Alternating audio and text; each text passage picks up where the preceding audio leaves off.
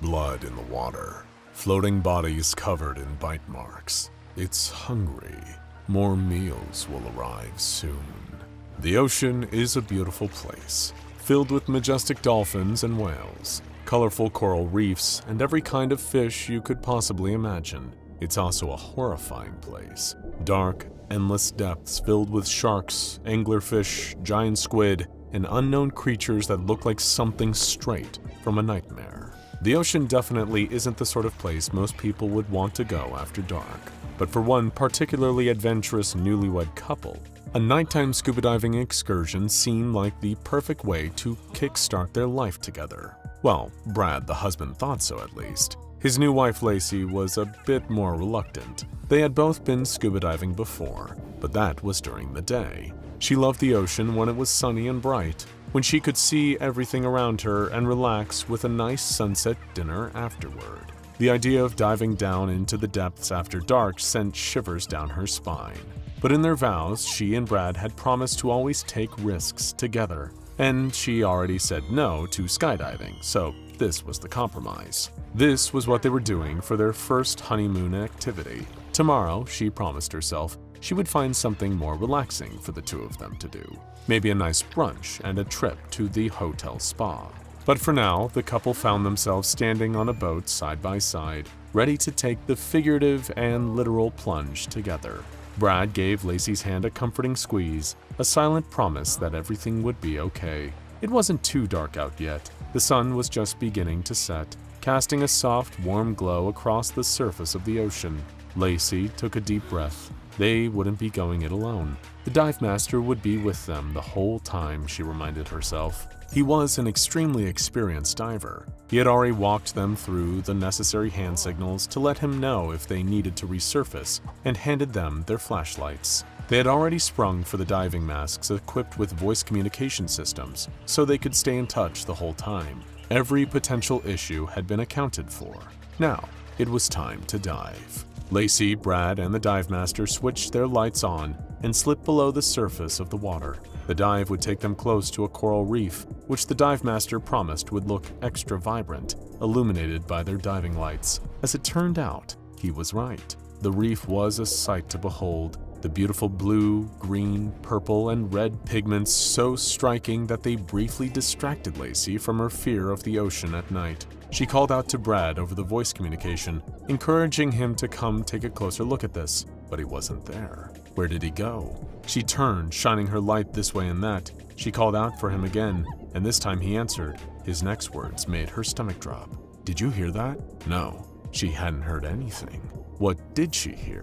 Was something wrong with his oxygen tank? Did he hear something happen to the boat up above? When she pressed for an explanation, Brad simply said, "I heard a voice." That was almost enough for Lacey to want to bail on the whole dive together, but she didn't want to be the one who ruined the excursion they had spent so much money on. She spotted Brad and began to swim after him. "There it is again!" he exclaimed. He was still hearing things. Something must be wrong with his oxygen tank, Lacey thought. He's hallucinating from lack of oxygen. She swam closer to him, reaching out to grab his hand and bring him back to the dive master. But just before she reached him, he swam away from her grasp. She was about to call out to him again to demand he turn around and come back or she would divorce him, but she suddenly froze in place as a sound came over her voice communicator. A voice. Not Brad's, not the dive master, not even her own.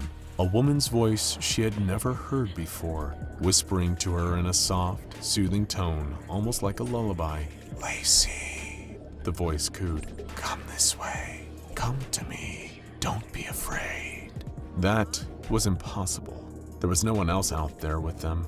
Who could that possibly be? And why did she feel so compelled to do what they said? Somehow she felt a pull, the tug of an invisible thread leading her in the same direction she just saw Brad swimming. She could hear the voice of the dive master, demanding to know where she and Brad were going, telling them to slow down and let him catch up, but she had to follow that whispering voice. She swam along the path that invisible thread was pulling her, the light in her hand illuminating the way. She was swimming away from the reef a bit and swimming closer to what appeared to be a dense kelp forest. There up ahead, she could see Brad amidst the kelp. He was thrashing around, kicking his leg. His foot apparently caught on something. Then, her ears were filled with the sound of his screams. The flashlight slipped out of his hand and it fell through the water. It cast its beam of light on Brad. Lacey could see the full extent of what was causing those blood-curdling screams. The kelp nearest to him wrapped itself around his leg and dragged him slowly down towards the holdfast on the ocean floor. Brad was fighting with everything he had, clawing at the vegetation that pulled him, but it wouldn't budge. Lacey shone her light down towards the holdfast and nearly dropped it in shock.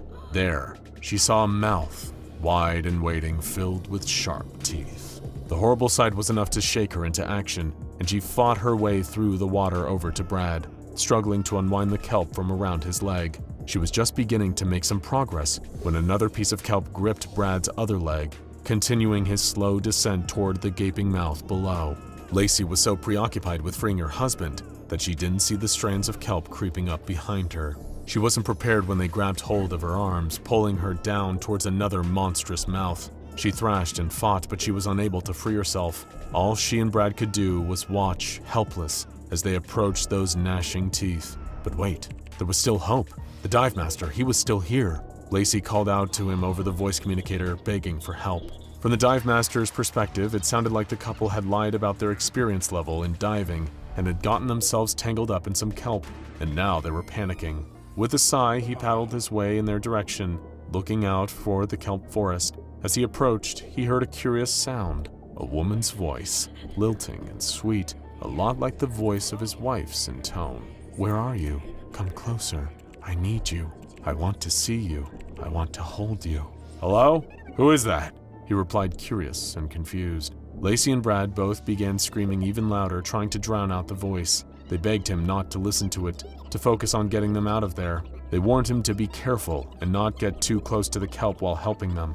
The dive master scoffed. This couple was ridiculous, but he would check it out on the off chance something really was wrong, and he would try not to get distracted by any mysterious whispers, no matter how seductive they might sound. As the dive master approached the kelp forest, the screams over the communicator went suspiciously silent. He called out for the couple, waiting for a response, and received nothing but silence. Then the whispers started again.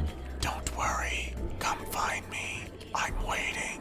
He shook his head as if trying to physically shake the voice off and continue his search. There he spotted two unsettlingly still silhouettes amongst the kelp. He held up his flashlight and saw the water blooming with a thick cloud of unmistakable red. Blood in the water. Lacey and Brad were hanging upside down, bleeding out into the ocean. As he swam closer for a better look, he saw their injuries. Bite marks. At first his instinct was to blame a shark, but there hadn't been a shark in these waters for years. As he turned to examine the area for evidence of a shark attack, he saw a winding green shadow advancing toward him. The kelp ensnared him before he could realize what was happening, and before long the mouths along the ocean floor were feasting once more. Up on the surface, the boat's captain waited for the divers to return, but after a few hours, realized that something must have gone terribly wrong. The next day, by the time the authorities had found the bodies, there was nothing left but bones. The deaths were written off as a horrible accident, possibly a shark attack that was finished off by scavengers. No one knew that this poor couple and their dive master were victims of SCP-5189. SCP-5189 refers to anomalous variations of organisms belonging to the order of Laminarales, or kelp. Instances of SCP-5189 are physically identical to the non-anomalous versions of their respective kelp species, with one notable difference. Along the base or roots of the organism, there is a mouth-like structure made from organic algae matter, as well as dentin formations resembling the teeth of a tiger shark. When a human reaches within 80 meters of an SCP-5189 instance, they will hear the sound of a pleasant, alluring female voice whispering to them. These whispers vary from instance to instance in terms of voice and content, but are always seemingly intended to entice and beckon the person to approach. Strangely enough, specimens of SCP-5189 do not possess any vocal cords, so it is unknown how they are able to produce these sounds. If a human heeds that siren's call and moves closer to the kelp, the instances of SCP-5189 will move their thrali and blades, grabbing onto the person with a vice-like grip. These instances are strong, seemingly impossibly so for the variety of organisms they appear to be. But no matter how improbable it may seem, once they've gotten hold of their prey, it is very, very difficult to break free. Once a human is in the grasp of SCP-5189, it will begin to slowly, inexorably pull the human toward its mouth and begin to consume them. It is not a quick process, unfortunately, for the humans involved. The organism takes approximately 1 bite every half hour. There are no organs attached to the kelp's mouths, so their chewed meal drifts out of their mouth and into the water, filling the surrounding waves with floating streaks of red. Surely the victims drown during this process, making the suffering as short-lived as them, right? Wrong. SCP-5189 will hold living bodies above the water as they slowly devour them. Once the blood loss kills them, these newly deceased bodies are pulled below the surface, left hanging from instances of SCP-5189 until they are completely eaten. Greedy in their feeding habits, instances of SCP-5189 will hold on to multiple victims at the same time. They will keep the thallus wrapped around these captured humans, leaving them floating underwater, taking bites out of various bodies until all of them are gone. Sometimes instances of SCP-5189 will grow together, as non-anomalous kelp species do. Once a group of SCP-5189 has accumulated 50 specimens of 5189 within 100 meters of each other, it is an instance of SCP-5189-1. These instances will work together to capture and feed on bodies and are highly dangerous. On January 15, 2021, an offshoot of MTF Gamma-6 Deep Feeders was dispatched to eliminate the first known instance of SCP-5189-1, which had been discovered off the coast of Southern California.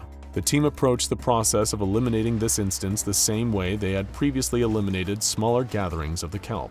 For the first 2 hours, the process went as expected, and the mobile task force was able to make a small dent in the population there. But then, something changed. The instances of SCP-5189 began to work together to attack and trap the task force. The first member of the task force to be captured was the captain, who was gripped around the waist with a rapidly constricting thallus of SCP-5189. The rest of the team swarmed around him, attempting to break him free, but the thallus squeezed tighter and tighter until it had squeezed the life out of him. Then it began to drag him down toward the nearest mouth. The sight of their captain's blood spilling into the water was enough to shock the rest of the team into action, but it was already too late. Their attempts to free the captain had brought them too close to the rest of the SCP-5189 instances. Task Force members would attempt to avoid the thallus of one of the instances, only for another to block the path of their retreat. One would grab hold of an ankle, while the other grasped a wrist, pulling in opposite directions and making it impossible to wiggle free without severe injury.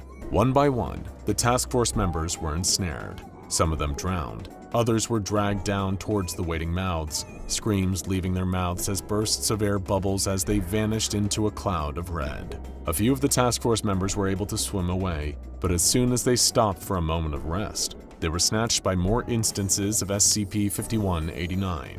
The kelp had spread further than they had realized, and was able to follow them much further than expected. Mobile Task Force members 8, 13, and 31 were devoured in the chaos. Members 3, 14, 18, 24, and 29 passed away from blood loss within half an hour of the attacks. Members 2, 5, 8, 11, 21, and 22 died quickly. Others were not so lucky, suspended out of the water just enough to stay alive as the kelp feasted on their teammates, ready to eat them next when it was finished. No members of the task force were left to exterminate the SCP-5189-1 instance ever made it back out of the water.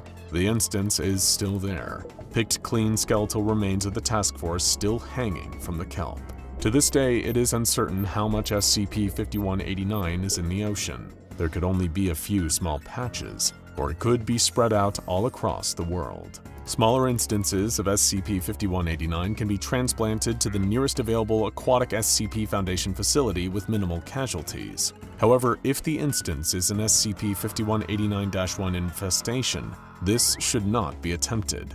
The area must be blocked off at an area of 80 meters from the nearest SCP-5189 instance and left alone until further notice. No attempts to eliminate it should be made until the Foundation is able to ascertain a safe and effective method of eliminating these instances. No one wants a repeat of Incident 5189-1, or to see any more bodies added to the grim aquatic graveyard there.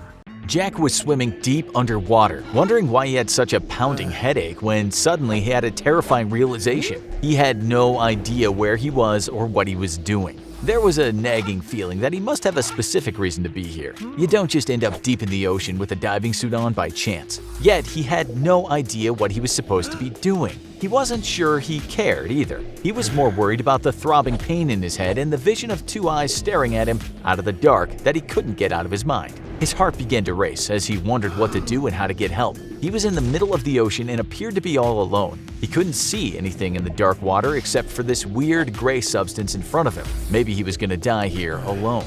Without knowing if anyone could even hear him, he began to speak aloud about how he was consumed by sickness and that darkness was all around him. This is the story of one of the most powerful and dangerous anomalies yet discovered, SCP-3000. Before Jack's descent into despair, the SCP Foundation had mandated an exploratory expedition off the coast of Bangladesh. After receiving a few strange reports from locals and fishermen, the Foundation suspected an SCP was lurking in the water and positioned a few personnel to investigate. The crew expected danger, or maybe even death. But what they got instead was far stranger and more ominous. All of the men had been verified to be in sound mental states when the mission set out, but a few of them reported feeling strange and uneasy as the submarine descended into the ocean. Before long, a veteran agent named Dr. Williams began to panic in a way that was completely out of character. He started sweating profusely, shaking, and wouldn't listen to a word of comfort or reason that anybody tried to offer. It might seem like a relatively normal reaction for anyone descending into the depths of the ocean to meet with a monster that they don't know anything about, but Dr. Williams was a seasoned professional who had been on hundreds of such missions before. There was no logical reason for him to act like this.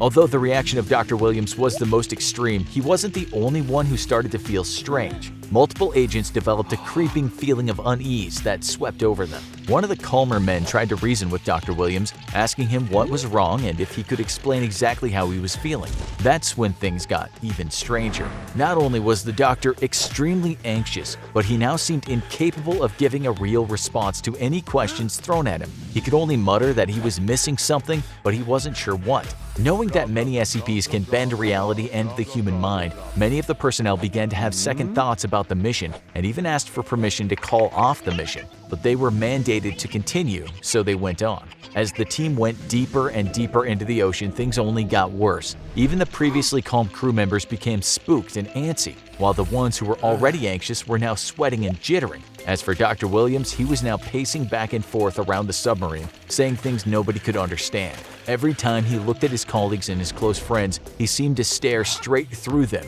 and would call them by the wrong names. It was as if his mind had moved to a different dimension. Whenever someone asked him to perform his normal duties, he looked more confused than ever. Still, the team went deeper. Dr. Williams began to whimper and say the word no repeatedly, growing louder and louder until he was screaming, and the others were forced to sedate him. Just then, something came into view. It was what would come to be known as SCP-3000. The thing was huge, so huge that its whole body couldn't be seen out of the submarine window. It was a horrible eel-looking creature with a head as big as a town and haunting eyes that lit up the black ocean around it. But perhaps the strangest part was this giant eel seemed to be producing a weird gray liquid. Even the sedative wasn't enough to keep Dr. Williams calm anymore. There was a strange blank look in his eyes as if the light and life had left him, and he just began screaming no repeatedly again and wouldn't respond to any attempts to calm him down. Not that anyone else was very capable of calming him down at this point. Even the crew members that had been holding up well were starting to act strangely, and nobody could get the image of these ominous eyes out of their heads. Then things went from bad to worse. Williams began screaming and shouting madly as if he was being tortured by an unseen force. The men tried to restrain him, but it was no use. He began smashing his head against the submarine window until it cracked, putting the whole mission and everyone's life at risk. He fell to the ground injured, chanting that there was nothing, whatever that meant. It was an emergency scenario. They began applying first aid to Williams as the submarine ascended to the surface as quickly as possible before the pressure of the ocean caused the cracked window to explode. By the time they reached the surface, Williams was dead. But there was something even more chilling than the circumstances of his death.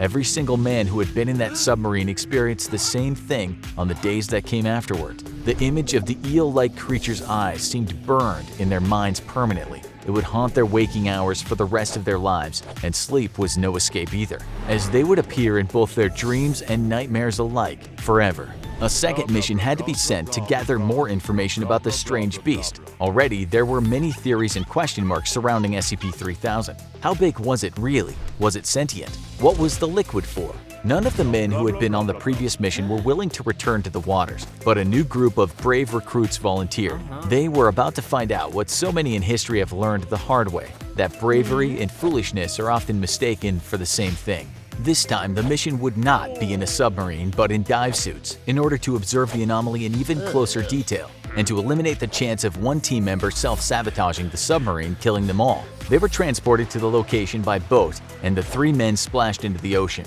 They descended, and at first everything was going well. In case anything went wrong, the 3 of them were tethered together for extra security. But the deeper into the ocean they swam, and the closer they got to SCP-3000's location they got, the stranger things became, just like on the last mission.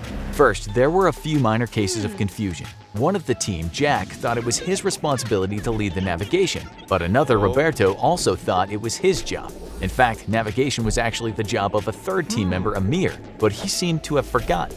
Everyone was getting confused. The team listening in on the conversations at the Foundation headquarters grew increasingly concerned about what they could hear. Was everyone losing their minds? Hopefully, nobody was about to pull another Dr. Williams on them. Still, the project leads couldn't afford to tell the men to come back to the surface. The Foundation badly needed any information they could get on this SCP, whatever the cost, so they told the men to press on. Things only got worse. Roberto was asking to speak to a colleague who passed away 2 years ago, while the others began to mutter indistinguishable phrases about eyes and darkness, not too dissimilar to the ramblings of Dr. Williams. It increasingly began to look like a suicide mission. Then, there was silence. What was going on? Each of the men had completely lost it, to the point that they cut the tether that was holding them together. All alone, Jack couldn't remember where he was or why he was here. He desperately looked around to try and gauge his surroundings, but he could only see darkness. All he could think about was a pair of large eyes and an overwhelming fear of despair and anxiety,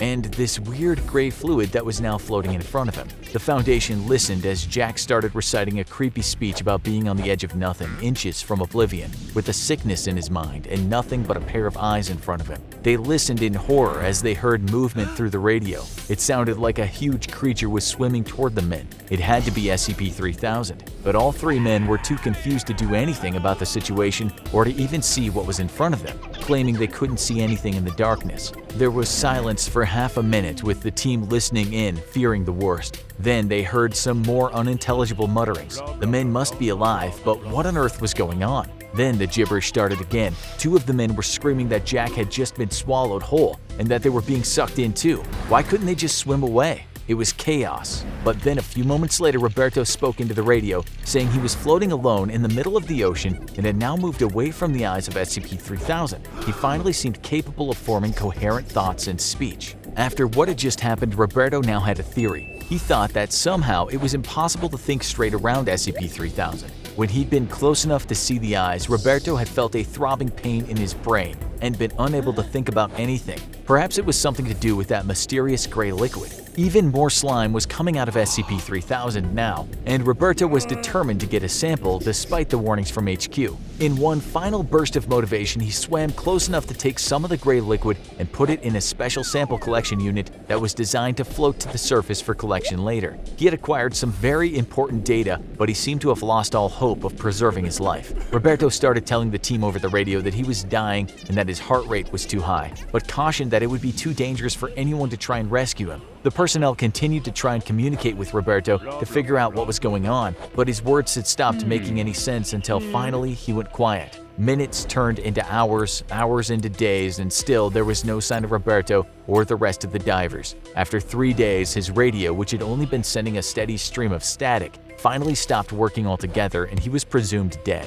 However, the sample Roberto had collected had survived, and made it to the hands of the Foundation researchers. It turned out to be a viscous substance now known as Y909, a chemical compound and extremely strong anesthesia. Y909 causes head pain, paranoia, fear, panic, memory loss, and confusion, explaining what happened to Dr. Williams and the diving trio. The collection of Y909 might have resulted in 2 disastrous missions, but there's a silver lining as the substance ended up becoming an invaluable tool for the SCP Foundation. Its ability to make people forget what had just happened to them can be used to eliminate knowledge of threatening SCPs among the public. It also helps the Foundation staff cope with the traumatic experiences they encounter on their missions. Although other amnestics can be used for the same purpose, none are as powerful as the one produced by SCP-3000. Before its discovery, the amnestics used would break down too quickly, not fare well in storage, or cause undesirable side effects. The only problem is the method of sourcing. The only way to obtain Y909 is somewhat ethically questionable for most people. SCP-3000 produces Y909 after eating, so the best way to stock up on it is by feeding the creature. Sedated D-Class personnel from the Foundation are sent on missions supposedly to observe the anomaly up close, unaware that this mission is one way only. Other divers are then sent later to collect the fluid from a safe distance and store it. Of course, it's all for the greater good of humanity.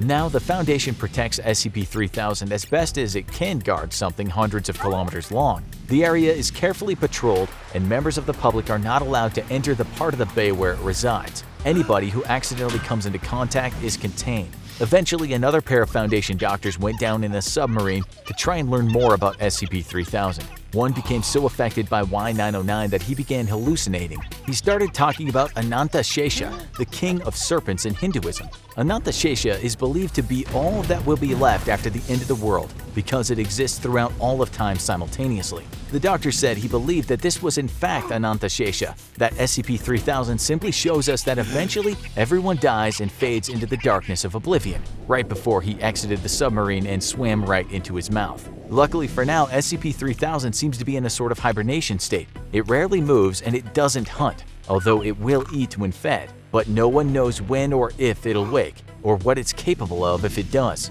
Will it destroy the world, or simply drive us all insane? It was a beautiful day in Sardinia, the second largest Italian island in the Mediterranean. The sea was clear, the air was hot, and the beaches were golden. But the Cagliari Diving Club couldn't see any of that. They were roughly 250 meters underneath the Mediterranean Sea. Given the rich and extensive history of the area, they were sure to find some interesting historical artifacts on the ocean floor. And they were indeed about to find something incredible. But this history wasn't quite as dead as some old Roman pottery. Paolo Bonicelli, the most experienced diver, was the deepest of all. They decided to be a little more ambitious this time than in previous dives, 20 miles off the Sardinian coast. For Paolo, it was uncharted territory, so you could only imagine how amazed and delighted he was when he saw the shape of what seemed like a small town beneath the water. Old stone buildings in a classic Roman or Grecian style, with roofs made of thatched seaweed. He gestured to his fellow divers to follow him. They were amazed at how well preserved the buildings seemed to be, as though they were still being lived in and actively maintained to this day, despite being around 300 meters underwater.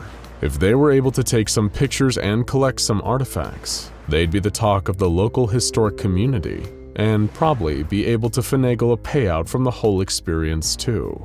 That's when Paolo spotted something truly amazing. A larger, more impressive structure, like a miniature palace surrounded by grandiose statues of humanoid figures in a circle around the little palace. Each of the statues was an imposing 5 meters tall, with a faint golden light emanating from each of them. While the statues were humanoid, they definitely weren't human. Their features were strange and fish-like. Scales, gills, tentacles. Paolo was in awe at the sight of them. He took pictures and got closer. There was also a huge chasm in front of the building, perhaps some kind of underwater thermal vent. Paolo was curious. He wanted to investigate further. He swam deeper and deeper. What was at the bottom of that chasm? But lucky for Paolo, he would never see what was at the bottom of that chasm. Before he could reach it, something intercepted him from the side, something large and fast. He felt a white-hot flash of pain as claws raked across his chest, tearing open the rubber of his wetsuit. Paolo turned, eyes widening in horror to see a creature staring at him. Like the statues, it was humanoid but not human, an anthropomorphic sea monster with greenish skin, its arms and legs coated in thin scales, its neck serrated into fleshy gills. He could see scraps of his suit's rubber hanging from its claws. It bore a mouthful of fangs and gave a silent but threatening snarl. Paolo could see something in the distance behind this creature. More figures, like this one, emerging from the murk, getting faster, getting closer. Paolo was a smart man, but it didn't take a genius to realize that if he stuck around, something terrible was about to happen to him and the rest of the Cagliari Diving Club. He turned and fled, paddling with all his might away from the coming legion of aquatic beasts. The rest of the club saw the experienced diver panicking and followed his lead. Thanks to their quick thinking and expertise, they all managed to escape with their lives and only a few minor injuries. But they had no idea of the true extent of the mystery they were leaving behind beneath the sea. The multiverse is a big place. There are alternate universes where the Devourer of Worlds escapes and destroys everything we love and hold dear. There are alternate universes where the SCP Foundation has gone haywire and attempted to wipe out humanity through controlled releases of all their anomalies. There are even universes where a kill squad sent by the Chaos Insurgency hunts down and assassinates every member of the O5 Council before replacing them and leading the Foundation into a bold new era. And there are some universes where the SCP Foundation is Italian. We've covered SCP-057 on this channel before in our video on the most frightening rooms in the SCP universe, but you've never seen this SCP-057, because this is the Italian version, SCP-057-IT. This localized anomaly off the coast of Sardinia is under the purview of the Italian division of the SCP Foundation, which works autonomously with its own systems and terminology. This SCP isn't a frightening room that crushes its trapped victims together. This anomaly is an entire city 300 meters beneath the water of the Mediterranean Sea. Everyone has heard of the mythical lost city of Atlantis, a supposed underwater utopia outlined by such great historical minds as the ancient Greek philosopher Plato. It's something that people fantasize about. A beautiful, idyllic society under the sea, divorced from all the petty squabbles we deal with up on land. But is everything really better down where it's wetter? Let's take a look and see. When Paolo and the rest of the Cagliari Diving Club returned to the surface, they were happy to tell anyone that would listen that they encountered aggressive mermen and an entire underwater city off the coast of Sardinia. They even posted their photos onto their official Facebook page, along with photos of Paolo's gnarly chest scars. That's when the Italian branch of the SCP Foundation finally discovered them and decided to intervene. The Foundation dispatched an SIR squad known as Oreria Notatia. SIRs are the intelligence and research section of the Italian SCP Foundation, a kind of mobile task force that investigates possible informational leads. Paolo and his team were given amnestic treatment, and any evidence that they'd collected was scrubbed from existence. Meanwhile, Lieutenant Marco Levini, leader of the mobile task force SSM-2 Squad, aka Legio Atlantides, was being dispatched to the source of the problem, SCP-057-IT itself. What started off as a relatively straightforward exploratory mission soon took an extremely strange turn. Levini and his men reported activity down in the underwater city, observing from the safety of their armored Foundation submarine. While the aquatic humanoids living in 057-IT were undeniably the same species, their culture seemed to be split up into two unique groups. One group had thinner scales on their arms and legs. This group was more numerous, having at least 60 active specimens, and was characterized by their extreme aggression towards any outsiders. As for the smaller group, they had thicker scales, as well as a number of eerily consistent injuries to their hands, feet, and gills. They were also distinct from the thin scales in terms of behavior, as they were a far friendlier, more curious bunch. At times, members of this subset would approach the submarine and regard it with detached fascination. Sometimes they would even point at the submarine and laugh, though their reasons for doing this are unknown. Eventually, Lieutenant Levini was so confident in their safety around the Mer people that he and a few other team members decided to disembark from the submarine on a diving excursion and properly explore the aquatic city below.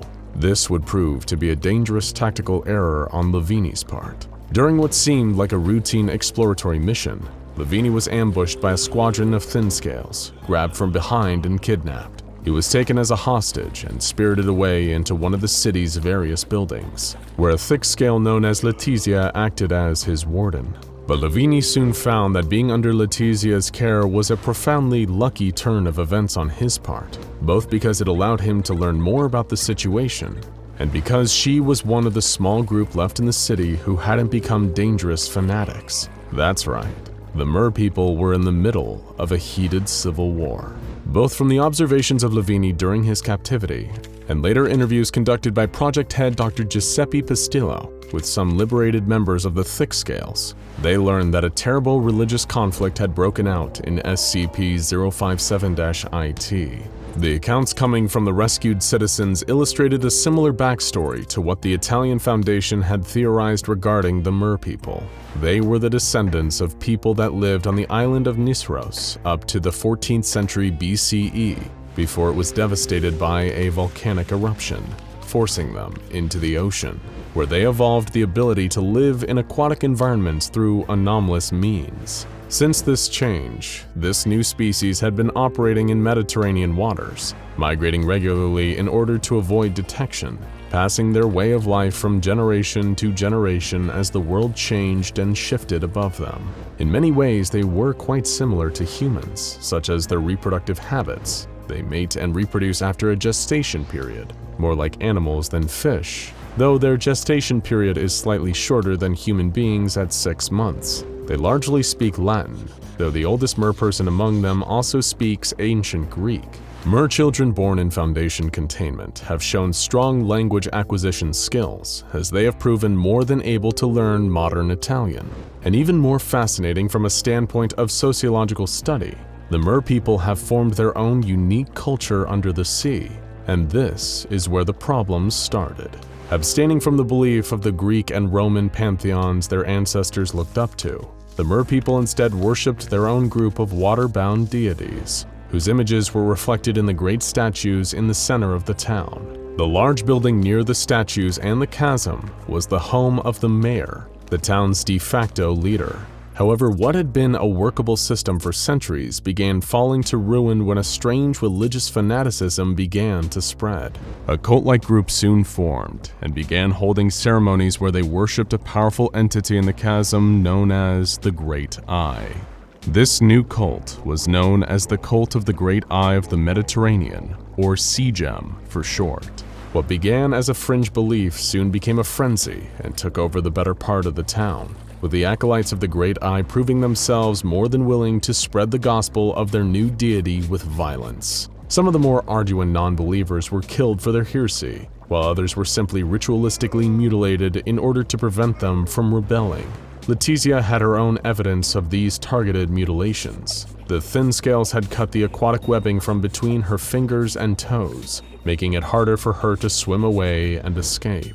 Other suspected heretics were given the same treatment. The reason the thick scales even had thicker scales was that they stole forbidden technology from the mayor to increase the strength of their scales, hoping it would help them better withstand the torments of the acolytes. Those involved in the stealing of this technology were captured and summarily executed for their acts of defiance. In a sense, Letizia was protecting Levini by advising him against trying to escape, knowing the acolytes of the Great Eye would kill him if he did. She knew that the only opportunity for escape would come during the ceremony held by the acolytes to honor their frightening master. When the day eventually came, as Levini was running low on everything from food to oxygen, everyone in the town was forced out into the town center to witness the ritual. The acolytes gathered around the chasm and began to chant in a frightening, unknown language. As they chanted, a blinding light began to emanate from the chasm, and as blurry shapes emerged, nightmarish tentacled gastropods soon began to take form. Truly Lovecraftian undersea monsters. Shortly after the ritual, Lavini and the Thick Scales were able to make a break for it, pursued by the acolytes of the Great Eye. It was a close one, but thankfully due to the intervention and assistance of a trained mobile task force, the fanatical forces of the acolytes were repelled and the fleeing merpeople, along with Lavini, were rescued. A number of Thick Scales are now willingly confined at Site Nettuno, an Italian Foundation containment site, where they have undergone numerous interviews with Foundation staff. Incidentally, among them is the oldest merperson previously present in SCP-057-IT, the only one who spoke Ancient Greek fluently. He was different from the others, extremely different. In fact, he was a deity made into flesh, one of the deities replaced by the worshippers of the Great Eye. This unfortunate former god had done everything to keep his people's lives safe and peaceful, but in spite of his wisdom and best efforts, hell had once again broken loose. Not everything is all well and good in SCP-057-IT. Even if a human's body changes, their nature does not. And the worst parts of human nature seemingly followed these unfortunate merpeople into what should have been their paradise under the sea. But all hope isn't lost. If you were to judge the entire human race on one community in turmoil, you probably wouldn't leave with a very favorable impression of us either. Correspondence with a French branch of the SCP Foundation reveals that mer creatures aren't just localized to one warring underwater city in Sardinia. Mermaids have also been discovered and confirmed by Foundation field agents off the coast of France. 80% of the ocean still remains unmapped to this day. Who knows what else is out there, just waiting to be found. A giant, monstrous, crab-like claw closes around the throat of an unimaginably huge eel-like beast. The beast's terrible, writhing tentacles wrap around and latch onto the immense crustacean, and then the high-intensity beams of gamma radiation start flying. All the while, legions of skinless centaurs swim in the waters around them, relishing the violence. And in the middle, a lone boat, the SCPS Myther, manned by a team of mobile task force operatives that does all it can just to survive. There are those who consider outer space to be the ultimate achievement in exploration, the one place that explorers have yet to chart and understand. However, some of the murkiest mysteries in the universe are on our own planet, deep down at the bottom of the ocean. 95% of the deep ocean remains completely unexplored, and the little glimpses we have gotten paint a picture of something truly alien. Giant squids, organisms that can breathe nitrogen, luminescent predatory fish, and sharks as old as the Earth itself. Even the SCP Foundation is still struggling to fully grasp the depth of the ocean and the strange beings that dwell there. One of the most unusual aquatic findings in the history of the Foundation is that of SCP-3700. SCP-3700 refers to a circular area in the North Sea with a diameter of 800 kilometers. The waters there are abnormally deep for the region, with the seafloor resting at 5 kilometers beneath the ocean's surface. There are two entities present in the waters of SCP-3700, designated SCP-3700-1 and SCP-3700-2. Interactions between these two entities are responsible for the anomalous changes to the meteorological and geological conditions in the area. SCP-3700-1 and SCP-3700-2 always interact on the spring and fall equinoxes of any given year, but they will also engage one another throughout the year, seemingly at random. But what exactly are SCP-3700-1 and SCP-3700-2? Aside from terrifying creatures of the deep, SCP-3700-1 is an arthropod bearing an aesthetic resemblance to the European lobster, only much, much bigger, measuring 6 kilometers in length. The creature is green, with a mix of blue, yellow, pink, and red markings across the top of its exoskeleton that bear the appearance of a woman's face. It has 6 prehensile limbs, 4 of which terminate in claws, and 8 legs. The entity's 4 eyes are compound and orange, attached to stalks. Anyone who gets close enough to observe the creature's carapace in detail will notice scars, cracks, and small holes indicating years and years of damage. SCP-3700-1 has several anomalous qualities in addition to its size. In a fight, it is able to strike with its appendages and produce cavitation bubbles with a force greater than several tons of dynamite. Two of the entity's eyes are capable of blasting concentrated gamma radiation at a chosen target. The creature has the ability to impact the weather around it, dispersing storms that impede its ability to move with ease, and can reach speeds up to 100 kilometers an hour. In spite of its immense power, SCP-3700-1 is not aggressive and tends to ignore beings in its vicinity other than SCP-3700-2.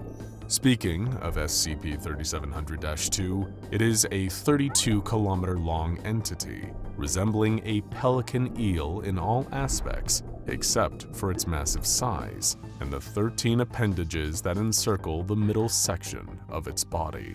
These appendages, which tuck inside its body when not in use, are similar to the tentacles of an octopus, complete with suckers. The majority of the entity's body consists of a sinewy tail, terminating in a sharp point. When its mouth is open, it is an estimated 3 kilometers deep.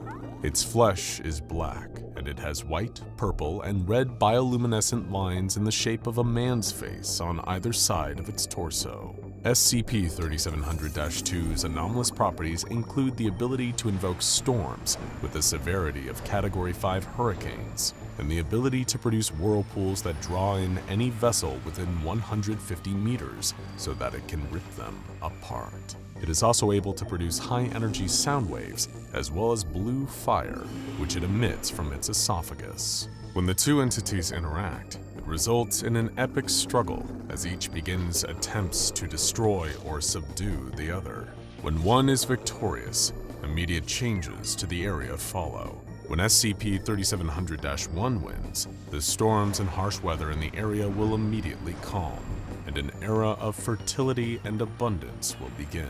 The reproductive rates of fauna in the ocean and on the islands nearby increase threefold, and the crop yield doubles. The ocean itself becomes increasingly active, and the erosion rates of the archipelago's shores increase fivefold. When SCP-3700-2 wins, however, the weather conditions become dangerous, with raging hurricanes, rapidly fluctuating temperatures, and constantly changing storm fronts that cause destruction of buildings and loss of life. Naturally, this renders any ocean travel in the area extremely difficult or even impossible. Aquatic food sources are driven away by harsh conditions, and livestock are killed by exposure and disease. Crops are unable to thrive in the high winds, waterlogged soil, and lack of sunlight. All the while, SCP-3700-2 swims throughout the area, preying on unsuspecting ships and menacing the coastline, until SCP-3700-1 manifests to challenge it again. SCP-3700-2 will also regurgitate instances of SCP-3456, though how or why this is possible is unknown. For those unfamiliar with SCP-3456, they are a group of hairless, three-toed horse-like creatures with thick, translucent skin and human torsos fused to their backs. They are most frequently seen near sites of war, terrorist attacks, and devastating natural disasters. Direct observation of one of these entities will draw their attention to the observer, who the entity will then stalk and capture before disappearing. Due to their enormous size and ability to anomalously manifest in their home waters, SCP-3700-1 and 2 cannot be contained at a Foundation site. Instead, their containment is handled by Foundation Naval Task Force Delta 7, Northern Storm, who patrol the area in combination of refurbished battleships, destroyers, cruisers, and support craft. Additionally, measures have been taken to suppress information about SCP-3700 among the general population. Details about the unusual depth of the waters there have been stricken from public texts and scientific publications. SCP-3700-1 has been implanted with Donovian holoprojectors, which disguise it as a pod of humpback whales. If SCP-3700-1 encounters SCP-3700-2, Delta-7 may engage Protocol Winter Maelstrom. This consists of destroyers deploying harpoon-based anchors into SCP-3700-2's head to hold it in one location. Next, the vessels work together to target the entity until SCP-3700-1 is able to subdue it. If this does not prove effective and SCP-3700-2 cannot be contained, then the task force will implement Protocol Tumult. At this point, naval and civilian crafts in the area must be evacuated. Trade and ferry routes to the archipelagos must be rerouted for at least 6 months. There will be constant aerial and naval engagement with SCP-3700-2, and constant monitoring for the reappearance of SCP-3700-1. The behavior of SCP-3700-1 and SCP-3700-2 is largely very predictable, with one notable exception. On March 20th, 2017, a pair of SCP Foundation-owned battleships known as the Myther and the Terran arrived at a point between the Orkney, Shetland, and Faroe archipelagos in the North Sea. They were accompanied by the usual fleet of Delta-7 ships. Approximately 600 meters away from the ship's anchor points, the water began to emit intense bright rays of light for a duration of 3 minutes. At this point, SCP-3700-1 appeared, visible through the surface of the water. Delta-7 withdrew their anchors, speeding toward the entity. As the ships caught up to the entity, it raised 2 of its claws into the air, clicking them together in a friendly greeting. The Delta-7 ships followed the entity along its usual swimming path for 30 minutes, and during this time, all was peaceful. But this peace did not endure for long. The tide began to change, literally. As large black wall clouds formed overhead, the winds picked up, and the waves churned violently. In response, SCP-3700-1 raised its claws overhead, waving them in a circular motion and parting the clouds above it and Delta-7. But this effort took a lot out of the creature, and after 30 seconds, its antenna began to droop, and it lowered its claws. Still, the hole in the clouds remained, allowing a spot of sunshine to break through and beam down on the Foundation vessels. 600 meters ahead, the ocean waters began to rage and froth, spraying foam and surf into the air. SCP-3700-2 burst from beneath the surface, its head pointed upward. It continued to rise until the tops of its tentacles could be seen just above the water, then stopped to bend its torso and turn its head horizontally. Its jaw unhinged, exposing rows upon rows of serrated teeth. The beast let out a mighty roar, accompanied by a stream of blue flame. At the sight of its rival, SCP-3700-1 dove beneath the surface, disappearing from view. The SCP's Myther ordered the rest of the vessels to engage Protocol Winter Maelstrom. Delta-7 scattered out from SCP-3700-1's point of submersion, and all 13 destroyers fired their harpoons at SCP-3700-2, embedding themselves in the entity's head. Naturally, this enraged the creature, and it began to roar and wail, spinning its lower body vigorously enough to generate a whirlpool. The cruisers opened fire with a combination of L cannons and conventional weaponry in order to distract the entity as the destroyers pulled their harpoon lines taut, dragging its head in a continuous circle. While this was taking place, the battleships got into position and prepared to fire on the Myther's mark. 3, 2, 1, fire! The first broadside barrage collided with SCP-3700-2, and it grunted in pain, thrashing back and forth before opening its mouth and spewing an instance of SCP-3456 into the water. As soon as it hit the water, the equine monster began to cut through at a pace of 50 kilometers an hour, making its way toward the destroyers, particularly the SCP's Selkie. The Selkie attempted to retarget its weapons and prevent the creature from reaching it, but the monster moved too quickly for the Selkie to adjust. The Selkie was lifted out of the water by the creature as crew members desperately clung to the railings and their weaponry. As the crew cowered and tried to fend off the creature, it reached for them, trying to pull them from the ship.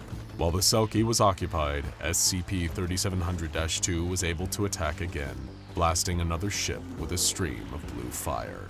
A loud crack rang out from across the sea as the Selkie dropped back into the water, the SCP-3456 instance shrieking in pain. SCP-3700-1 burst through the surface, striking the creature with its club-like limbs, each blow emitting another loud crack. The third blow tore the instance in half, sending its human torso careening through the air and past the SCP's Myther.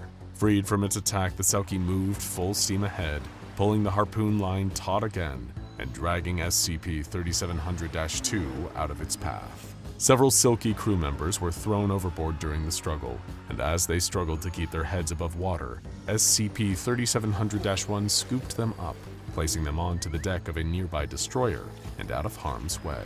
With the crew members rescued, SCP-3700-1 set its sights on its enemy, swimming towards the edge of the whirlpool and emitting a luminescent glow from two of its eyes. The constant barrage of cannon fire on SCP-3700-2 was beginning to take its toll, and the Myther ordered the fleet to, quote, brace for the killing blow.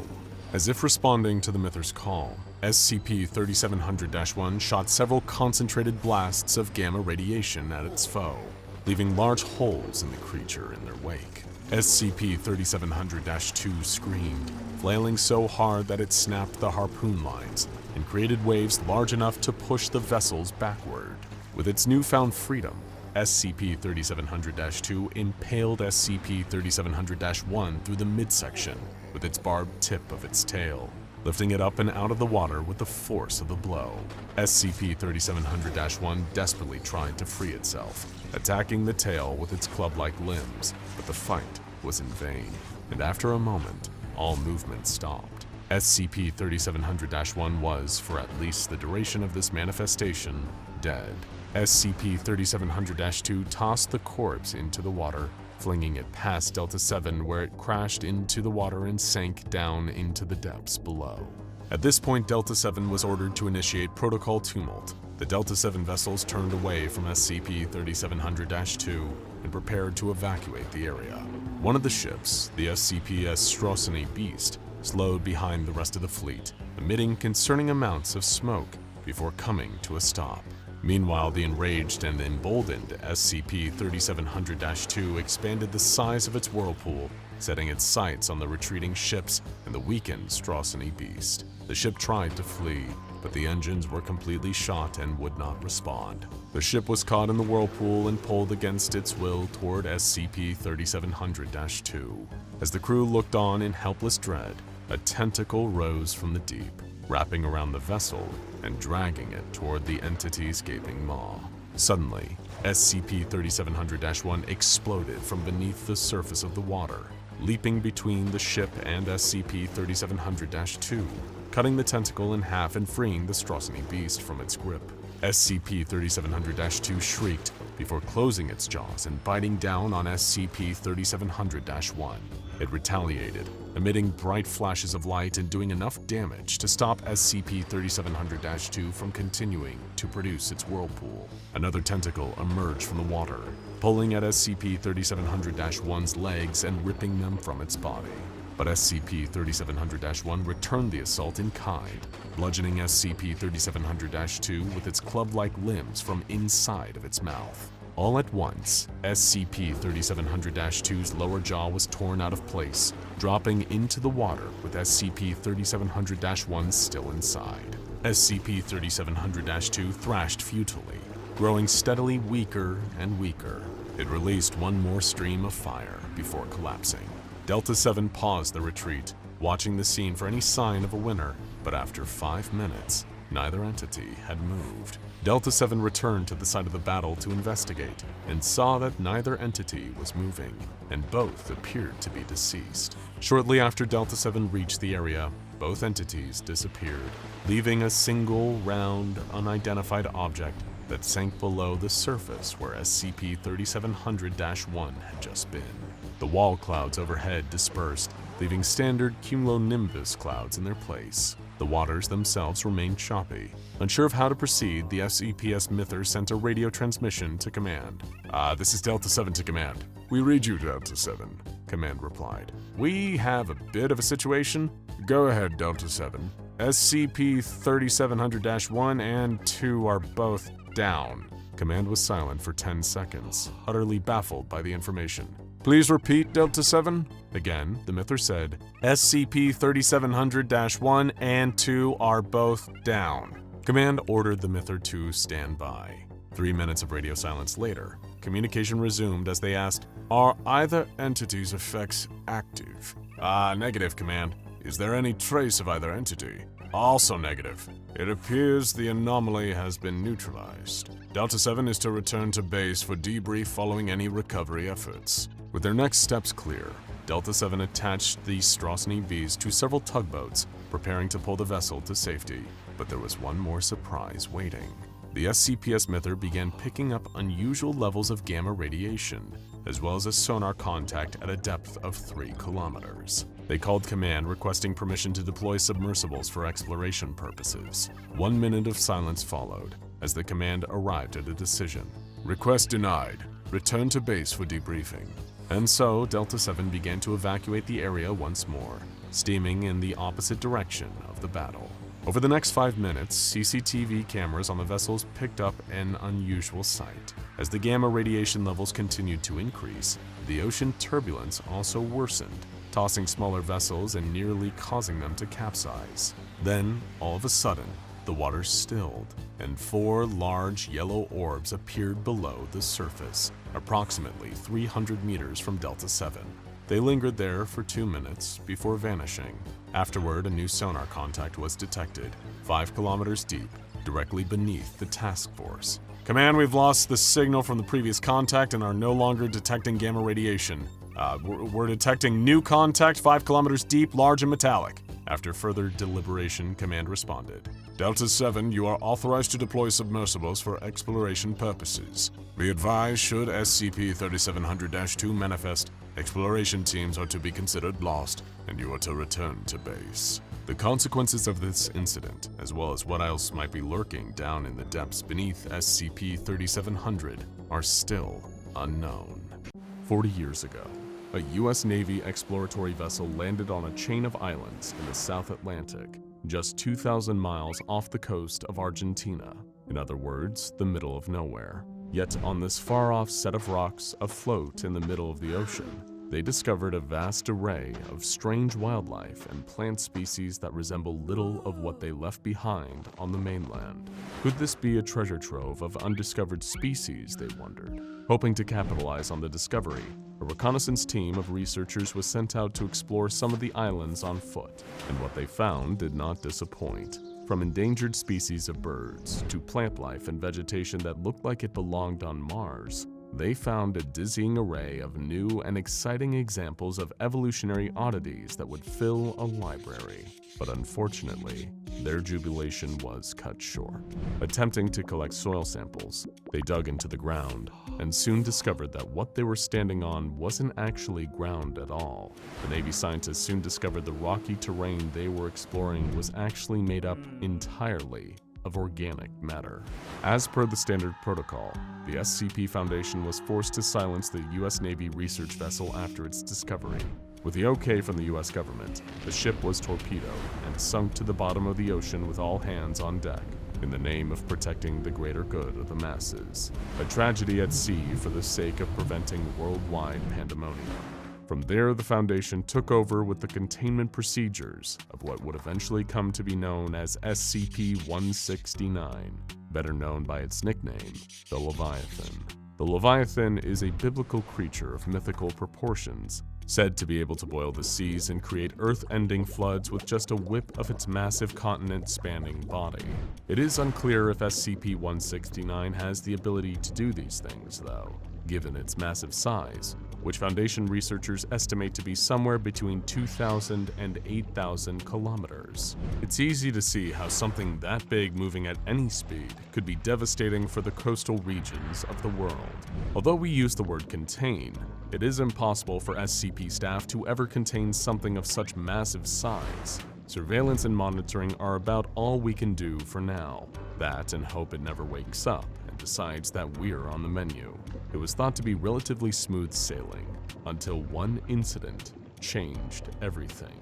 Dr. Hart turned off the video monitor and faced the assembled members of MTF Gamma 6. also known as the Deep Feeders, renowned for their specialization in the tracking of deep sea and oceanic anomalies. The room was dark, and each team member was sitting in shadow, but still Dr. Hart could see the seriousness on their faces. "I'm sure you're wondering why I called you here at such short notice," he said.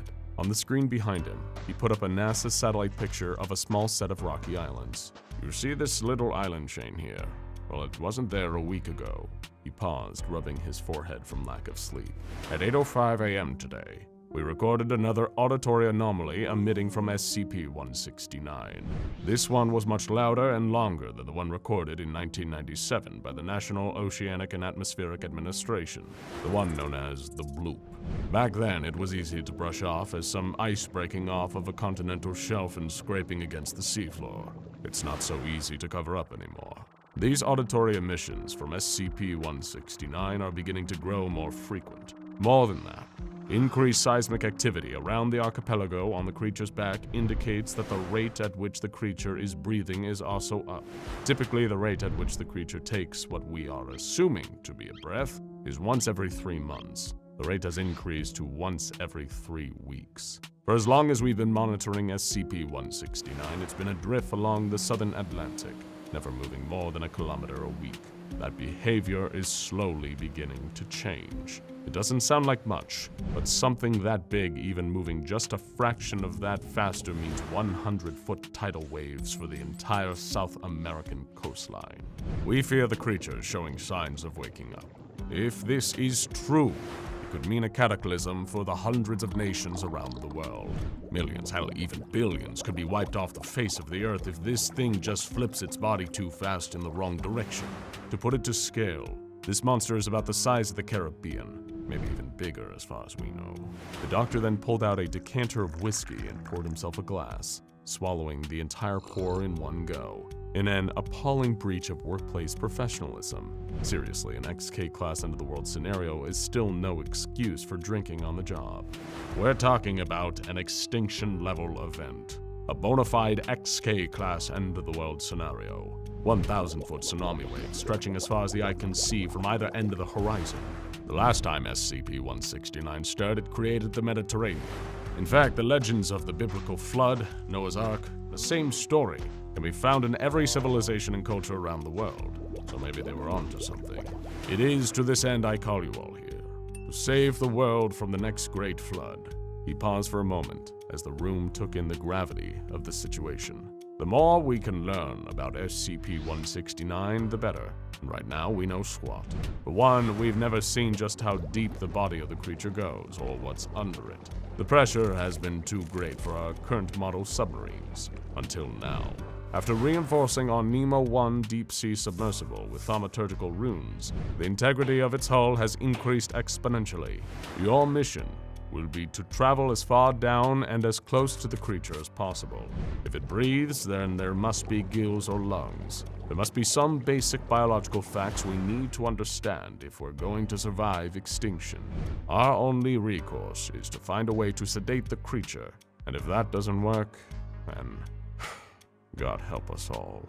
Just 12 hours later, deep in the waters of the southern Atlantic, a massive submersible ship was diving down into the depths of the deep ocean, looking for a way to stop the end of the world. Agent Just 6-1, a member of Deep Feeders, looked out of the massive viewing port as the ship slowly descended alongside the rocky trench that made up the body of SCP-169. Behind him was Dr. Hart, sporting a white 5 o'clock shadow and a red nose from a night of drinking to calm his nerves. The entire crew were silent in awe as the giant floodlights of the ship brushed over the barnacle-covered surfaces of the undersea mountain. They progressed slowly, reaching each milestone in depth with caution, knowing that one wrong move could destabilize the pressure in their ship. Just 6-1 murmured the word, "Scales." "What?" asked Dr. Hart. "I've been watching the patterns of the ridges as we sink down. They look like scales. Giant segments. It's hard to see at first because they're so covered in barnacles and sediment, but I'm sure of it. They're giant, armored scales, the way lobsters or crabs have armored exoskeletons." "Interesting," the doctor said, scratching his chin. Arthropods have segmented armored bodies. This means we might be looking at some sort of evolutionary hybrid, some sort of aquatic mammal such as a whale or dolphin, one that has developed armored segmented scales similar to that of a crustacean. The doctor crossed his arms to think. The closest thing we have on the fossil record of this magnitude is an armored fish from the Cretaceous period, but even that's way too small to compare to this. This thing has an entire ecosystem on its back. How old is it? Asked the agent. Well, now that you mention it, given the impossible age of the creature, an arthropod would make sense. Lobsters and other crustaceans don't age conventionally, you see. They are effectively immortal. In fact, they actually die because they continue to grow until their bodies can't hold up their humongous size anymore. And yet, SCP-169 just kept growing. The doctor trailed off, thinking to himself. Dr. Hart, still lost in thought, turned to walk to the back of the submersible as Zhe 6-1 followed. He said as much to himself as to the agent. The creature is old. The geological survey conducted when SCP-169 was first discovered carbon-dated the specimen to over 541 million years old. As you can probably surmise, that's too old for any living being. The results had to be incorrect, and yet I checked them myself more than once. And numbers do not lie. The entity predates our civilization. Hell, it predates complex life forms on this planet as we know it. From an evolutionary standpoint, it doesn't make any sense. The agent, confused, asked, Doctor, how could something so big even come into existence? Very little of our planet is actually landmass. It's a wonder we call it Earth. Most of this planet is water. We aren't looking at a creature that's on our planet, Agent. We are on its planet. Just then a flurry of alarms and sensors began to go off at the bridge of the ship. The team scrambled to their stations, checking off monitors and shouting readings to each other. The ship's thermal sensors are detecting a massive rise in temperature, transmitting power to cooling systems. We have activity northwest of our location. Sonar has something big headed our way. We need to dive now! The ship lurched forward, nose first, as everyone on board held on to their seats, the restraints keeping them from falling forward. Just outside of the viewing port, Dr. Hart could see an enormous scaled appendage moving fast in their location. We need to steer the ship clear of the Talons. Revert all power to the thrusters. Get us out of the way, the doctor yelled. Don't you think I'm doing that? The captain shouted back. The ship jolted sideways and downwards as an immense wave of pressure came over the submersible, putting 6 Gs of force on its occupants. Zhe 6-1 yelped out of fear as the ship came close to crashing into what appeared to be the edge of a titanic talon, the size of the Empire State Building. Following the encounter, the part of the ship bordering the reinforced glass of the viewing port began to glow bright red. It's boiling the water around us, one of the crew members cried out. It's not boiling anything, it's just cavitation due to the pressure reduction in the water. The updated runes on the ship's hull should keep us safe, we just need to cool our heads. Stay focused on the mission, bottom feeders. After several moments of holding their breaths, the crew of Nemo 1 began to relax as their pace returned to a slow descent along the side of the underwater behemoth. Before long, the vessel was no longer traveling straight down, but starting to curve under the creature, traveling north towards the theoretical head of SCP-169. After several hours, the ship came upon giant fissures in the rocky exterior of the creature. These massive vent-like structures appeared stiff, but slowly they opened and closed over the span of weeks. These were the respiratory organs of the organism. Clocking it at over 2 miles underneath the surface of the ocean, the crew carefully began entering the smaller pod-like submersibles that detached from their main ship. Zhe 6-1 entered his pod and strapped on the haptic gloves that would give him control of the pod's robotic arms. He and a team of 3 other volunteers had agreed to undergo the dangerous mission of attaching artificial chemical emission machines that could be programmed to release anesthetic gas into SCP-169's respiratory system on command remotely. The emission machines could be refueled manually whenever the contents ran out. It was an ingenious solution Dr. Hart came up with when thinking of his time studying sharks as a marine biologist. They would tag the fins of sharks by capturing them and bringing the specimens on the deck of their boat. From there, the scientist would drill a radio frequency emitter onto the fin of the shark. When he had first seen this practice as a young college student, Dr. Hart was afraid the process was harming the shark, but later he learned it was designed in a way to not be harmful to the specimen, and eventually the tag would fall off after enough data on the shark's movement was collected. Except these tags would not be falling off, he thought. They could not. For the sake of all mankind, this had to work. The doctor pressed a button on the receiver of the radio and spoke. Joe 6-1, what's your status? Pressure's holding, all signs look good. Joe 6-2, pressure's holding, all good. Joe 6-3, all clear, Captain. Joe 6-4, there was silence. Joe 6-4, do you copy? All clear, Doc, sorry, my mic was muted. En route and ready to do this thing. Dr. Hart sighed in relief and slowly reclined in his chair, watching the pods move closer to the large openings on SCP-169's side. One by one, the robotic arms used underwater torches to drill into the thick, rock-like exoskeleton of the creature, screwing in complex million-dollar equipment that was both waterproof and could withstand the immense pressure at such a depth under the ocean. As the minutes turned to hours, Dr. Hart couldn't help but feel anxiety for the safety of his crew and the success of the mission. But before long, the pods began to return one by one to the mothercraft, each completing the segment of work with which they were tasked. The last pod still working was just 6-1, whose robotic arm was in the process of rotating a large industrial-sized screw. Just 6-1 had all but finished when suddenly a low rumble could be felt shaking the larger submersible. Dr. Hart's voice came crackling over the radio. "Get back to the ship now!"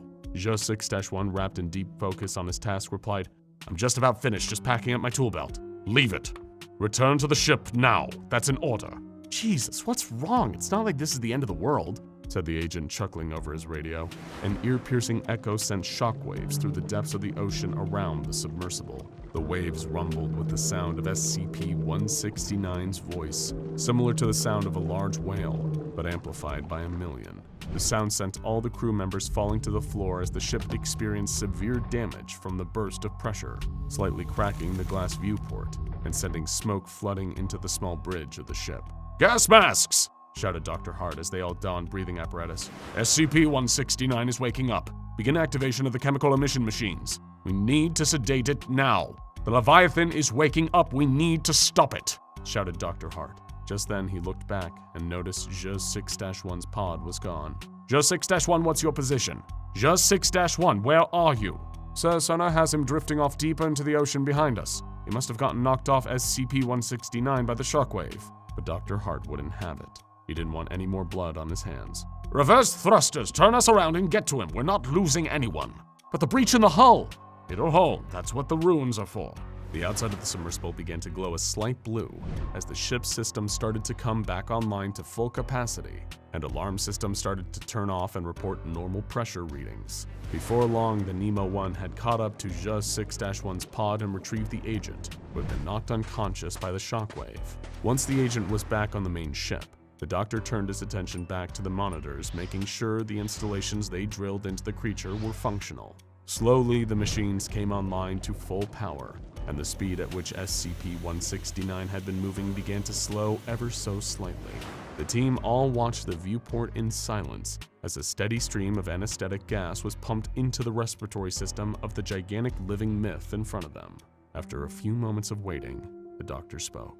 "I think it worked," he said with a smile. The crew erupted in cheers as they radioed control back up on land that the mission had been a success. The message quickly reached the O5 Council, where a red alert status was de-escalated, and the O5 members withdrew from their plan of leaving the current Earth for that of an alternate universe. The whole crew began to sing and celebrate the prevention of the end of the world, as Dr. Hart simply stood in front of the massive viewport, watching the mountainous specimen slowly grow smaller in the distance as the submersible began ascending back to the world above. Just 6-1 came over to congratulate him, patting him on the back. "We did it," he said. "Loosen up." The doctor managed to laugh along in acknowledgement. "That we did," he said in relief. "That we did." The two watched the deep blue ocean in silence, taking in the vastness of the sea. Perhaps this would not be the end of it, but that day, they had done what the SCP Foundation did best: kick that apocalyptic can a few miles down the road. And sometimes, in the face of the terrifying and the infinite, that's really the best you can do. The year is 1985. 16th of February. A pair of researchers aboard a model SM-03 deep-sea submersible are descending into the depths of the Atlantic Ocean. Hours ago, they were somewhere just off the coast of France, surrounded by blue sky, the smell of the sea, and the warm embrace of the sun. But now, only cold darkness surrounds them. The depth of the ocean so vast and overwhelming, even light could not escape its grasp. The two-man team are members of MTF Gamma-6, also known as the Deep Feeders, a special task force that specializes in the investigation and tracking of deep-sea or oceanic anomalies. Their mission: to locate and investigate the wreckage of a World War II German warship known as the Bismarck, thought by the general public to have gone down in a naval battle with the British in 1941. But the story the public doesn't know is the real reason the pair of Foundation members were tasked with locating the ship's wreckage site. Unfortunately for these researchers, today would be remembered for something far worse than they had anticipated. Radio transmissions recorded by the Gamma-6 duo detailed the events that took place upon finding the Bismarck, designated SCP-4217. The Bismarck lay at the bottom of the ocean, partially submerged in the sea floor, but to the astonishment of researchers, it appeared to be perfectly intact, with no signs of damage from its previous naval engagements. Gamma-6 member Charles Miller comments, "Even after the better part of 5 decades, this ship is still in pristine condition. There is no water damage anywhere that I can see. Even stranger, no ocean sediment has accumulated on the hull of the ship whatsoever."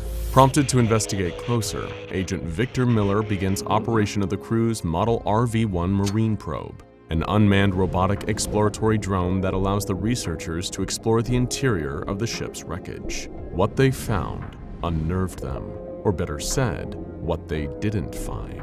Just as the outside of the vessel appeared free of any corrosion or wear, the interior of the ship was just as immaculate. The hallways were clean. The walls adorned freshly painted signs in still legible German. Even the Nazi symbols painted onto command centers still held no sign of disintegration.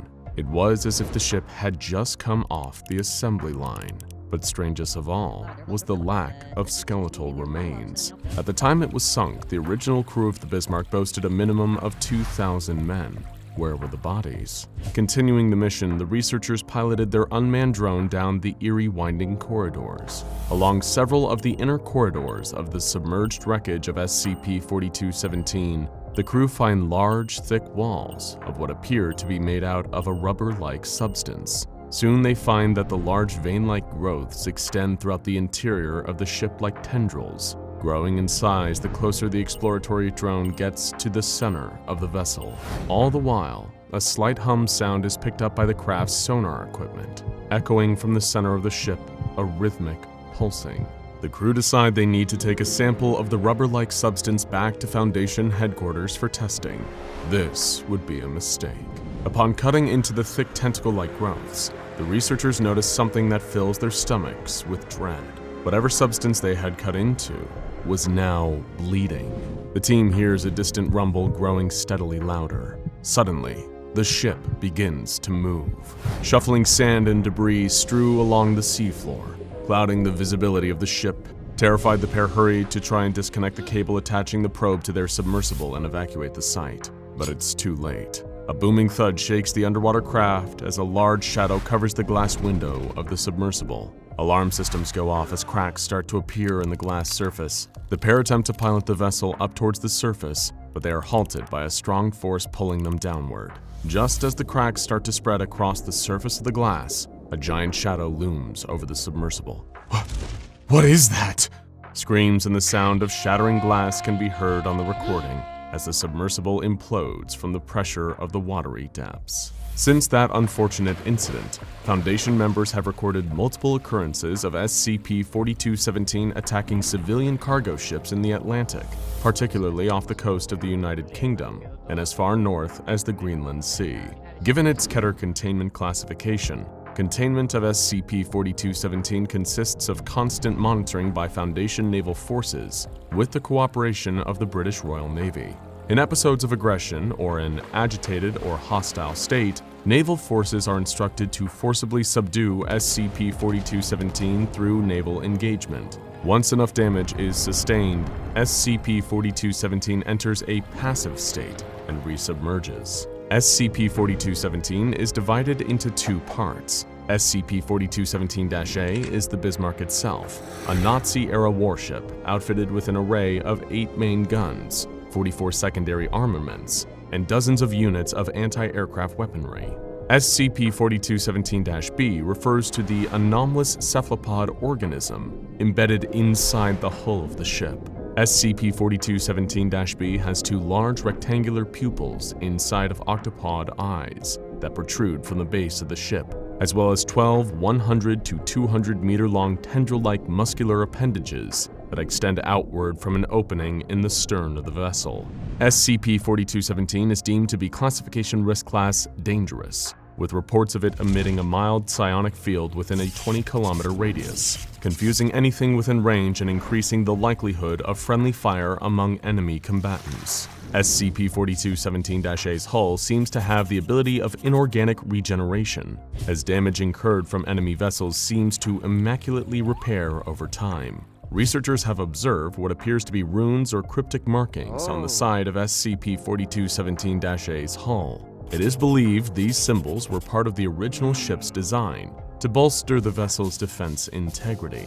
Though not immediately visible, when the vessel is taking fire, the symbols appear to glow in proportion to the amount of damage being mitigated. Among its offensive capabilities, apart from the standard armaments of a World War II-era warship, SCP-4217-A also has specialized munitions of an unidentifiable gas compound that is reported to have mutagenic properties. Individuals that have been exposed to the gas compound undergo rapid spontaneous metamorphosis at a molecular level, growing an array of evolutionary attributes which include the accumulation of reptile-like scales or avian feathers in place of skin, the increase or decrease of the number of limbs, digits, or even ocular, olfactory, or auditory organs, and in one reported case, an event where multiple members of one crew were fused at a subatomic level into one functioning organism. Though more study into this particular incident is needed. SCP-4217 also has the ability of subsurface oceanic mobility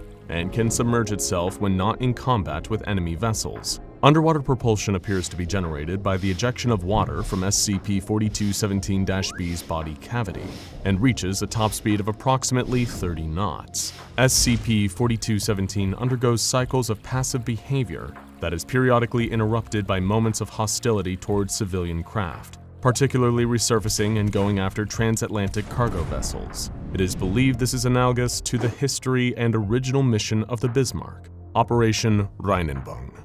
During World War II, the German Luftwaffe was besieging London in a series of nightly air raids that would be colloquially known as the Blitz. It was the grand intention of the Third Reich to cut off supplies to the British to limit their resistance to the Nazi war machine. However, what pestered the Nazis most and hindered this effort was the consistent American support provided by the US government in the form of food and supplies delivered to the British via Atlantic trade routes by cargo ship. The German Bismarck and her sister ship, the Tirpitz, were created for the very goal of stopping these transports of cargo to the United Kingdom, as well as sinking as many Allied vessels as possible.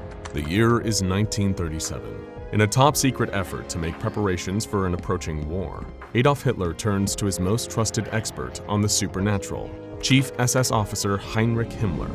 Among other projects, Himmler ordered the Anarbe Obscuracorps, a German organization tasked with the procurement and investigation of otherworldly or otherwise unexplainable phenomenon, to begin the creation of 2 ships, the Bismarck and the Tirpitz, the former named after the Iron Chancellor Otto von Bismarck, who in 1890 unified the German people.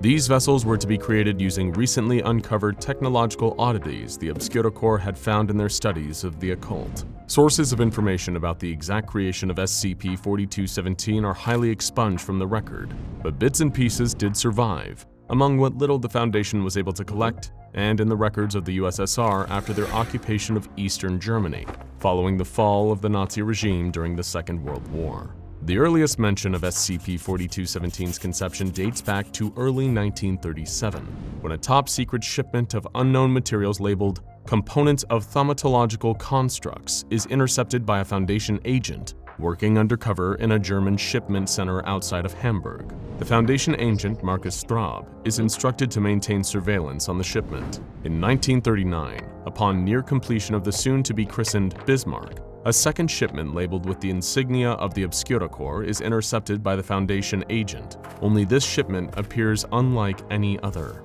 Reports of the massive shipping container holding machinery capable of aquatic life support indicate organic living cargo. Though the Foundation agent was unable to identify the exact nature of the contents of the shipment, Straub reported hearing sounds emanating from the cargo hold, sounds similar to that of a heartbeat. Just a year later, the Bismarck is seen making its first naval trial run when it experiences a massive electrical discharge just offshore, shutting the vessel down momentarily until power was restored shortly after. Reports show luminescent symbols briefly visible on the hull of the ship. Thaumatological symbols, for the layman, are symbols that embodied the study of miracles. Because of this, it was apparent to the Foundation that some occult anomaly was responsible for the strange characteristics of the German vessel, and an order for termination was reached by the O5 Council. The hunt for SCP-4217.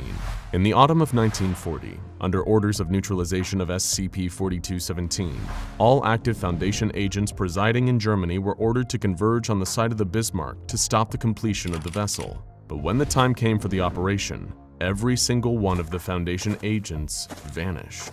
No records of what happened were ever found. No clothing, notes, not even a trace of their existence was left behind. The mission was deemed a failure, and subsequent attempts to neutralize SCP-4217 became far more difficult after the Bismarck received a full crew of seamen. The fully manned and well-equipped SCP-4217 became a menace to both military and civilian craft on the high seas of the Atlantic, at times appearing without warning, seemingly out of thin air.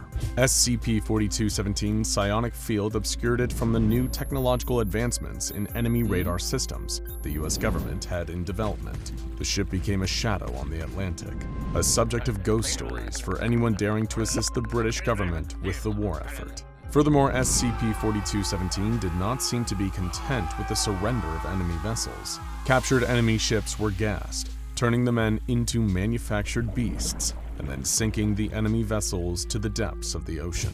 Even submarines were no match, on one report describing an attempt to elude the vessel by diving below the surface, only to be entangled by enormous squid-like appendages that dragged the craft back up to the surface before crushing it in its grasp. Fearing the safety of the public, the O5 Council decided they could not stand by and let more innocent lives be taken. They voted to supersede the Foundation's policy on absolute secrecy to notify the British government of the danger SCP-4217 posed to maritime civilians. With cooperation from the British Royal Navy, Foundation representatives joined the crew of HMS Hood and HMS Prince of Wales to track reports of the Bismarck being sighted off the coast of Scandinavia. In what history books would come to know as the Battle of Denmark's Strait, HMS Hood and HMS Prince of Wales engaged SCP-4217 and a secondary German warship, known as the Prinz Eugen. Confused by the ship's psionic field, the British naval ships experienced trouble identifying the Bismarck and engage in friendly fire before being able to regain control of their armaments, concentrating all volley of fire on SCP-4217. The attack proves futile, as after the embers and smoke of munitions fire wear off, the sides of the Bismarck's hull appear to vibrate with glowing energy. Mangled metal begins to straighten back into perfect frame. Breaches in armor begin to heal before the soldiers' very eyes. And all that is left as evidence the ship had ever taken fire is a cloud of steam emanating from the hull of SCP-4217. The water surrounding the vessel begin to boil as underwater tentacles lurch out and capture the HMS Hood, dragging Her Majesty's ship forward.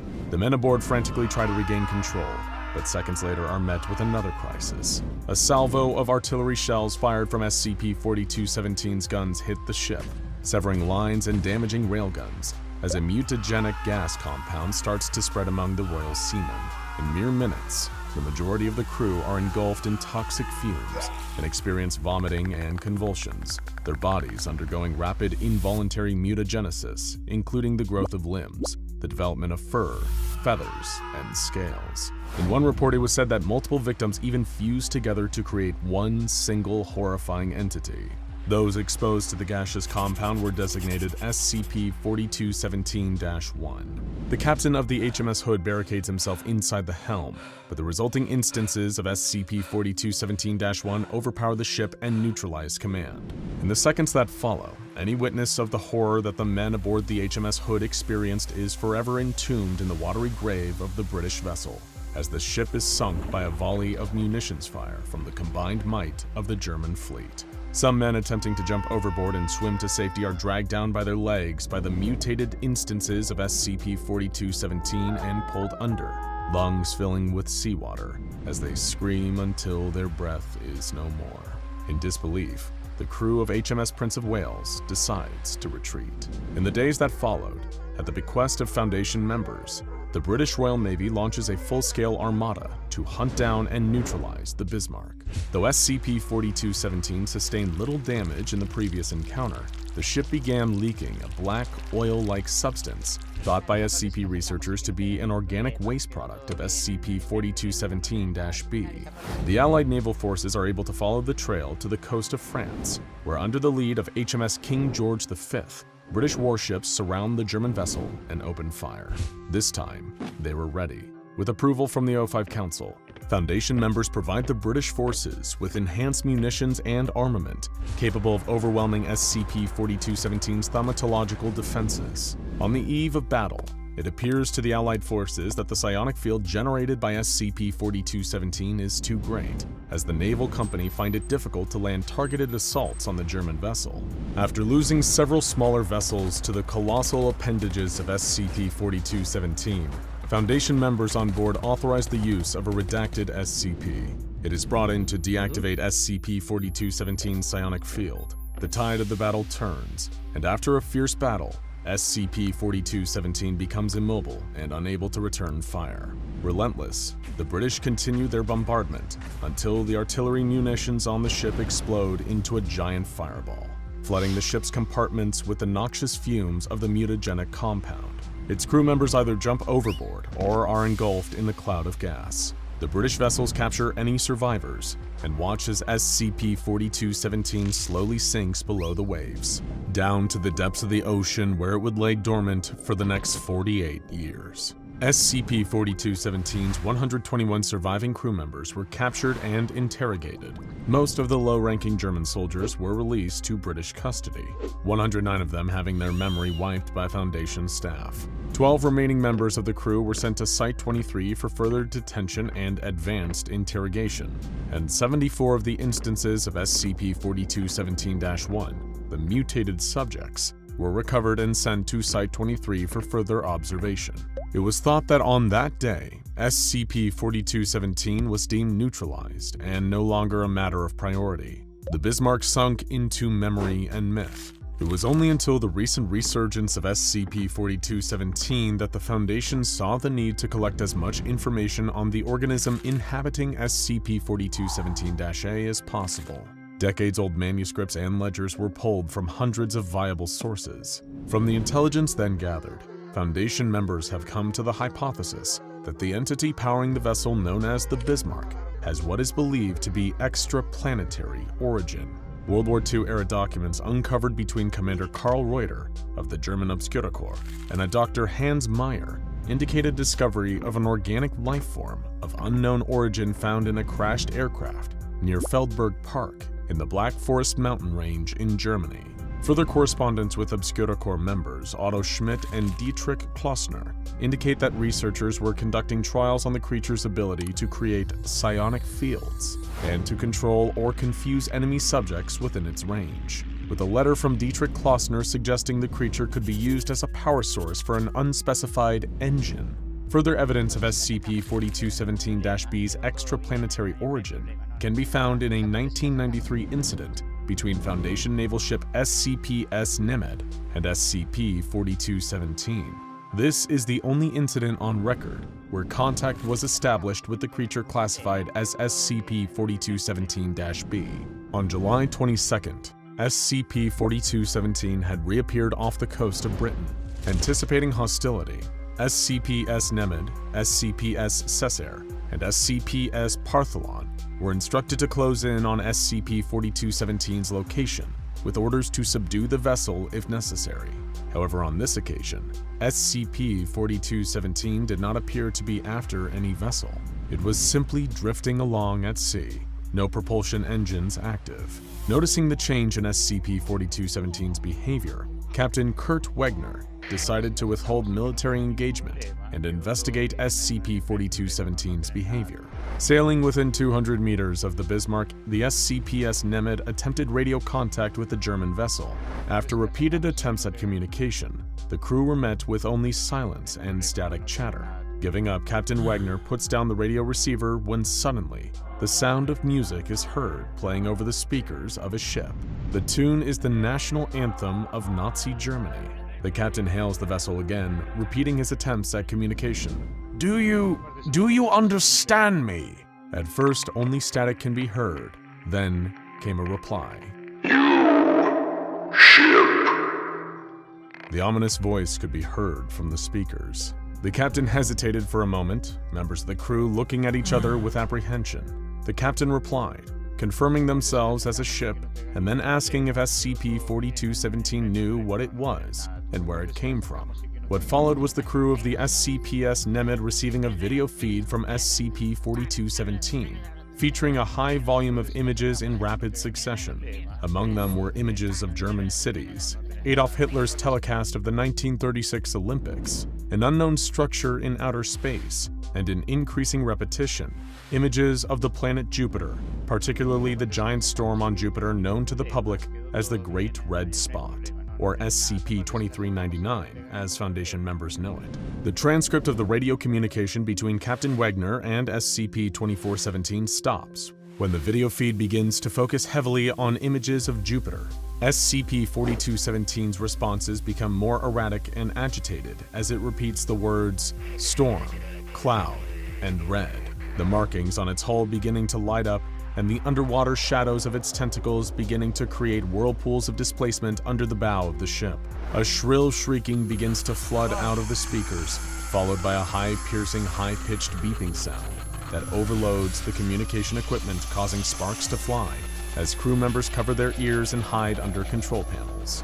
The SCPS Nemid barely escapes as SCP-4217 becomes hostile, using its massive tendril-like appendages to assail the naval combatants, firing its armament in all directions. After a fierce battle, the Foundation naval forces were able to neutralize and subdue SCP-4217. No further attempts at communication have been recorded. To keep the veil of secrecy, Foundation members constructed a replica ship to be sunk and intentionally rediscovered by oceanographer Robert Ballard in 1989. Any recent sightings of the Nazi-era Bismarck are flagged as misidentification by SCP staff. For now, Foundation members continue to monitor the behavior of SCP-4217 and protect the public from its existence. Imagine this. You're a researcher with an interest in and an aptitude for marine biology.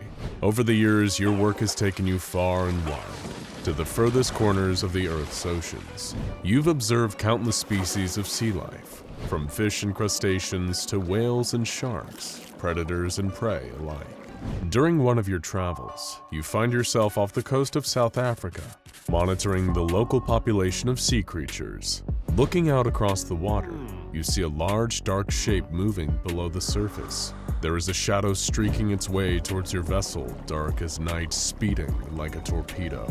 You rush across the deck, leaning over the port side as the shape swims beneath your boat. You're certain you know what it was. After all your years studying the world beneath the waves, you know a whale shark when you see one.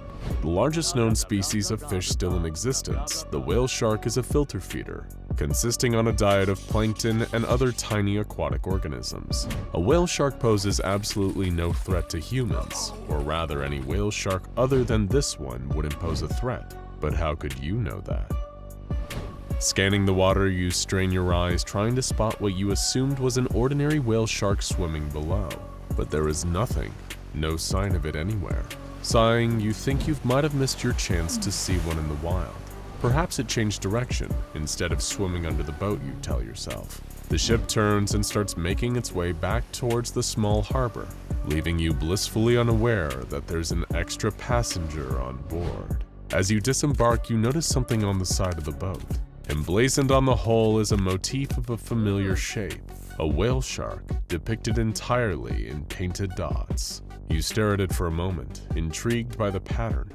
It reminds you of a piece you once saw, an Aboriginal Australian style of dot art. You're a little taken aback by the coincidence, having briefly spotted a whale shark while out at sea earlier, blissfully unaware that this painting marks your first encounter with SCP-1449, known more colloquially as the Dreamtime whale shark. In fact, you're so amused by seeing the whale shark earlier, only to find one painted here on the boat, that it distracts you. You don't realize that the whale shark painting hadn't been on the side of the boat when you'd shipped out. Instead, you pay the crew and thank the captain for letting you hire the vessel for your research and then head off. By the time you make it back to the nearby town and settle down in after a long day on the water, the dotted painting of the whale shark has already slipped from your mind. But as you begin drifting off and everything goes dark, you're about to find out that your encounter with the Dreamtime whale shark is only just beginning. You've never been a heavy sleeper and rarely remember your dreams. Any that you might have seem to pass out of your head the moment you wake up, or are too faint for you to acknowledge while you're sleeping. But tonight is different. Tonight you're dreaming vividly. In this dream, water surrounds you, like it has your whole career. But this time, you're underneath the surface, adrift in an empty ocean. Nothing around you but endless blank sea. You feel something in your hand, something smooth and moving gently like organic matter, something alive. You find yourself gripping the tail of a whale shark, and somehow, as is often the way with dreams, you know that this is the same whale shark from earlier that day. The one that swam up to your boat and ended up sticking on the side of it as a dot art painting. SCP-1449 has this latent ability. While it normally appears as a flat two-dimensional piece of Aboriginal Australian dot art, the Dreamtime whale shark can shift whenever it is underwater. It still appears as a collection of painted dots in this unmistakable shape of a whale shark, but in an aquatic environment, it becomes three-dimensional, and that's what you'd seen swimming towards the boat. Not just a whale shark, but SCP-1449.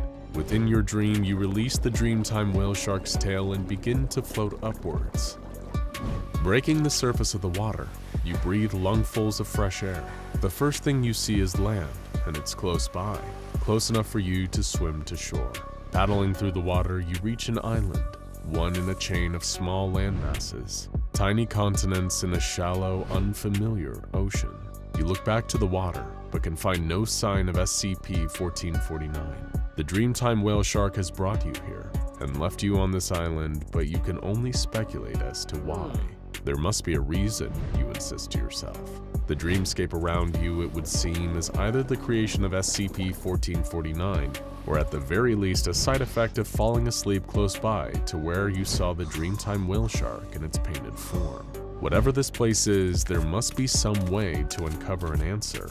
It stands to reason, you think, that if you can understand what's going on, then perhaps therein lies the key to escaping this dream and waking up back in reality. The small island you find yourself on, and the others nearby, are inhabited by strange life forms. As you walk across the shore, sand clinging to your wet feet, you approach what you thought at a distance to be a group of other people. Instead, you see a group of peculiar beings. They are not quite human, but they are definitely close. The closer you walk, you notice these strange humanoid shapes huddle tighter together, their backs to you. When you try to call out to them, asking where you are or how you might return to reality, they bustle away. The wind carries the sound of their chatter towards you, and you're certain you hear them call you another one, just another traveler from afar. What you don't realize, lost in this dream environment, is that there are others like it. Pocket worlds like this one, similar but different, currently being experienced by any others asleep near SCP-1449. As you ponder what to do on the beach, the captain of the boat you hired is on a different version of the same island, watching a herd of multiple 2,000-kilo platypi being shepherded by 6 tattooed 3-meter-tall humanoid figures. Meanwhile, his first mate is in another version of this dream world, learning how to hunt under the tutelage of a man called Gray the Rabbit Hunter. Each version of SCP-1449's dreamscape have separate continuities to each other. They are differing copies of the same chain of islands, with the same inhabitants, but each visited by a different traveler from afar in their sleep. Much like a lucid dream, visitors to the Dreamtime whale sharks' worlds can interact with them, shaping and altering events in the continuity they find themselves in. Deciding to leave the beach, you elect to make your way towards higher ground to try to get a wider scope of your surroundings. Fortunately, there is a towering mountainous shape nearby, standing like dark serrated teeth against the clear horizon. You begin your dangerous trek, ascending your way up these dead, jagged hills. You're still unclear on how you got here or how to escape, but you will yourself to keep climbing, knowing there must be some way to wake up from this bizarre dream. Finally reaching level ground, you take a moment to catch your breath, collecting your thoughts before advancing any further. You turn, gazing out over the landscape spreading out below and all around you. The island is small enough you can see the shore where you arrived, and the ocean flanking this landmass on all sides. In this short moment, you appreciate the beauty of this bizarre dream world for the first time. The trees sway in the gentle breeze, moving like the calm rolling of waves in the water beyond, both glistening with the warm light of the sun.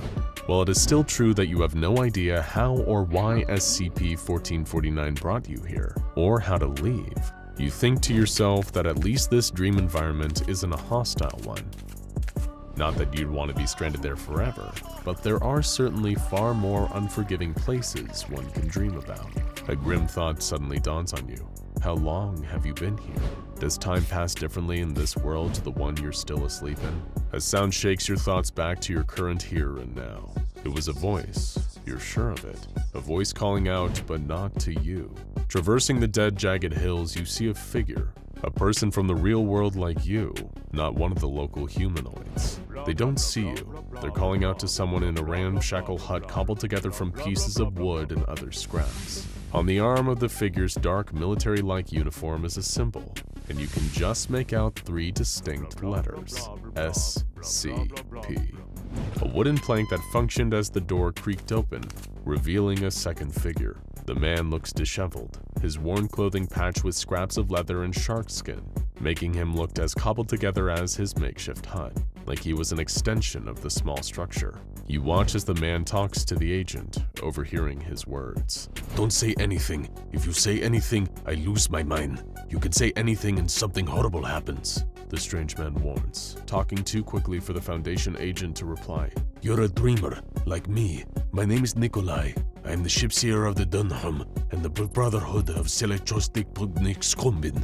The man Nikolai, he called himself, seemed distressed, tripping over his words, disagreeing with himself until he starts trailing off into swearing obscenities. "I'm not Nikolai," he shouts. "I am Agent John," before stumbling and cursing again.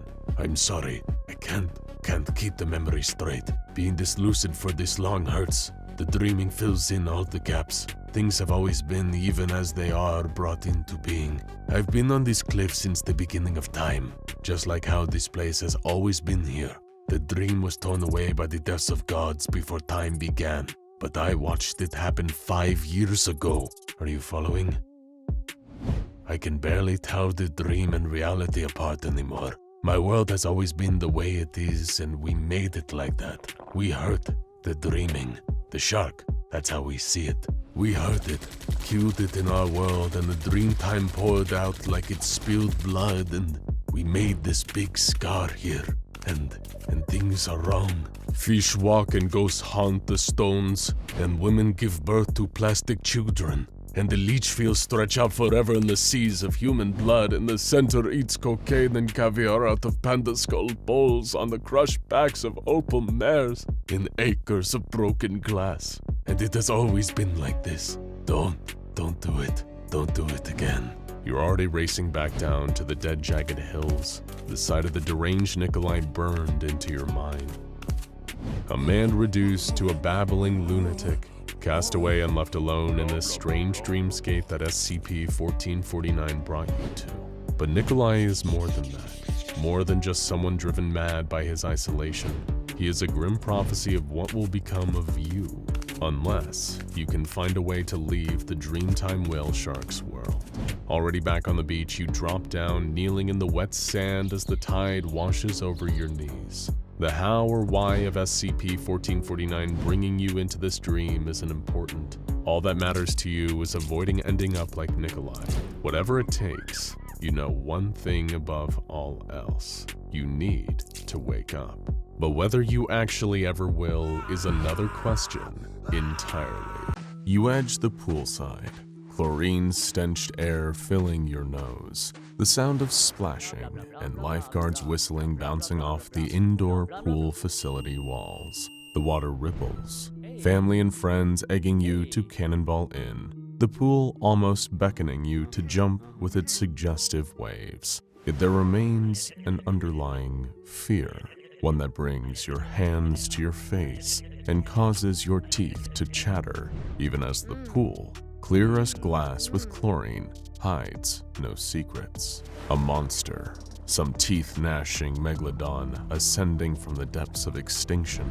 Leviathan curling its barbed tail to strike its prey at any moment, or even some vast, unknowable force, ancient as Earth, hardly comprehensible to human minds, waiting, dreaming to breach the surface. No matter what form this gargantuan, invisible monster takes, you know one thing. Once you jump in, you will not return to shore. You take a moment, recompose yourself, and laugh off the fear.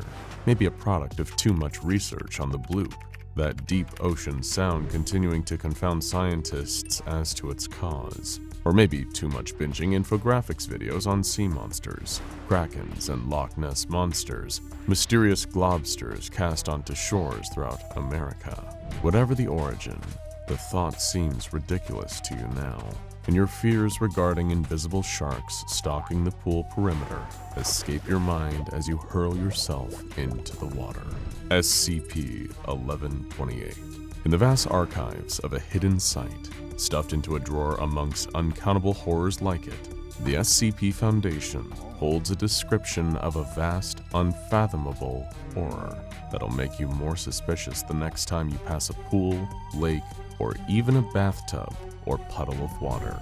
SCP-1128 is a gigantic aquatic monster lurking in waters unknown, and that's all the Foundation will let anyone not assigned to testing know about it. While the Foundation has never shed away from those Moby Dicks of the deep, including the several thousand-kilometer-long arthropod SCP-169, and has even utilized such predators in the past for their own benefit, like the lengthy beast SCP-3000, SCP-1128 poses a unique challenge. Anyone who knows of its description beyond surface-level details will fall under the anomaly's effect. The representation you see now is merely an artist's interpretation of the basic prompt. The Foundation, of course, had to discover the monster's effects in the first place. The chain of communication becomes foggy, but a tip from an unknown source alerted the Foundation to the monster's existence and details regarding its manifestation. One man who had stumbled upon the entity's full description started developing acute thalassophobia, the fear of large bodies of water. Not bodies in the water, mind you. The man refused to relax on the beach or fly overseas, claiming he could see the monster's dark silhouette lurking underwater, ever scouting for him. This eventually extended to even closed bodies of water, like lakes, ponds, and pools, still insisting that the creature swam under the surface, trailing him wherever he went. His friends dismissed him as crazy, and he too believed he had fallen under some hysteria. He decided to take a nice, warm bath to soothe his mind and ease his troubles. He turned on the faucet and let the tub fill up. He put on his best bathing suit, ready to calm his anxiety once and for all. This had been plaguing his mind for far too long, and he was ready to rid all the negativity surrounding this phobia. Basically, he was sick and tired of being sick and tired over the idea of it all. He mustered up the courage, and with the anticipation to just simply relax, he took his first confident step into the tub. He paused for a moment and breathed a sigh of relief. He picked up his other foot and stepped fully into the bath. Splash! He fell straight down right through the tub. Waves and bubbles blocked his vision. His arms flailed as he sunk deeper into an abyss of water and fear. This wasn't supposed to happen, he thought. Several moments later, while still in a full-on panic, the buoyancy of his body began to slow his sinking. The bubbles from his underwater screams rose above him, and he began to follow their direction, scrambling back up to where he'd come. Just as he made it back to the surface of the tub water, choking and hyperventilating in terror, he swore he could see a distant creature, the very same that stalked him through oceans and pools, staring at him. Shaking, he hoisted himself out of the water and ran out of the house. Hysterical, he ran through the surrounding neighborhood, desperately searching for someone he could relay his experience to. Blinded by fear, he neglected to spot a puddle in the middle of the road he ran on. He raised his foot, arched forward, and landed straight into the seemingly shallow water. Splash! Again, he found himself completely submerged and drowning. After a minute, he did emerge from the puddle, but not in one piece. Knowledgeable of this incident, the Foundation set about expunging any traces of the monster's description from the world, physical and digital. The description had low distribution according to the results of Foundation web crawlers, but this hardly stopped the Foundation's endeavor. With forum posts deleted, individuals located and amnesticized, and catalogs trawled to ensure the description did not proliferate, the Foundation engaged in what it does best: questionably ethical experiments. First, they had an anonymous D-class, uninformed of the creature's effect, read the description of the beast. While the pamphlet they gave him confused him somewhat, he didn't feel particularly frightened by the entity, and he confusedly put on the diving suit the Foundation testers provided him. As they connected him to a cable and told him to enter a bathtub, the D-class did as they instructed him. The D-class expressed initial confusion at the tub's depth, remarking that it looked so tiny from the outside. As the D-class continued to descend, he analyzed his surroundings, realizing the nautical reality that enveloped him. He asked how an ocean got stuffed into a bathtub, but the test organizer had no room for miscellaneous talk. He continued to descend until he hit the sandy bottom, seaweed covering the ocean floor. The D-class looked around. Tropical fish swam in schools, coral covered the seabed, and to his right dropped an immense cliff, a sheer edge. The test organizer advised the D-class to approach the cliff, and he begrudgingly complied. As he struggled in his diving suit, he fell back and screamed. SCP-1128, the aquatic horror, swam distantly, gracefully even, and paid no attention to the D-class so fixated upon it. He realized that the creature matched the one he read on the pamphlet, and almost complained about this when he saw a blue whale swimming alongside SCP-1128. Compared to the monster, the whale looked like a guppy. The whale glided in front of SCP-1128's jaws. The monster remained tranquil, stared at its prey, and bit the whale in two with one chaw.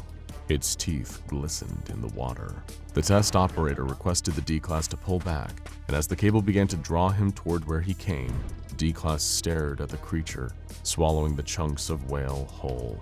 The D-class's eyes remained fixated on the creature, partially in fright, partially in awe. He wondered how ocean trawlers hadn't discovered such a giant beast yet, with the world effectively under 100% surveillance, something the D-class knew far too well as a convict. Yet the D-class recognized, and if not comprehended, partially understood the ocean's vastness and mystery. The dark depths reveal no inkling as to their contents, and a creature like a giant squid or the coelacanth can remain in hiding for centuries, if not millennia. It held him in wondrous thought to consider the vastness of the depths. When SCP-1128 stopped and stared at the D-class, this feeling of wonder was quickly replaced with fear. As the creature approached, the D-class pleaded with the test operators for help. As the test operators accelerated the rate of the cable returning, the D-class took short, shallow breaths, filling his body with dangerous nitrogen as he ascended, further impairing his judgment. He had devolved into gibberish and screaming when face to face, the monster consumed its prey. The cable went slack, and the test operator pulled up only a broken wire, snapped the water turning a cloudy red. The test operator knew that the unprotected D-Class had no chance at survival against the monster, but he could potentially arm and shield them. He had another similarly ignorant D-Class once again dress in a scuba suit and enter the tub. However, the test operator placed the D-Class within a shark cage, a la the movie Jaws, and lowered the cage in with another cable and winch system. While unsure how this would fare with SCP-1128, the test operator remained hopeful that the D-Class could survive and recount his story. Unfortunately, as the cage lowered into the tub, the test operator received no response from the D-Class until the line spontaneously tightened, snapped, and loosened. Hoping to find the D-Class's remains, the test operator only found shredded pieces of metal, torn and twisted like taffy.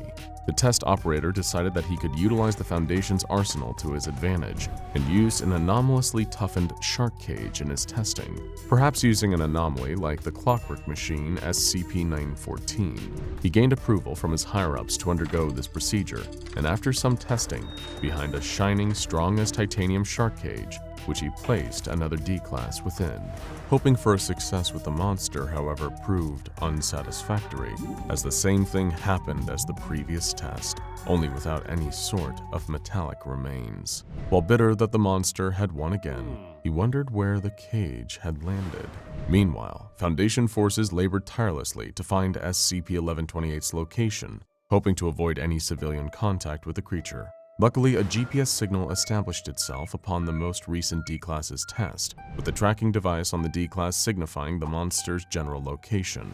The Foundation had redacted the location of the monster, perhaps in a vain attempt to hide a very near threat from potential readers. The Foundation set up a team of only the most talented boaters in its forces, Mobile Containment Force Kappa-12 Sea Devils. Upon arriving at the location, the Sea Devils discovered the previously enhanced shark cage, completely undamaged. However, closer inspection revealed traces of human DNA on the bars, though the Foundation could not confirm whether the DNA belonged to the previously sent D-Class. The test operator, while glad his shark cage survived the monster's attack, still found himself dissatisfied with the overall results of the test. He knew he needed to quell this creature's impact before a large population viewed it or knew of it. But the horrible beast had evaded all attempts at peaceful interaction. Perhaps with a madness not unlike Captain Ahab yearning for the death of his white whale, the test operator armed a D-Class with a specialized weapon designed to deal with aquatic threats promptly. This weapon, potentially another of the Foundation's precious arsenal, could potentially harm, if not kill, the creature. While he knew the Foundation's mission statement forbade unnecessary destruction, the test operator felt it may turn necessary if matters turn any worse. Thus, he sent his armed D-Class through the tub once more, ready to engage the beast in combat. The attempt, as one may expect, did not last long. The D-Class, upon spotting the creature, aimed his weapon at the monster and attacked it, but rather than drive the creature away, it only turned intently upon the D-Class, as if it desired a fight. The D-Class barely managed to scrape SCP-1128 before the creature devoured the D-Class, leaving the test operator once again empty-handed.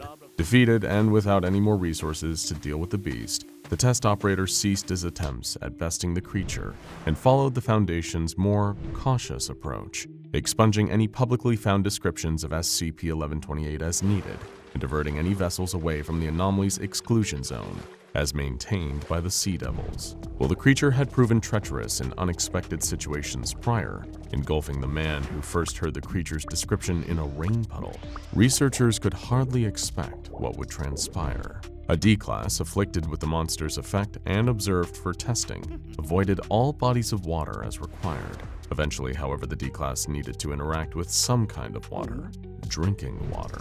In a choice between a little water exposure or certain death, the D-Class felt inclined to choose the former.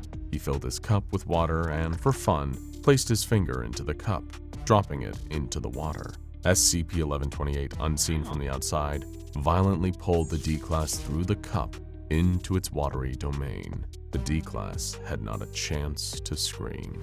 This alarmed containment staff, now cognizant that even the tiniest specks of water could transport an afflicted person into SCP-1128's ocean territory, This proved particularly strenuous when a new report of a potential SCP-1128 manifestation arose. An old woman, isolated with her cats and knitting supplies, found an article online with a description of the monster.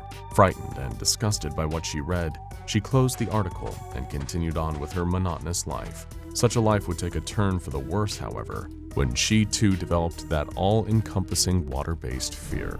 Her apartment overlooked an outdoor pool, and one day looking outside, she swore she could see that same dark silhouette as the man did, lurking in the water among kids and parents playing.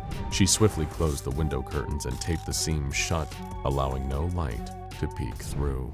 Eventually, this paranoia affected her hygiene, neglecting showers and baths for fear of the creature's wrath. She swore she could see the silhouette in any individual droplet of water. Her skin began to flake as she avoided water as much as humanly possible, cracks developing on her arms, legs, and face, inflaming into rashes and itches. Her scratching further increased the flaking. She even eliminated water from her diet, sealing the faucets with duct tape and consuming exclusively orange juice. She threw out her cat's water bowls, dehydrating them. They pleaded with her as she continued to devolve, avoiding any contact with the outside world, even as it attempted to contact her. Eventually, a concerned neighbor contacted the local police concerning the situation, and the case caught the Foundation's radar, recognizing the symptoms of a potential SCP-1128 infection. A mobile task force disguised themselves as civilians to enter the apartment building and potentially interfere with the woman's condition. They entered the complex, climbing up the stairs with barraging equipment for forced entry, as would prove necessary to use to enter the woman's apartment. She had nailed the door shut with wood and sealed the cracks along the sides with plaster in an attempt to keep out any water vapor. She had similarly blocked the window with wood planks. A horrid miasma of dead skin and citrus filled the apartment, the old woman soaking it in, ever avoiding the dreaded monster.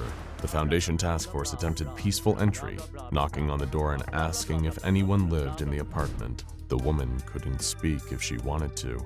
Her throat had dried to near silence, save a croak. Suddenly, the task force and the woman heard a rumbling noise outside. Thunder, rain.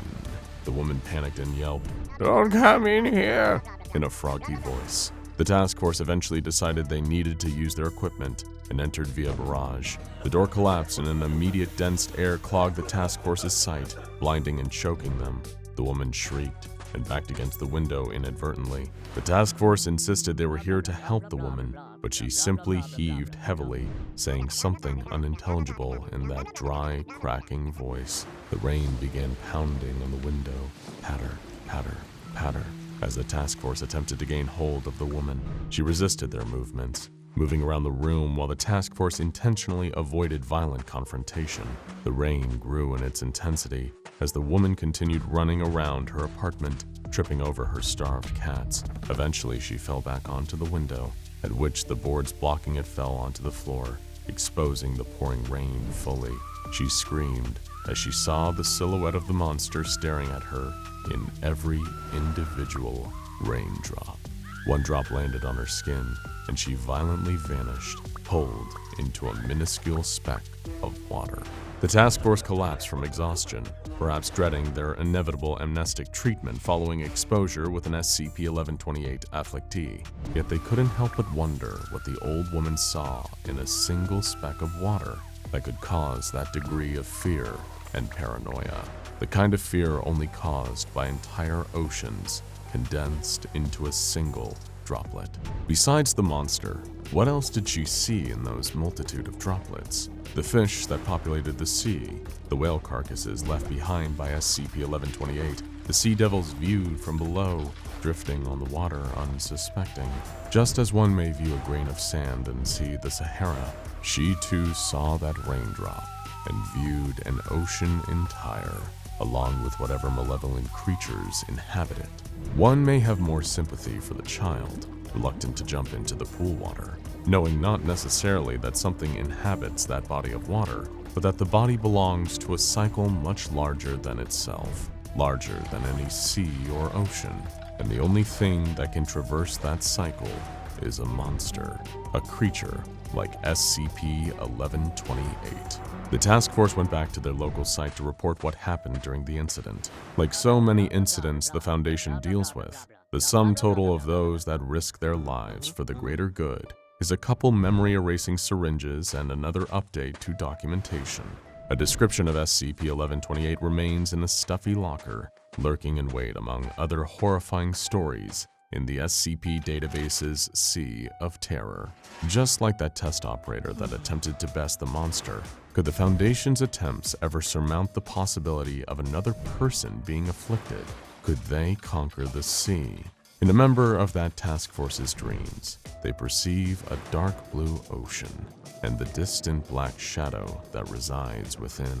And from this ocean, they can view the bathtubs, sinks, pools, puddles, cups of water, and rain droplets of the world, seen from below. Although they know not what SCP-1128 looks like, they too experience the fear it summons among those that do, the paranoia, the fear. Although it may not manifest directly in people's lives, it can always be observed, stalking, waiting, lurking under a murky surface, watching with hidden eyes. Water, the wellspring of life. We've dealt with a number of anomalous water sources on this channel, like SCP-006, the much sought-after Fountain of Youth, or the terrifying SCP-3280, where murderous water threatens to destroy the entire world. But we've never seen anomalous water that behaves quite like this before. In many of the legends of King Arthur, the Sword of Excalibur is presented to him by the mystical Lady of the Lake. This lady emerges from the depths of the water, gifting Arthur with the enchanted sword. It's an incredible, if impossible, image. A woman appearing from within the lake, rising up from the bottom and breaking through the surface. It's safe to say that none of us have ever seen anything quite like it.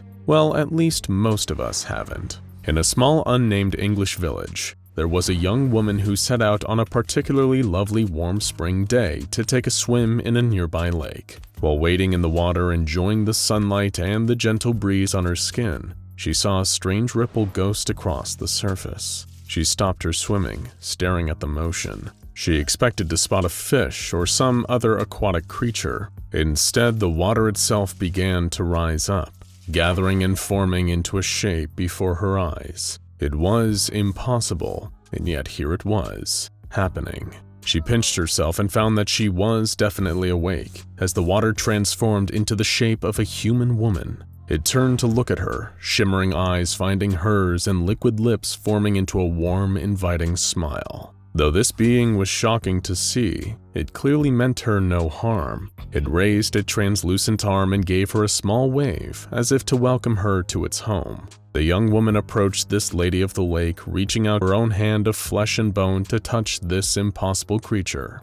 Just as her fingertips reached the water woman's own, the figure dissolved back into the lake with a splash. The young woman ran home, telling anyone who would listen about the incredible thing she had seen that day. Of course, no one believed her. That is, until word of her sighting reached the only people who might take her claim seriously, the SCP Foundation. They sent operatives to the lake, where they managed to capture the shape-shifting entity dwelling there. SCP-054, also known as the Water Nymph, is a being made up entirely of water, with an average volume of 90 liters. When it is out of a body of water, the being tends to adopt the appearance of a humanoid woman, though it is capable of taking on a variety of other shapes, including other humanoids, animals, and various inanimate objects. The entity is also capable of shedding its form and effectively disappearing into a given body of water. In order to avoid shrinking or possibly disappearing entirely from evaporation, SCP-054 is required to return to a larger body of water. Studies of samples taken from the entity's body, or its version of a body, revealed that it is made up of ordinary water. There is no apparent reason for its ability to move, and no thermal, electromagnetic, biological, or supernatural anomalies were detected. The research team could not determine what might make this water alive and sentient, and the nature of its unusual properties is uncertain to this day. When SCP-054 was first brought into containment at Site-08, it displayed surprisingly congenial and curious behavior. often walking around outside of the water and taking turns mimicking the shapes of various staff and scientists that spoke to it. Its demeanor began to shift towards suspicion and aggression, however, following a series of experiments and an incident involving the research staff. The first experiment conducted on SCP-054 sought to determine what would happen if the entity was denied access to any fresh water. Water was drained from the fountain holding it, leaving only enough water for it to form a humanoid shape, but no additional water in the basin to compensate for the effects of evaporation over time. SCP-054 became visibly frustrated as the water was being drained out of its enclosure. For the next few days, it enthusiastically greeted anyone who entered its containment facility, attempting to use a rapport and sense of familiarity to convince the person to provide it with more water. After it realized that this approach had no impact on the amount of water in its fountain, it became distant and even cold to anyone who attempted to speak to it. 054 only became friendly again once the water in its fountain was restored to a pre-experiment level. Next, the research team opted to test SCP-054's reaction to extreme temperatures, particularly extreme cold. The temperature of the containment facility was slowly dropped until the room fell below the freezing point of water. As the temperature dropped, 054 became sluggish and exhausted. It lost its ability to shift between forms, remaining locked in its preferred humanoid female shape. Its movements slowed more and more as the room grew colder, until the entity was completely frozen solid. Portions of the ice were chipped off and studied, revealing the crystals were identical to those of ordinary ice. After the sub-zero testing, the research team decided to take things to the other end of the spectrum and test the effects of heat on SCP-054. The subject was placed in a tank outfitted with heating equipment, and its temperature was slowly raised over the course of several minutes. When the water reached a temperature of 95 degrees, the entity's behavior became frenetic and aggressive. It pounded on the glass walls of the tank and attempted to break through the lid in a desperate bid for escape until the temperature was returned to a comfortable level. After the extreme temperature experiments, the previous calm and cooperative nature of SCP-054 was nowhere to be found. The subject displayed increased suspicion of the research team and would fight back whenever it was removed from its fountain and taken to a lab for experimentation. In spite of this newfound resistance, the team decided to continue their experiments as planned, hoping that the entity would return to its formerly docile self over time. Next, Dr. Seskel, the acting head of the research team, conducted a study involving SCP-054's memory and ability to be conditioned. The entity was presented with a series of increasingly complex mazes and puzzles. When it failed to comply with the experiment or solved a puzzle incorrectly, the entity was punished with an electrical shock or the release of silica gel into its body. Both of these options seemed to cause it a great deal of pain and distress, and it was eager to avoid further exposure to them. SCP-054 displayed impressive learning and problem-solving capabilities, revealing it is likely much more intelligent than it was first presumed to be. Dr. Seskel, observing the experiments and with the effectiveness of his somewhat unsavory motivational techniques, quipped to his research assistant that they would have it trained to fetch in no time. After several days of these experiments and repeated use of both the silica gel and electrical shocks, the entity's progress slowed down considerably and it became visibly exhausted. It was removed from the lab for a 48-hour rest period before experimentation was resumed yet again.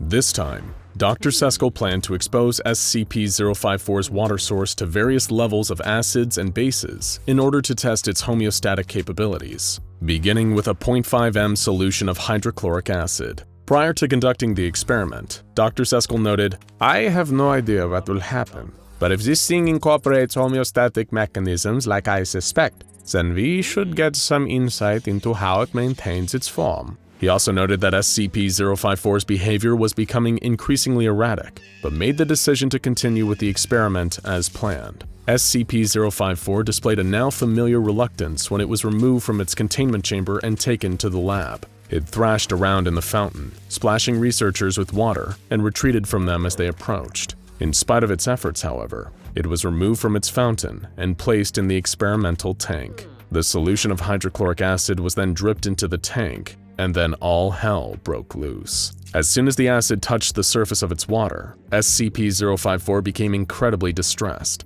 It formed into the shape of a human face, eyes wide, mouth open in a silent scream of rage and pain. The water churned so aggressively that the lid of the tank was shaken loose, allowing it to escape the boundaries of its containment. the water formed into two large hands, which shot out of the tank and grabbed the two nearest researchers, pulling them into the water and exposing their skin to the acid now present there. As the men scrambled to drag themselves back out of the tank and their colleagues were busy helping them, SCP-054 took on its usual humanoid form and ran for the door. It then collapsed into a puddle, slipped under the crack in the bottom of the door, and made its way down the hall. It was apprehended roughly 10 minutes after its escape by a team of guards, who froze it using canisters of liquid nitrogen and then carried its icy body back to the containment facility. The two researchers who had been pulled into the tank experienced chemical burns on their skin, as well as significant mental distress. They were given immediate medical attention and placed on a leave of absence,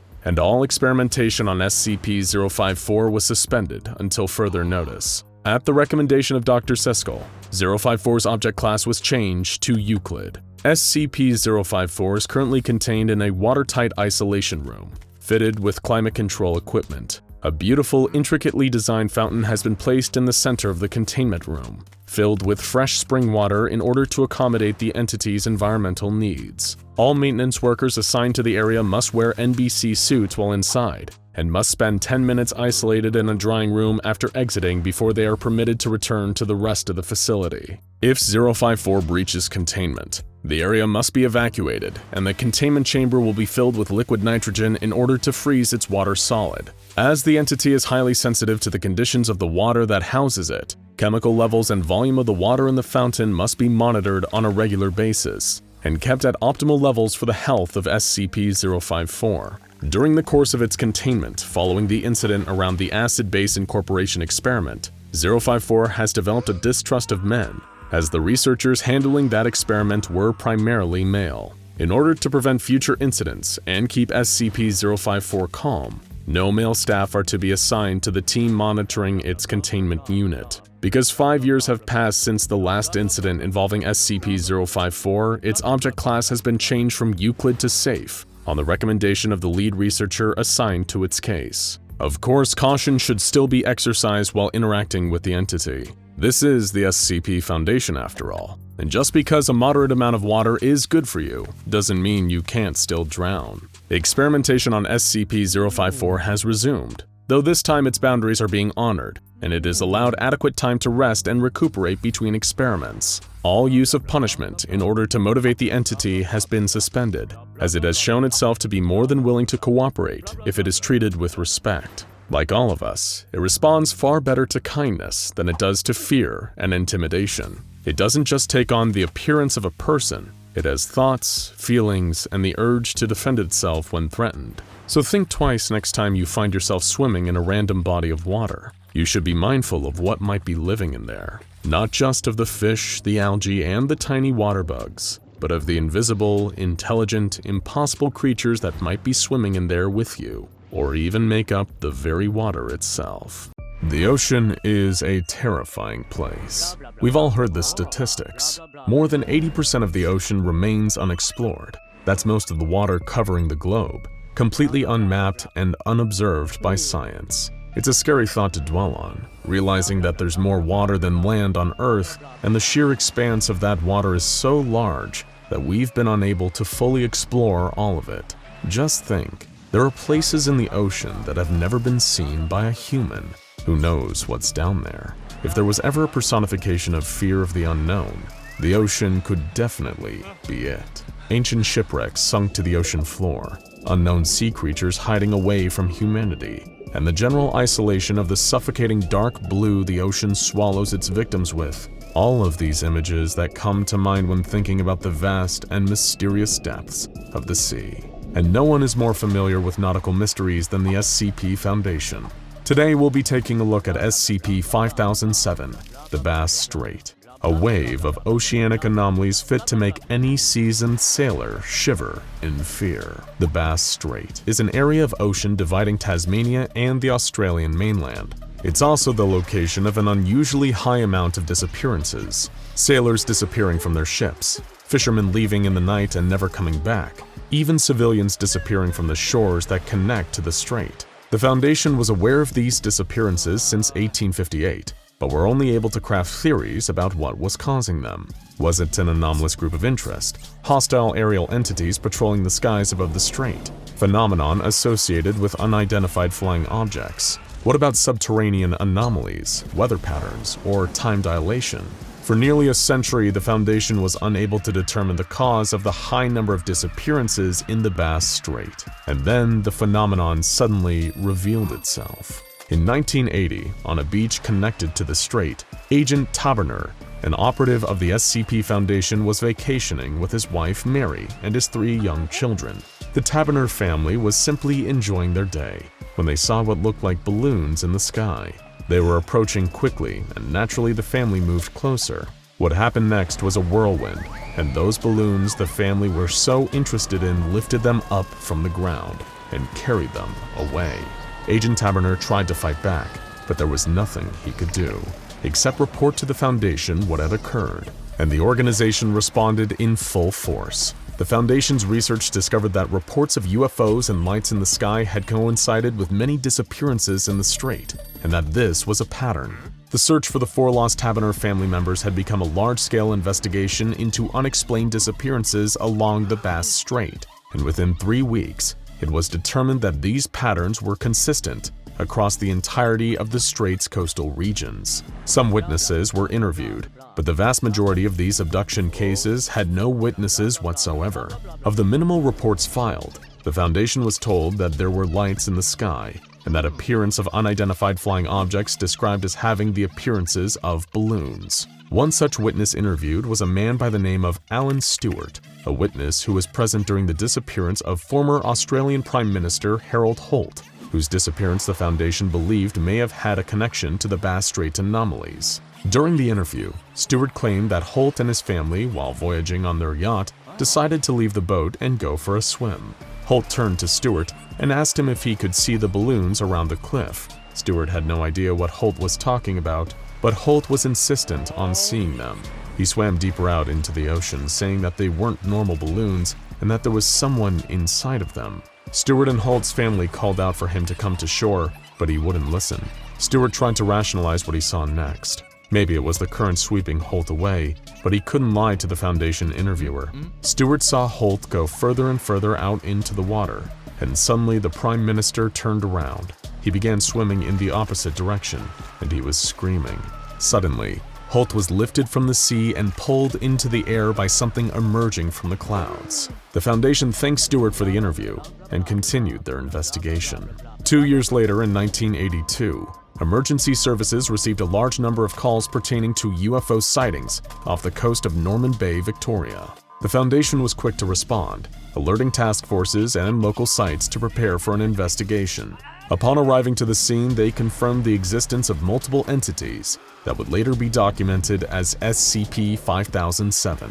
They evacuated civilians from the area and successfully managed to capture the creature, which was later transported to Site 40 for containment. It was a sight to behold. The entity, now designated SCP-5007-S1, was a cluster of human bodies fused between a grouping of black tentacles of varying length. Each tentacle was fused to the skin it touched directly.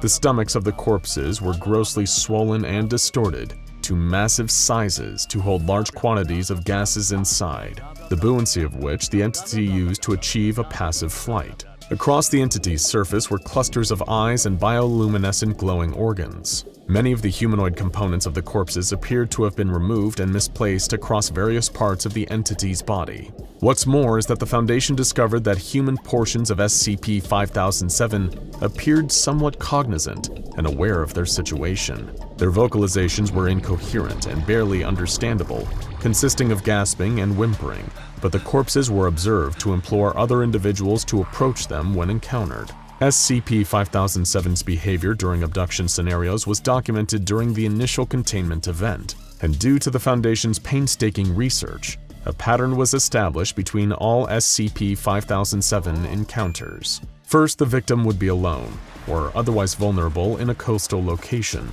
SCP-5007 haven't shown a preference for weather, be they clear or hostile skies, but they have localized all of their activity to the Bass Strait, in small coastal towns, beaches, or boats. SCP-5007 will then move towards the shore, stalking the victim before lowering its tentacles and appendages to grab the individual, snatching them into the sky.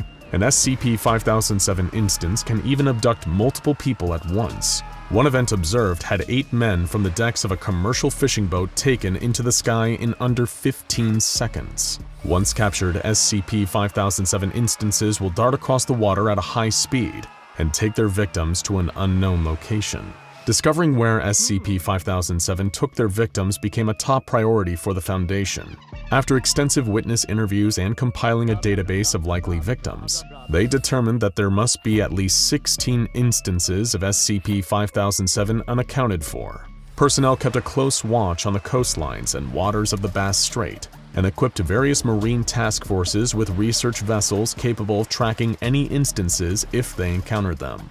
In 1985, the Foundation's research efforts paid off, and several survey teams operating in the area reported a sighting of an extremely large SCP-5007 instance heading towards a coastal town. A mobile task force was sent to track the entity. The team observed the entity from afar as it stalked a private fishing boat. Even from the distance, Foundation personnel recognized the likenesses of several missing persons as faces of the corpses of SCP-5007. The task force captain had to remind his team to keep it together, claiming that they were not people, but just parts of the specimen. But everyone secretly knew the truth. The fishing vessel was a private one, occupied by a small family. The entity slowly approached and quickly pulled a woman into the air. The family panicked and quickly tried to reach cover for safety, running into the ship's cabin. The entity ran its tentacles along the boat until it pulled the door open, snatching another 2 victims. The task force was unable to help them, as their mission was to track the instance to its origin point. It was a horror to watch. The task force implanted a tracking beacon onto the entity and quietly followed it out to sea over the next 4 hours. They then discovered a large gray reef with several shipwrecks dotted across it. 13 SCP-5007 instances floated over the area, some holding on to the land reef with their tentacles. The entity dropped the abductees from the fishing boat, who were coerced by the entities into diving into a massive pool of water located in the center of the reef. One by one, each abductee was pulled below the surface by something lurking in the pool, all while the SCP-5007 instances watched. Disgusted, the task force reported what they observed to the main site, and the reef would be designated as SCP-5007-A. The Foundation's analysis of the reef led to the discovery that the rock covering it seeped iron oxide from an unknown source, and the rocks achieved growth at an anomalously fast rate, often as little as 40 minutes. All of the wrecked ships and aircraft that washed across the shore of the reef were covered with a dark stone. The reef was teeming with anomalous marine life, including SCP-5007, a red algae that fed upon the freshly grown rock, marine worms capable of levitation, spiders that lived in silk retreats underneath the waterline, small fish, and giant organisms resembling large clumps of kelp, which the Foundation had previously documented as SCP-4159 in a separate investigation. SCP-5007 often rested their tentacles on the outcroppings of the reef while inactive, but what caught the Foundation's attention the most was the giant pit located in the reef's center. Unmanned exploration drones found that it had a depth of at least 4,000 meters, and water samples taken from the pit revealed large quantities of human DNA, prehistoric bacteria, and unknown compounds that possess significant life-preserving qualities. When a being was submerged in the compound, they were able to survive heavy injuries, even when fully surrounded by the liquid and unable to breathe. The Foundation's exploration of one of these shipwrecks led them to a journal. Most of it was illegible due to water damage, but one passage survived, located in the back of the book. It detailed the experience of an unknown crew member of the ship caught in a storm. It reads, "Moresby spied land ahead, and the boys said that there are giant balloons hanging over the island. We are all afeard, but there is naught we can do but beach ourselves and hope for rescue. Should I be killed in the crash, I want my mates to give this journal to my Mary. Might know I spent my last thinking only of her."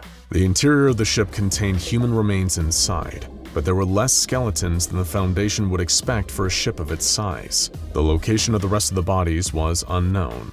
Another event related to SCP-5007 the Foundation documented involved Frederick Valentik, a pilot engaged in a training flight over the Bass Strait in 1978. Valentik's disappearance was marked by his latest communication with air traffic control, when he mistook an SCP-5007 instance for an unidentified aircraft. "It seems like it's stationary. What I'm doing right now is orbiting, and the thing is just orbiting on top of me. Also, it's got a green light and sort of metallic, like it's all shiny on the outside." Shortly after this, Valentik's transmission was interrupted by what was described as metallic scraping sounds, believed to be the SCP-5007 instance attacking the aircraft and jamming its propellers with its mass. After crashing into the reef, it was believed that Valentik and his aircraft were pulled beneath the surface of the pit, just as the abductees had been prior.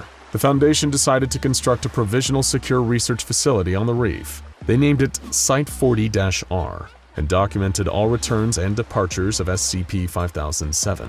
They also set up a series of containment procedures that resulted in SCP-5007 returning with its victims 83% less often than before the site's construction. But this was short-lived. In 2008, the site logged over 36 instances returning to the reef, with only 2 not having any fresh abductees. The instances' origins were unknown, and it was as if they appeared out of thin air.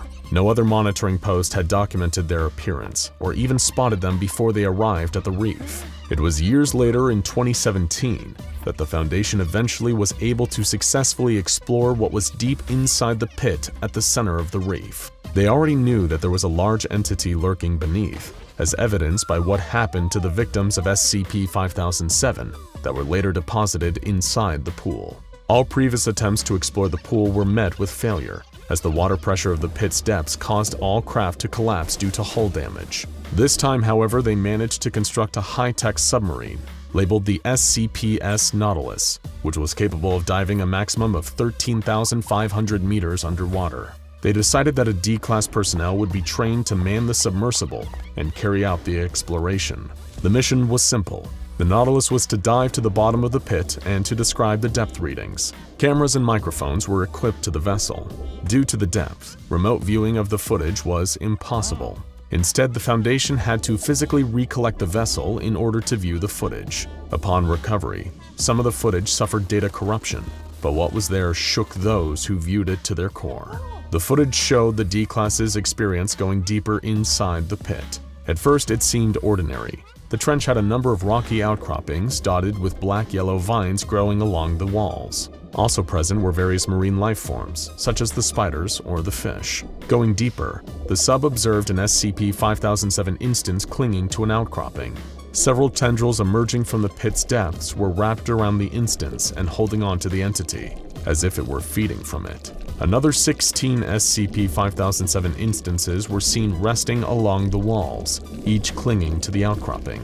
As the sub went deeper, the D-Class remarked that there were dozens of plane and shipwrecks, but also well over 100 SCP-5007 entities. Most of them were held there by the black tendrils. The D-Class, as the sub went even deeper, began noticing human remains. No short amount of them either. Deep into the pit, there was a large mass of human remains covering the entirety of the pit. Bodies crushed and drained of blood, but still possessing intact eyes. Each individual was still alive, kept preserved by the life-sustaining compounds found within the water. The bodies stared at the sub and moved, attempting to grab onto the vehicle. The D-Class swore they were trying to say something, mouthing words to the camera of the sub. As the sub passed through the mass of bodies, it emerged into a completely dark, black clearing at the bottom of the pit. For a second, the D-Class thought he was safe, but then, a large black tentacle rapidly emerged from below and grabbed onto the Nautilus, dragging it even further into the depths. The D-Class screamed and panicked, but there was nothing he could do. The tentacle possessed a large cluster of eyes, mouths, and human heads seemingly grafted onto its mass. And then there was another tentacle, and then another. The Nautilus was pulled to the bottom of the pool. The D-Class's screams were still heard even as the picture cut out. Sometimes graphic body-altering images of the tentacle's features were visible on the screen, but most of the footage was indecipherable. After minutes of distorted, corrupted footage, the Nautilus was seen again, rapidly ascending to the surface. Somehow it had managed to escape the entity at the bottom of the pit. Upon recovery of the craft, it was found that the Nautilus was covered in a thick, organic coating similar to a black slime mold, but with dozens of eyes growing from it. The D-Class inside showed severe psychological damage and attempted to harm Foundation personnel. They were terminated shortly after due to being a danger to those around them. Following review of the footage, the Nautilus was to be dismantled and incinerated, along with the remains of the D-Class. A reinforced containment seal was fitted over the pit, with the intention of keeping whatever was down there isolated from the surface. But this was short-lived. After the containment seal was fitted, Site-40 underwent a massive communications blackout. Every device on site received an email containing a single image of a large eye taken from a security camera. The text beneath it simply read, "Found you."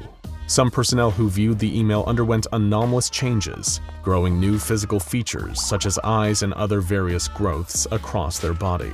The entirety of Site-40-R went offline, and the Foundation could not establish contact. In an emergency effort to do so, Mobile Task Force Gamma-6 Deep Feeders was sent to investigate. The task force's assault on Site-40-R was a daring effort, as the majority of the site was completely overtaken by tentacles, growths, and anomalous alterations. While numerous altered personnel were lost due to the mission, it was ultimately a success. Some altered personnel were able to be saved through extensive surgery to remove their anomalous growths, and after everything was said and done, the site was repaired and reconstructed without incident. Following the site's repair, there has been little activity from the entity within the pit, but the Foundation continued to keep an eye on the creature and the ecosystem of the anomalous marine life that live on the Bass Strait, never knowing what their next move might be, and always keeping in mind the risk that comes with dealing with these poorly understood entities.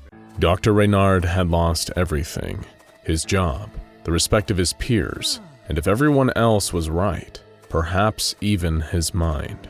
It was 11 p.m. when he staggered to the edge of Okanagan Lake in British Columbia, eyes and judgment clouded with booze. This lake could have been what made his career as a researcher for the SCP Foundation, but now that bright future was slipping through his fingers, like the dry silt beneath his feet. He looked hatefully across the endless dark surface of the water and loudly cursed. Stupid, empty place. Just hours ago, he'd been stripped of his ranks and released from his position at the Foundation for wasting the organization's time and resources on frivolous personal projects. Frivolous, he thought.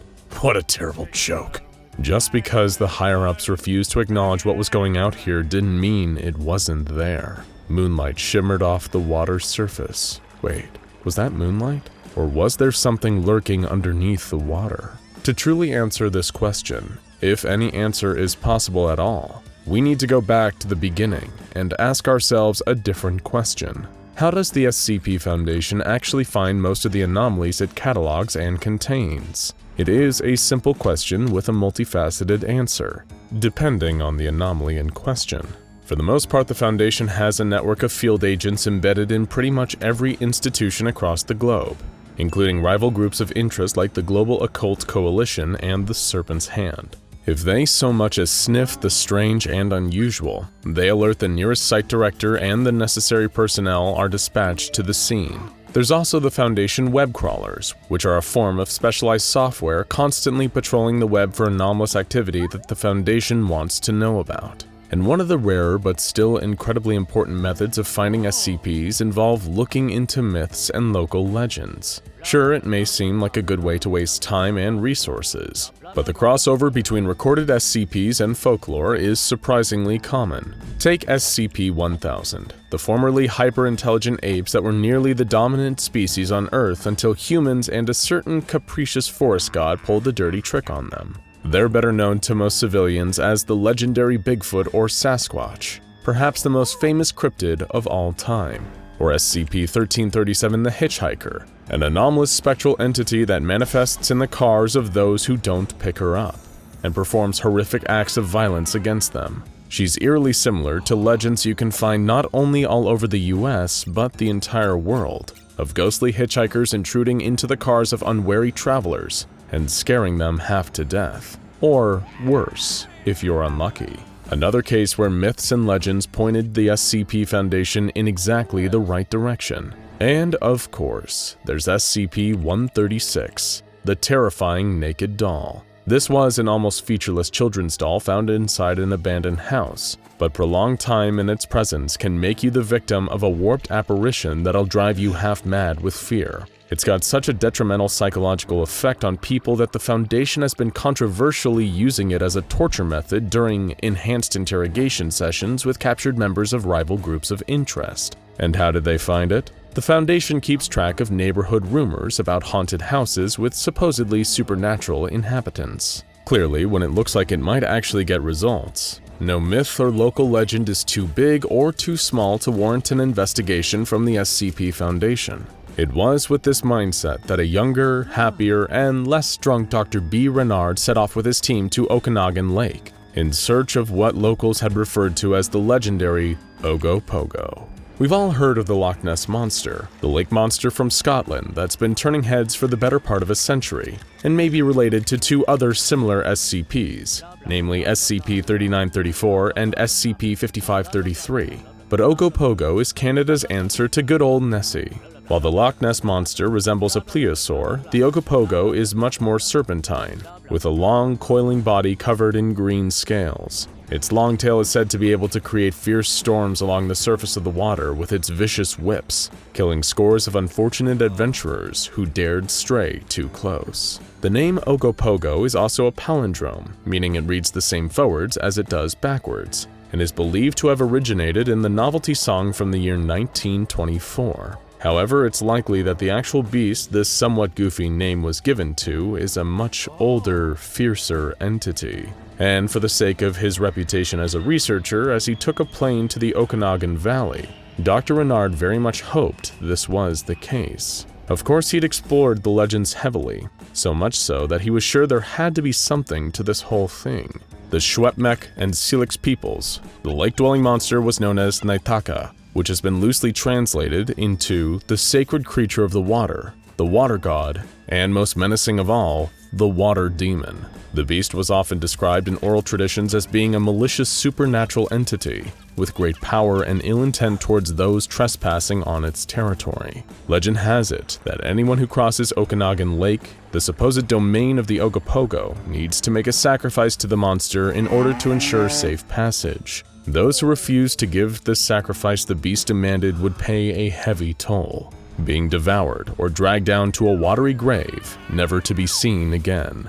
And this monster isn't just some old folktale either. Contemporary sightings have dated back to 1873, with both settlers and First Nations people alike spotting the sinister Ogopogo in the intervening years. Dr. Renard had pored through the files on hundreds of sightings. There were a number of incidents in the 1980s. So much so that the environmentalist group Greenpeace moved to have the creature classified as a protected species. Naturally, official sources decided against the idea, claiming that none of the sightings were of substance. In 1992, a vast shape filmed under the murky water in Okanagan Lake was suggested to be the legendary beast. However, the FBI stepped in to deny the validity of this case, stating that the beast was much more likely to be debris falling off a local tree, disappointing lovers of the strange and unusual everywhere. In 2011, nearly 20 years later, there was more video footage of a sighting, showing large, dark shapes moving underneath the surface of the Okanagan Lake. However, this claim was once again dismissed by all outside parties, claiming the shape of the beast underneath the water was more likely to be a pair of logs. Bummer. 2018 was an exciting year for the Ogopogo, with 3 different sightings of the creature being reported at different times throughout the year. Witnesses described the creature as being a giant snake, around 50 feet long, which is consistent with a lot of the historical descriptions of the beast, as well as being over twice as long as the reticulated python, the non-anomalous longest snake in the world. So naturally, authority figures once again shot down the validity of any claims that the creature was actually real and out there. Dr. Renard found this almost funny. They didn't even need to suppress knowledge of this creature. If it really was out there, mainstream sources seemed to be doing their job for them and keeping the creature covered up. He was determined, though, that he would be the one to prove to his superiors that this creature was indeed real and lurking in Okanagan Lake. He organized a number of varied investigative missions, from actively trawling the lake itself to conducting interviews with first-hand witnesses as well as those who claimed to see no merit in their evidence and testimony. Dr. Renard noticed a strange phenomenon. The people who'd seen it firsthand were as certain that it was real as the doubters were that it was fake. Even for typical skeptics, the non-believers seemed shockingly resolute that there was really nothing down there, and the alleged photos and videos were 100% bogus. Early diagnostic tests into the lake, directly overseen by Dr. Renard, seemed to point to a creature clearly being down there. He found the direct testimony both compelling and consistent with what he and his team were catching glimpses of. So why were people so adamant that nothing was down there? It was almost like the Ogopogo really was as mythical as the First Nations legends said, and it was casting a spell on all the non-believers. That's when it hit Dr. Renard like a perfect bolt of lightning. They weren't just looking at a particularly large sea snake with unnatural longevity here. They were looking at a sea serpent with cognito-hazardous powers. It was a beast with a perfect defense mechanism. Only those who saw it up close would actually believe that the creature was real. Anyone who found out about it via secondary sources would experience an extreme state of incredulity. Nobody except those who saw it directly would ever believe that it existed, and thus even the most intelligent prey would lower their defenses around its domain. An elegant and dangerous anomalous hunter, Dr. Renard had found himself a worthy opponent, and one that would help him make his mark at the Foundation. He drew up the file and gave it the designation SCP-1933 before sending it back to his supervisors. They wrote back, saying that they didn't feel as though there was enough of a basis and evidence to deem this entry worthy of inclusion. If Dr. Renard wanted to have his so-called Ogopogo dignified with entry into the SCP Foundation archives, he needed to back it up properly. This presented a problem to Dr. Renard. How could he provide documentation and evidence for a creature that had the defining anomalous power of making all of its own documentation and evidence seem phony? He was caught between a rock and a hard place, with only one solution: create the most undeniably high-quality evidence of the creature that the world had ever seen. Not long after that, his superiors at the SCP Foundation would receive a video file from Dr. Renard. According to the notes on his report, he set up a track using an elk carcass to lure the creature out of the water and capture HD video of its feeding. When the senior researchers gathered around to watch the video, they were astounded. An animatronic, a cheap rubber suit around a somewhat janky robot, like something you'd see at a theme park. How much had Dr. Renard spent on this absurd farce? Did he think it was funny? Despite Dr. Renard's protests, he was reprimanded severely for this waste of Foundation resources. The object class on his 1933 file was switched to Explained, meaning a rational, non-anomalous explanation for the observed phenomenon had been found, discrediting it, and the 1933 slot was instead filled with a strange fat man dressed as Santa Claus, whose bodily fluids are all Irish cream, the ultimate humiliation. Dr. Renard was left with nothing, and we join him once again where we started, with Dr. Renard standing on the ledge of Okanagan Lake, staring hatefully into the water as something seemed to move underneath. If Dr. Renard screamed that night, there was nobody there to hear it. His remains were dredged out of the lake the next day. His official cause of death was listed as drowning after an unfortunate boating accident, though the boat in question was never found. Reports that his corpse was found half-eaten have mostly been dismissed as rumors. After all, there is no such thing as the Ogopogo. The diver screams a silent scream as the giant squid's beak digs into his skin, its many grasping tentacles grabbing him and holding him in place. Nearby, his fellow divers are driven half-mad with terror as they see mysterious figures floating towards them through the murk, and strange Russian voices speaking in their heads. Nobody can help them. They're down too deep, too consumed by the darkness and the pressure of the sea. They're now at the mercy of whatever is inside the submarine. Beginning in the 1940s, with the dawn of nuclear weapons, the American government conducting the world's first atomic weapons test, and the Soviet Union responding in kind with nuclear testing of their own, the two powers entered an arms race fueled by rivalry and a thirst to prove their strength on the world stage. What followed were decades of staggering technological advancements as each nation tried to outdo and intimidate the other. The Soviet Union crossed into the cold reaches of outer space, deploying the satellite Sputnik. The United States responded with the founding of NASA. Tensions reached a fever pitch during the Cuban Missile Crisis of 1962. as United States citizens feared they were teetering on the brink of nuclear war. In July of 1968, the Soviet Union, the United Kingdom, and the United States came together to sign the Treaty on the Non-Proliferation of Nuclear Weapons, agreeing to abandon their pursuit of increasing nuclear power and turn their focus to disarmament. But several months before the treaty was signed, the Soviet government was dealing in weaponry far more dangerous than nuclear missiles, something the other world powers knew nothing about. These deadly secrets were hidden aboard a submarine known as SCP-741. SCP-741 is the underwater wreckage of a Soviet submarine that sank in March of 1968 and came into the custody of the SCP Foundation in 1999.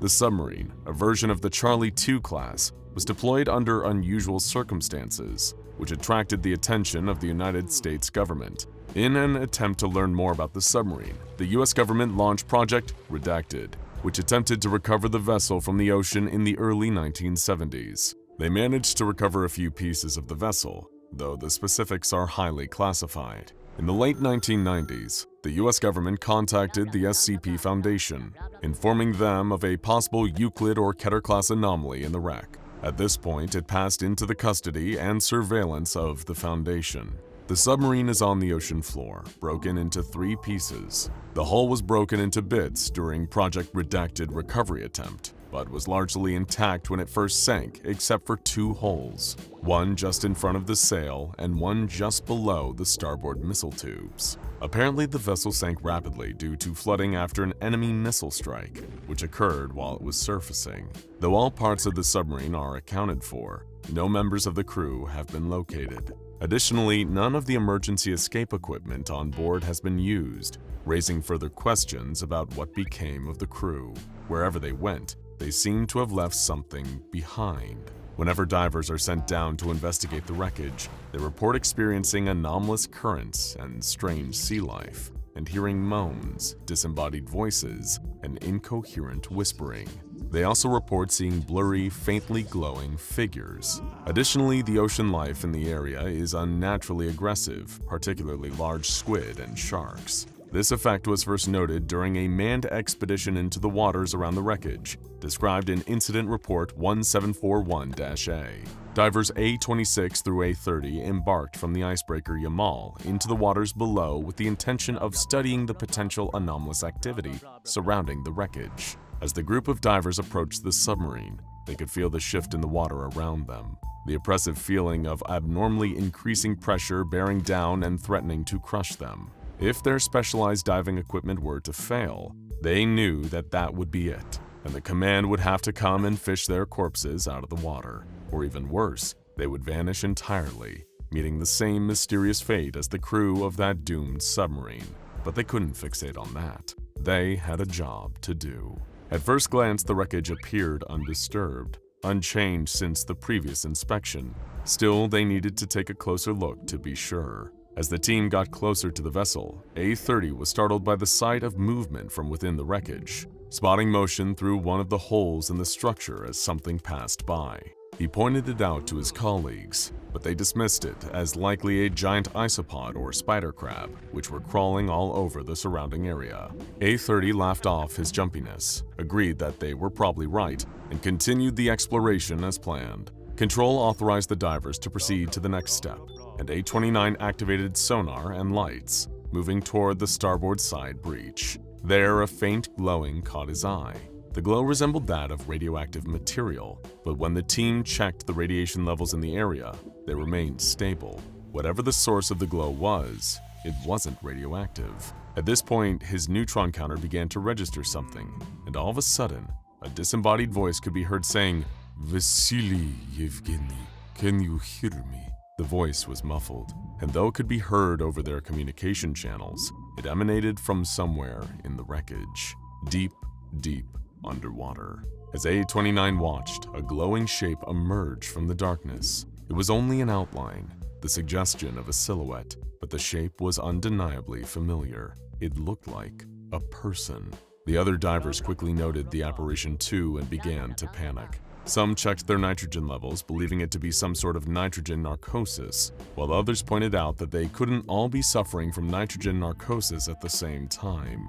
The unknown voice continued speaking, saying, "Help me, it is getting hard to breathe." The divers debated what to do next, questioning whether what they were seeing was even real, when all at once, the humanoid figure vanished from sight. The divers attempted to shake off the startling encounter, and they resumed their duties, the investigation proceeding as normal. After a few moments of uneventful work, another interruption presented itself in the form of a 5-meter-long squid swimming around the wreckage. Its presence startled the divers at first, particularly those closest to the animal, but the others encouraged them to ignore it, citing the fact that there are no records of these squid attacking humans. So they did, continuing their work as the squid circled them with apparent curiosity. A-27 spotted an unusual shell below the wreckage, notably large and difficult to identify, and Control requested that they bring it up to the surface for further inspection by a marine biologist. The diver began attaching haul cables to the shell as the squid crept closer and closer. All of a sudden, A-26 screamed, and there was a sudden bloom of blood in the water. The squid, despite it being uncharacteristic behavior for its species, attacked the diver, biting him savagely. Prompted by cries for help from the diving team, Control began to reel A-26 back towards the surface, proceeding slowly to give him decompression time, and the squid took advantage of the slow retreat. It chased after the diver, grabbing hold of him and biting down again, tearing away at him as it gripped him in its tentacles. Still, Control continued reeling him in, hoping to free him from the squid's grasp as they yanked him to the surface. The other divers were ordered to get themselves out of there as fast as possible, an order they gladly obeyed. As they swam back to the surface, A-30 saw something else moving in the depths. He couldn't make out what it was, but the sight of it gave him a sick feeling of dread deep in the pit of his stomach. The 4 divers were recovered alive, along with the shell. Examination of the shell indicated that it resembled that of the extinct orthoconic nautiloids, but it was not fossilized. It was taken for further study, given the possible implication of extinct species anomalously manifesting in the vicinity of SCP-714. Diver A-26 lost a limb and was exposed to an unknown venom via bites from the attacking squid. His camera was destroyed in the process. As squid are not known to attack humans unprovoked, this behavior has been attributed to the influence of SCP-741, though the exact link between the two is yet to be determined. An anomalous pressure gradient surrounds the wreck with a radius of approximately 250 meters, starting around the center of the submarine. The pressure in this area is much greater than it should be, given the depth of the waters there. This unusually high pressure makes sonar analysis extremely difficult, as well as threatening the safety of any divers in the vicinity of the wreck. The few records that the Foundation has managed to obtain from the Russian and US governments indicate that the submarine was being used to transport some sort of secret cargo. Though the specifics of this cargo are still unknown, there is reason to believe that it differed from any type of nuclear or chemical weaponry. On a date redacted from official files, the SCPS Basisti was patrolling the area around SCP-741 when its sonar detected some unknown entity approaching SCP-741 from the south at a pace of 46 knots. The crew compared the acoustic signature of the contact with known submarines and torpedoes, but could not find a match. The Basisti attempted to reach the contact via sonobuoy drops and active sonar pings, but it did not respond. When the contact crossed into the total underwater exclusion zone, it became classified as hostile. At that point, the sonar recorded sounds of an undersea missile launch, and Basisti responded with the utmost urgency. The ship broke away from its original area and fired a Type 53 torpedo at the underwater threat. 15 seconds after the Basisti launched its torpedo, missiles of an unidentified configuration were seen breaking the water, flying at a height of 1.8 meters and a velocity of 0.92 Mach. The missiles did not emit any detectable radar, nor did they respond to any launch chaff or flares from the Basisti. Both of the missiles were engaged by Basisti's 3KN-5 Kinsul surface-to-air missiles and Kashtan point defense systems, and were destroyed at 1,800 meters and 210 meters from impact, respectively. After the missiles were neutralized, the hostile vessel could be heard engaging in evasive maneuvers. At this point, there were 4 closely spaced explosions and the sound of a submarine disintegrating. The identity of the attacker, as well as its intention toward SCP-741, have not yet been determined. The incident resulted in the Foundation research team suggesting an expansion of the acoustic sensor net, as well as additional patrol and defense assets placed in the area. Additionally, they advised an acquisition of undersea retaliatory capability. The incident was classified Incident 1741-C. The sonar recordings from the SCP-3700 during Incident 1741-C were taken for further analysis by the research team.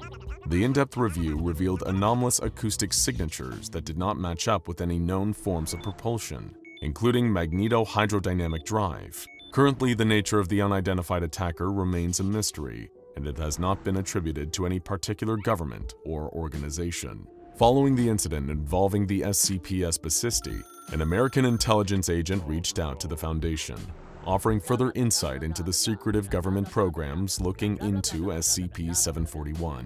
He agreed to sit for an interview with a Foundation researcher assigned to the project, on the condition that his identity remain protected. The SCP researcher's name is absent from the official file as well. The two men sat in a Foundation interview room, and the interviewer asked his informant why he chose to come forward, given the US government had simply chosen to sit on this information for 30 years. You've seen those reports. Project Redacted. Now we know that part too. How the directors didn't make the connection is beyond me. That and the stuff the Redacted pulled up? Yeah, the other part you don't hear about is what some of the research team died of. And the crewmen we buried? Just uniforms. Also, the nuclear device we recovered wasn't a missile or torpedo warhead. It was a demolition charge. Does that make any sense? After all those clues, I had to come forward. Why the directorate didn't is something I can't fully explain. This particular statement puzzled the Foundation researcher, raising questions he hadn't anticipated. Only uniforms? Did this mean that the sub had been unmanned? The informant replied, No, not unmanned. There were no bodies, but personal effects were everywhere, along with uniforms. There was some blood, human. Before you ask, on one of the torpedoes and a bit of skin where somebody probably crushed his hand loading the thing. Just no bodies left. When I first looked into all this, I had no clue what the hell had gone on down there, but I started putting things together. The Foundation agent began to speculate based on the mounting evidence. Could it have been a Soviet weapons program?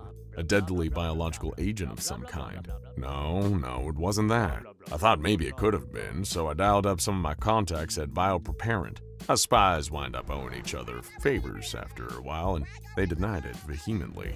Not your usual cover-up baloney either. They clearly stated that whatever the sub was carrying, it wasn't theirs. They wanted no part of it. Sounded like he was gonna puke when I mentioned redacted. Doctor, do you have any idea what it takes to make a bioweapons researcher sick? Now that wasn't what really bugged me though. What really kept me awake at night was the KGB file that fell into our hands. They mentioned a covert op by the Soviet military against an internal unnamed faction to get rid of a, quote, terrifying weapons that even the Soviet Union can't safely control. They wanted to lose it, whatever it was, or maybe fob it off onto the US. Of course, that all came to light right before the Iron Curtain fell, and given the atmosphere at the time, it was practically impossible to convince the directors that they weren't talking about nukes. And even once I did, they still didn't even think this was worthy of action. I mean, the redacted would probably have me hanged for treason if they ever find me, but it was worth the risk. And by what I can gather, sounds like Russia thinks so too, loaning you half the Pacific Fleet and all. The interview continued after this point, but the rest of the conversation was considered irrelevant and stricken from the official file. The interview left the Foundation with more questions than answers, though they were more certain than ever that SCP-741 must be kept under strict containment procedures. Due to the object's location at the bottom of the sea, as well as the unusually elevated pressure around it, it is unlikely that many civilians will come into contact with it. However, as an extra protective measure, sonar and submersible monitoring is conducted on a periodic basis in order to verify that the wreckage has not been interfered with in any way. The Foundation contracted Russian warships, SCP-3700 and Krasnoyarsk, has been selected for this purpose. If any unauthorized activity occurs in the area surrounding SCP-741, nuclear and conventional missiles may be deployed. Any movement of SCP-741 is grounds for an immediate nuclear strike. Whatever secrets SCP-741 holds, whatever it was transporting that was even more of an uncontrollable threat than nuclear warfare, they're better left alone down there, at the bottom of the sea. Violent chaos unfolds across the shoreline. Huge fleshy tendrils slither out of the water, grabbing people who try to flee and drag them into the depths, as giant harpoons made of bone whiz across the beach, cutting down unfortunate sunbathers in droves. It is a terrifying massacre, but you'd never in a million years be able to guess its source. On April 10th, 2010, something strange began to happen in the Three Portlands. Now, the anomalous extra-dimensional city-state that overlaps with the locations of Portland, Oregon, Portland, Maine, and the Isle of Portland is no stranger to unusual occurrences, so it took the population a little while to notice that something was happening. But for some unknown reason, sailboats and motorboats were beginning to vanish from the city.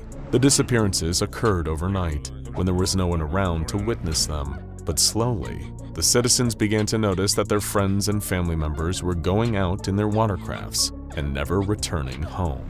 By April 15th, the civilians were becoming noticeably concerned, fearing the worst. On April 16th, their worst fears were confirmed when two local ghosts, Ankar Ahmed and Greg Moore, went for a nighttime stroll along the harbor. They heard a sudden commotion and rushed to the scene of the disturbance. They arrived just in time to see a living individual being dragged into the watery depths by a large, vein-like tendril. Ahmed asked Greg to wait on land while he ventured out into the water to look for the victim. Unfortunately, Ahmed never came back, and Greg took his story to the Three Portlands Police Department. After waiting a few days for the local man-eating clam populace to migrate, the FBI Unusual Incidents Unit mounted a formal investigation. On the morning of April 17th, all of the missing vehicles suddenly reappeared. This left the UIU and the people of the city with even more questions. Where had all the boats gone? Why were they suddenly back? And what had happened to the missing people who had not been returned along with them? On April 19th, UIU agents dove into the harbor to search for any unusual activity, and while they didn't spot anything especially strange, they did discover that there were fewer animals in the harbor than usual.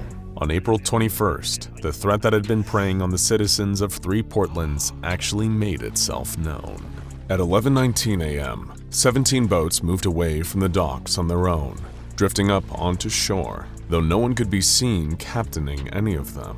As the boats lined up, they began to form a wall blocking access to the water. No one could get in or out. Civilians watched in shock as the boats began to warp and change before their eyes, growing thick masses of scales on their surfaces, sprouting harpoon guns that fired bony projectiles, and slashing veiny tendrils at anyone within reach. The citizens began to panic, running in every direction in an attempt to escape the monstrous boats. But they were too slow to evade the attacks, and the boats snatched them off of the shore and yanked them aboard, using their harpoons to impale those who managed to run farther than the tendrils could stretch. As the army of fleshy boats closed in around the shore, a tugboat broke through the surface of the water. Unlike the rest of the boats, it had a noticeable hole in its hull and was missing its wheelhouse. At an unnaturally quick pace, the tugboat began to advance onto land, using its tendrils to drag itself along the shore and into the more populous part of town. It grabbed civilians at random, absorbing their blood into its metallic surface as it went. Suddenly, it spotted Albert Izzat, a noted member of the Church of the Broken God, and began to focus its attack on him. But before the tugboat monster could reach Izzat, a city security golem interfered. Sadly, though the golem put up a valiant fight, the anomaly was able to destroy it by falling onto it again and again until the golem was no longer able to get back up. There are few creatures that would survive having a boat drop itself on top of them repeatedly, and sadly the security golem was not one of them. With the golem out of the way, the boat continued to drag itself through the streets wildly, crashing through the side of a local restaurant where its owner, an entity known as the Gruel, was in the middle of a busy brunch service. At the side of the invading watercraft, the Gruel set down his pitcher of bottomless mimosas, wiped his hands on his apron, and grabbed his trusty dual-wield swords from underneath the counter. He kept them there in case someone attempted to dine and dash, but he figured they would do just fine against a blood-drinking tugboat. While the Gruul kept the tugboat busy, UIU forces were able to break through the barricade of boats for a brief period of time, allowing more security golems to enter the area, as well as allowing more citizens to escape. Unfortunately, this little victory was short-lived as further unforeseen horrors drudged themselves up from the deep. The reanimated corpses of various species native to the harbor began to crawl out of the water, surrounding the Gruul and allowing the tugboat to escape the fight. As it made its way back to the harbor, every boat it passed attempted to toss bodies onto the tugboat, covering it in fresh blood. Slowly but surely, the damage to the tugboat began to repair itself. Once the boat had regained its strength, it set its sights on a previously untouched cargo ship.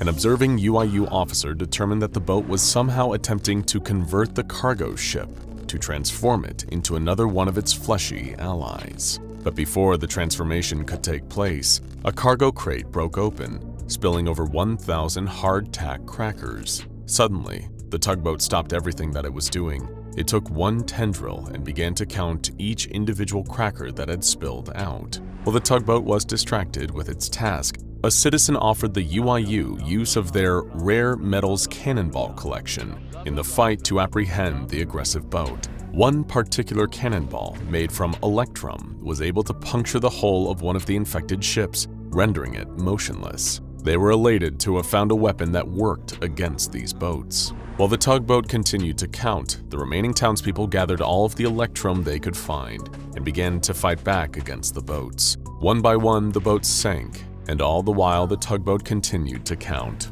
In the meantime, UIU officers managed to free the Gruul from his zombie attackers. They presented him with an electrum cannonball, which he proceeded to punch finger holes into and wield like a bowling ball. Then the Gruul had a score to settle. No one, whether human, ghost, or tugboat, was going to mess with his brunch. The Gruul barreled towards the harbor, grabbed hold of the still distracted tugboat, and punched it hard with his cannonball fist. If the tugboat could breathe, the punch would have knocked the air out of its lungs. The Gruul then threw the tugboat out of the water and continued the savage beating before preparing to destroy the battered vehicle once and for all. He lifted it up into the air, jumped up to follow it, and hit it with so much force that the tugboat careened through the air, colliding with a portal that had transported it to the Isle of Portland. Luckily, this portal could only be unlocked via a high-speed impact from a water-based vehicle.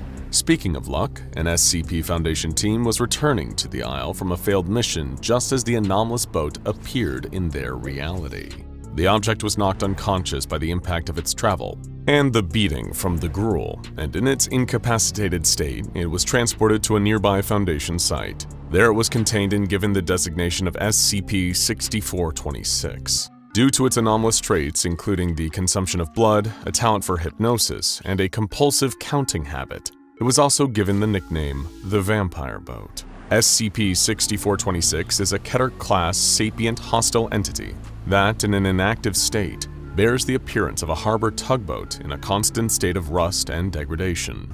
Any blood or organs containing blood that come into contact with the boat will be absorbed through the metal, causing the degradation to visibly improve as a result. The most effective blood appears to come from humans, cetaceans, and a few specific species of cetaceans. The entity does not only use the absorbed blood to improve its appearance, but is also capable of using it to create organic additions to its body, including the vein-like tendrils spotted in the 3 portlands, cognitohazardous eyes attached to bending eye stalks, harpoon guns, and cannons capable of firing ammunition made from anomalous species of barnacles. These barnacles are capable of reanimating dead tissue on contact, and SCP-6426 frequently uses them to create instances of SCP-6426-C, masses of reanimated tissue that the boat uses to aid in its attacks or self-defense. SCP-6426 uses its tendrils to grab prey and drag them towards itself, but the tendrils serve an additional purpose as well. Each of the tendrils has a mouth on the tip, similar in structure to that of the North American medicinal leech. When the tendril has made contact with its prey, the mouth will then bite into the spinal column of the creature, causing its brain function to cease as its canines grow long and hollow. Hard scales form on their skin, and their muscle mass and bone density increase. Once they have been transformed in this way, organisms taken by SCP-6426 are designated SCP-6426-A.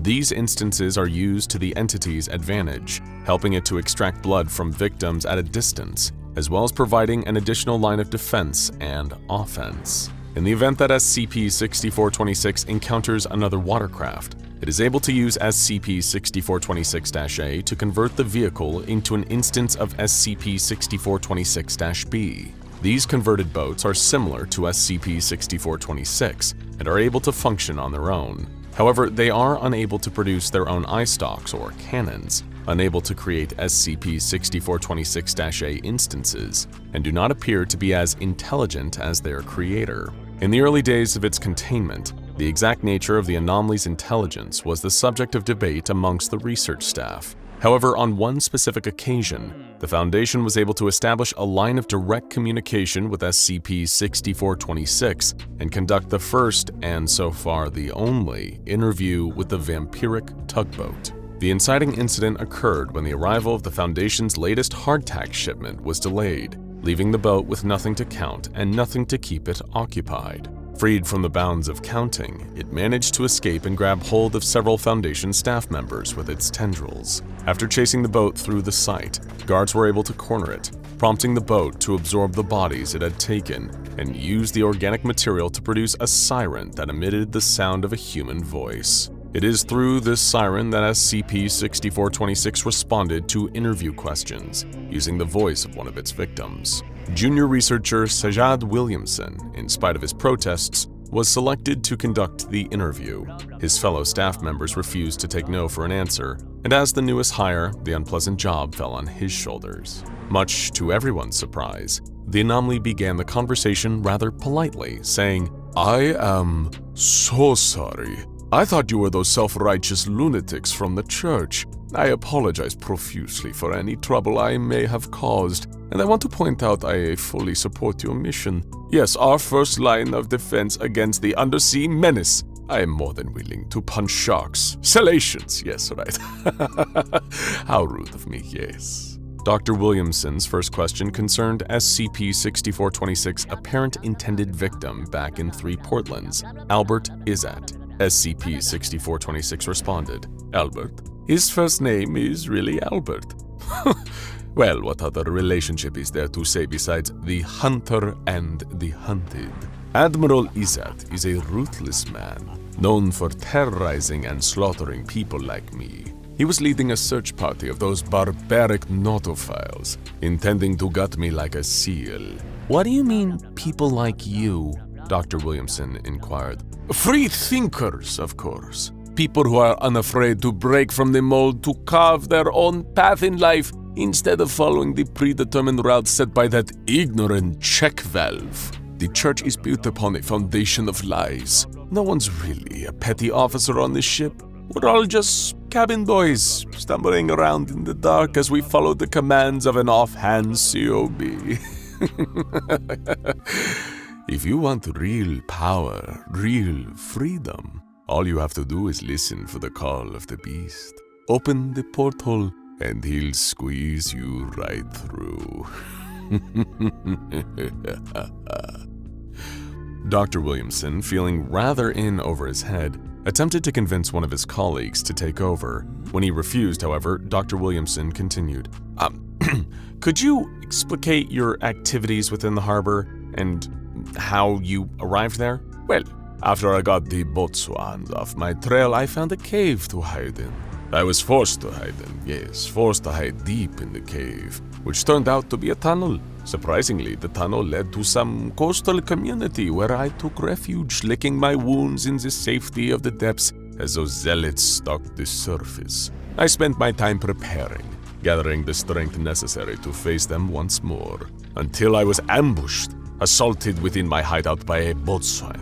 I fought for my life as I was forced out into the open and descended upon by a manner of monsters and freaks, all this orchestrated by that scumbag Izzat. I was beaten within an inch of my life before. I'm not quite sure what happened after that. I believe I was knocked unconscious. You'll have to illuminate me on how I came to be in your custody. At this point, the interview began to veer in an odd direction. The boat expressed confusion about the nature of Williamson's questions, specifically how little they related to the subject of sharks and punching them. It was at this point that the site director sought guidance from the Multi-U department. A researcher there informed Williamson about the confusion. SCP-6426 had mistaken the SCP Foundation for another organization, the Shark Punching Center. Dr. Williamson resumed the interview, prepared to play along and keep the boat comfortable. Unfortunately, Williamson was a terrible liar. Yes, we are the Shark Punching Center. We will determine if you are a suitable candidate to carry out the mission to search, punch, and contain salations. This verbal misstep caused SCP-6426 to become suspicious. After a moment, it pieced together the truth and began to throw itself against the wall in a desperate attempt to escape. It was apprehended by security guards, who impaled it with a naval ram and returned the watercraft to its containment cell. The exact reason for its apparent fear and hatred of the Foundation is currently unknown, and the boat has made no attempt to speak since. Currently, SCP-6426 is kept in a 39-meter by 39-meter by 50-meter containment chamber. Beneath the chamber, there is an artificial lava tube. The tugboat has a naval ram through its hull and engine, holding it in place. This ram is checked daily for signs of degradation, as it is the primary force keeping the anomaly immobile. If the ram is ever removed or damaged somehow, a failsafe system will activate, releasing 100 hardtack crackers and 2 pieces of electrum into the containment chamber. This is intended to keep the tugboat occupied until the naval rod can be replaced. If for some reason the naval rod fails and the boat runs out of hardtack to count, well, there will be nowhere on water or land that we can hide. It was just a job. You were meant to be mopping floors and cleaning toilets at the Johnston Labs and Pharmaceuticals Research Center for minimum wage. And you were happy about it, grateful for any kind of employment. You didn't even know that the company signing your checks was the SCP Foundation, an organization dedicated to securing and containing anomalies and protecting humanity from their negative effects at any cost. And today, you're going to find out exactly how steep that cost can be. The Johnston Labs and Pharmaceuticals Research Center isn't actually a research center at all. It's a Foundation front business, with a building solely dedicated to the containment of a single anomaly, SCP-3280.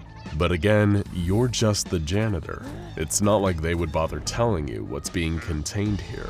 If it breaks out, you won't even know what's killing you until it's too late. It begins like most classic horror stories on a dark and stormy night. You're mopping up a silent hallway, whistling a little tune to yourself, when rain starts hammering down on the window next to you. Not long after, you see a bolt of lightning split the distant sky, followed by an immense thundercrack. Soon after, you hear screaming and panicking from below, frantic footsteps, then the flashing lights and sirens. You think back to your employee orientation. These flashing lights and wailing sirens can only mean one thing: containment breach. You run for it, not even knowing what you're running from. You bring your mop and bucket with you, perhaps just out of habit. You seek refuge in the only place in the facility that truly seems to belong to you, the broom closet. The alarm blares as you lock yourself in the closet. You're shaking with terror and can hear the screaming of your colleagues. You hear more noises. Running, scrambling, a wet dripping sound, gunshots, and then silence. All this time you can't help but wonder, why isn't anybody coming to help us? After a while, the only thing you can hear is the rain and the distant thunder. It's been hours. You've only managed to stave off dehydration by drinking the filthy water from the mop sink, but at least it seems like the chaos outside has died down. Carefully, you open the door and peek out of the closet. Darkness, but no detectable movement. Now's your chance and you make a break for it, creeping down the hall. The dark hallway is suddenly lit up by lightning, and you can see that there are bodies everywhere. You step over the corpse of Dr. Cawthron, one of the few scientists working here who actually knew your name. If you can make it to the security office, you might be able to radio for help, or maybe access a computer terminal. On the way to the office, you hear another horrific scream start to echo through the complex before it's cut off by a thunderclap. You have to ignore it though, and push on. When you enter the security room, you see that the head security officer, Nichols, is already dead. His body has been cut open from neck to groin, gutted. The anomaly, whatever it is, has already been here. You access the computer terminal and open the file for SCP-3280. You're warned that as janitorial staff, you have level 0 clearance, and as a result, information will be omitted from the files you access. It doesn't matter. You press on and open up the file. Both the object class and the description have been redacted. You can only see the special containment procedures. They dictate that 3280 is to remain contained at the Johnston Labs and Pharmaceuticals Research Center until long-term containment procedures can be drawn up. If the entity ever reaches beyond sublevel 2, the facility enters full lockdown mode. Not even information is allowed in or out of the facility, as this could result in an XK-class end-of-the-world scenario. In other words, nobody is coming to save you. The only other information on the page is a picture of a lightning storm, much like the one you find yourself in right now. Lightning flashes in the hall. You dart around paranoid, knowing the anomaly could be anywhere. All you can hear now is the quiet drip, drip, drip of blood coming from the body of Security Officer Nichols. Whatever this thing had done to him looked painful. You try to remember him as he was in life, and then a revelation hits you. A security officer probably has a lot better clearance than a janitor. You feel around Nichols' mutilated torso until you find his keycard. Thankfully, Nichols was the kind of guy who'd write his password on the underside of this card so he wouldn't forget it. You easily gain access to the Foundation servers with his login credentials. You now have level 2 security clearance. The terminal gives you the option to view security footage taken throughout the site. You're given access to every camera still working after the containment breach and the subsequent carnage. You select the camera feed for the second floor barracks. There you see researcher Jensen hanging from a makeshift noose attached to his bunk. There's a puddle underneath his corpse. You access the feed from the second floor east wing. There you see Dr. Emmanuel stumbling down a dark corridor. His movements are oddly listless, like he's in a trance. Suddenly there's another flash of lightning and a crack of thunder. Dr. Emmanuel clutches his gut in pain and crumples to the floor. You access the camera feed from the first floor entrance. It seems that the whole area is flooded. Is this because of the storm? In a panic, many lower-tier staff members had tried to escape, defying the lockdown protocols and the special containment procedures. Now they're floating face down in the water, all dead. You access the camera feed from sublevel 2 and see another corpse lying in the corner. He's wearing an orange jumpsuit, D-class. No idea why he was down there. The only other notable thing in the basement was a burst pipe, leaking and spraying more water everywhere. With trembling fingers, you select the camera feed for the first floor cafeteria. The whole room is practically underwater. The only evidence of the massacre that must have taken place are the fragments of clothing floating on the surface of the water. That, and the fleshy pink slurry forming at the bottom of the windows. It reminds you of the gooey meat runoff in chicken nugget factories. You close your eyes and try to center yourself. It's violent chaos. Looking at more of it isn't getting you anywhere. Instead, you put those new level 2 security access credentials to good use and hop back onto the file for SCP-3280. You think to yourself, there has to be something I can use on here. But even as you wait for the file to load, some part of you knows that time is running out for you. Perhaps it's the stress, or the fear, or the filthy mop water you drank, but you're feeling the pressure start to mount, physically. Your stomach is beginning to ache. You can see blurry shapes moving in the corners of your eyes. It's getting harder to focus your vision, and harder still to quiet the terrified voices in your mind. But you can't get up, not without knowing what is doing this to you. The containment class for SCP-3280 is now declassified, Euclid, and once more, the special containment procedures have altered too. They now explain that every week, a new member of D-Class personnel is to be deposited into the entity's lair in Sublevel 2 through Subterranean Access Point Gamma.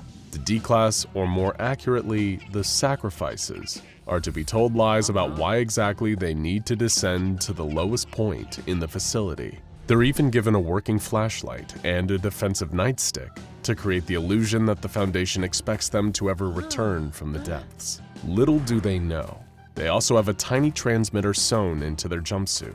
This broadcasts a frequency that will attract an eager SCP-3280 to the D-Class's location, like a dinner bell only it can hear.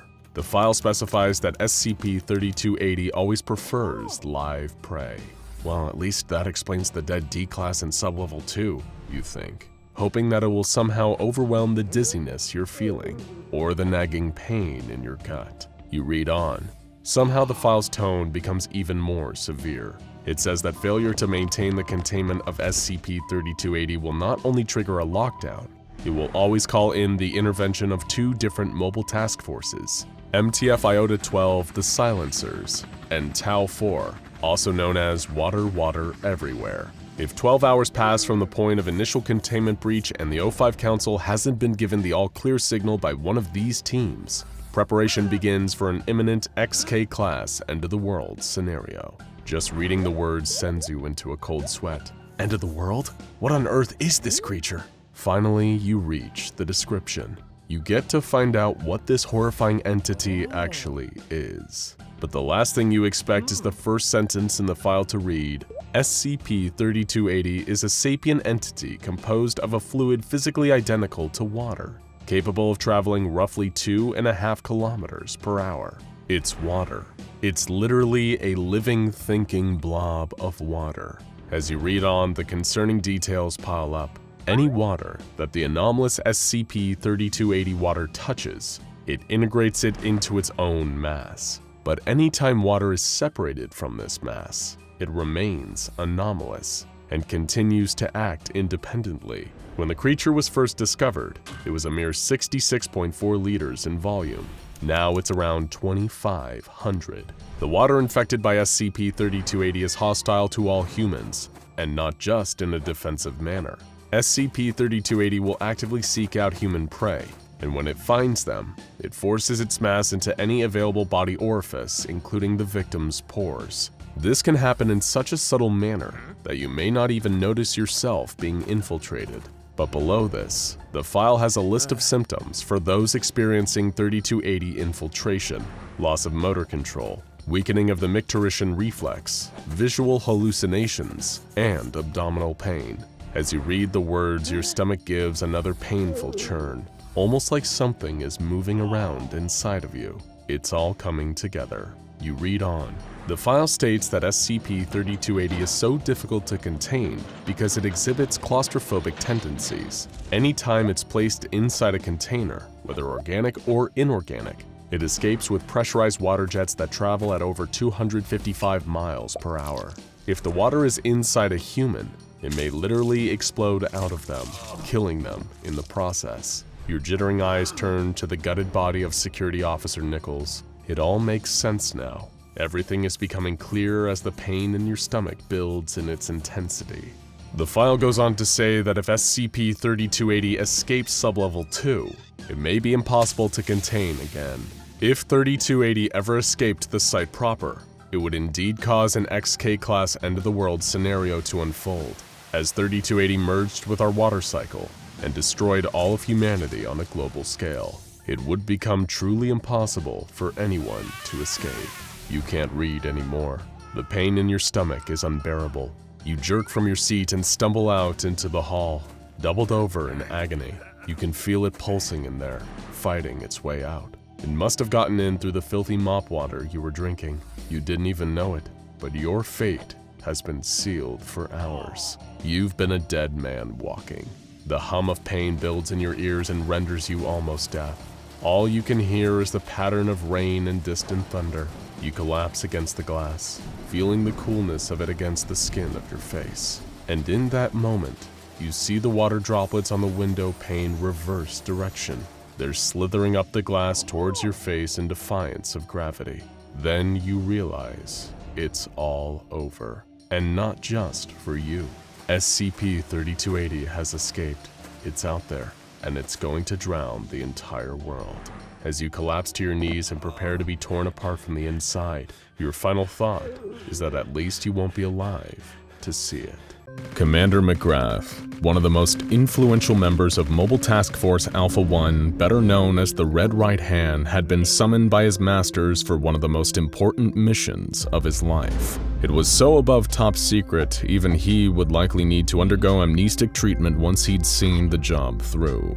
It comes with the territory when you're dealing with SCP-006. The Red Right Hand is no ordinary mobile task force either. They were the personal enforcers of the O5 Council, the 13 most powerful members of the SCP Foundation, and by extension, some of the most powerful human beings on Earth. Commander McGrath stood before the assembled council, trying to suppress the tremors of fear and awe running through him. He'd gone toe-to-toe with SCP-076 Abel, one of the finest humanoid warriors ever known, during one of his many containment breaches. He led strike forces after a fleeing SCP-682, the hard-to-destroy Reptile, after it escaped its acid tank and began charging towards the nearest populated area intent on causing mass death. He'd personally taken out more people than you've probably ever met, all at the behest of his Foundation superiors. And yet, standing right here before them, he couldn't help feel a twinge of deep terror. It was like staring right into the face of God and waiting for it to blink. With his well-honed military observation skills, he noted that O5-2 wasn't among the council this time, but he knew better than to ask why. He was employed to take orders, not to ask questions. And this time, his orders were something special. He wasn't given any more information than this. McGrath, we need you to lead an elite team to Astrakhan in Russia on the double. Procedure 006 is now in effect. You know what to do. McGrath nodded. He'd been prepared for this day. His predecessor, Commander Richards, had only needed to enact Procedure 006 once in his long and storied career with the Red Right Hand. It was truly a once-in-a-lifetime assignment, and now the torch had been passed to him. The only question was whether he'd be up to the task, but McGrath didn't have time to ponder on this question. Time was of the essence. First, he needed to assemble a team, small but focused. Loyal men who'd keep their heads down, complete the mission, and take the forbidden knowledge no further than the bounds of said mission. McGrath selected 3 operatives, Bennett, DiMaggio, and Stewart, all of whom had proven valuable assets in prior missions. They would be the ones to accompany him on this most valuable and secretive of directives, Procedure 006. But before they could execute the mission itself, they needed to be trained, briefed, and fitted with the proper equipment. For a mission this sensitive and dealing with an anomaly as deadly as SCP-006, they needed to wear modified Class 6 BNC suits. These are the ultimate total exclusion hazmat suits, designed specifically by the SCP Foundation. They offered such a degree of protection that they made regular hazmat suits look like bikinis. Commander McGrath actually knew very little about SCP-006 and how it worked. Like many of the more top-secret anomalies contained by the Foundation, only the O5 Council understood the full scope of it. Everyone below them were only told the specific fragments of information they needed to do their job. After all, filling your head with the wrong kinds of knowledge can get your memory wiped, or worse, at the SCP Foundation. SCP-006, as far as Commander McGrath knew, was the more traditional kind of toxic. He'd been briefed using the SCP-006-B info pack, a heavily redacted description of SCP-006. Safe class, liquid in nature, but one of the most toxic substances known to man. It made mercury and uranium look like a glass of mineral water, and more dangerous still, if someone came into contact with even the tiniest quantity of SCP-006's liquids, they would not only be marked for certain death, they would also become a vector for transmission, a veritable plague rat, a walking danger to all mankind. That's why the Class 6 BNC suits needed to be tested. McGrath, Bennett, DiMaggio, and Stewart suited up in a secure Foundation training facility and fully submerged themselves in a training pool. This was how they made sure that there were no vulnerabilities in the suits. If any bubbles were generated, it meant there was a leak. And if there was a leak, then the person wearing the defective suit was as good as dead when they reached the real 006. Lucky for them, no leaks. They were ready to proceed to the next stage of the mission, making their way to Astrakhan, Russia, where SCP-006 was contained. The pressure was on, with the Council growing more impatient by the moment, so they needed to make the journey immediately. Every minute counted, and Commander McGrath was painfully aware of the time slipping away, though he couldn't possibly fathom why they'd need a toxic chemical like this with such urgency. They made their journey in a covert cargo plane. It was beyond important to keep all Foundation activity around SCP-006 under wraps. A number of groups of interest cells were active in the area, including the Church of the Broken God and the Serpent's Hand. And if ever the dreaded Chaos Insurgency caught wind of SCP-006's existence and triangulated its location, the damage it could do would be unprecedented. That's why nobody but the O5 Council could truly be trusted with this almost sacred knowledge. When they touched down in Astrakhan, they met with a Foundation courier who would take them on the final leg of their journey to the Foundation site, roughly 60 kilometers west of the town. McGrath and his team had no idea what they were headed towards, or the insane history of the land they traversed, all because of SCP-006. The Foundation had first become aware of the anomaly back during the 19th century, but were unable to gain control of it until 1991. Due to it being fiercely guarded by a procession of territorial Russian rulers. The blood of hundreds of thousands had been spilled on this land in the historic wars and conflicts over SCP-006. So many had wasted their entire lives unsuccessfully trying to find it. During the several-hour car trip to the site, Commander McGrath had no idea of the true value of the anomaly he and his small team were heading towards. But he would, in time, though an innocent would have to die first. The courier dropped the 4 operatives off outside an abandoned chemical plant in the sticks, far from what anyone would call civilization. It was the kind of industrial decay you could expect in the badlands of rural Russia, a huge complex weathered and broken by time. But what the untrained observer wouldn't realize is that the plant was actually full of heavily trained and even more heavily armed Foundation security personnel. As McGrath's team approached the building, they had no less than 8 sniper rifles pointed at them from various vantage points within the plant, just to be safe. The Foundation couldn't afford to take any chances with SCP-006. They arrived at the gate and provided their clearance credentials. They were envoys, here on behalf of the O5 Council themselves, and if they weren't allowed to complete their mission, then the 006 personnel would have the death of a council member on their hands. With that, the team was given a free pass into the site under close observation. Anyone seeking to interface SCP-006 was forced to do so under almost microscopic scrutiny. Even when inside the building, McGrath and his men needed to pass multiple secure checkpoints throughout the halls, each time restating their security credentials. Eventually, they reached a different section of the building. Foreboding anomalous hallways gave way to what seemed like a mix of a garden and a jungle, but the plants were different. The trees, the shrubs, even the weeds were unlike anything members of the team had ever seen before. It was like stepping into an alien world, or perhaps this world, but as it was a few million years prior, it was terrifying and wondrous. They suited up in their Class 6 BNC suits, fearing airborne contaminants from SCP-006 before proceeding further.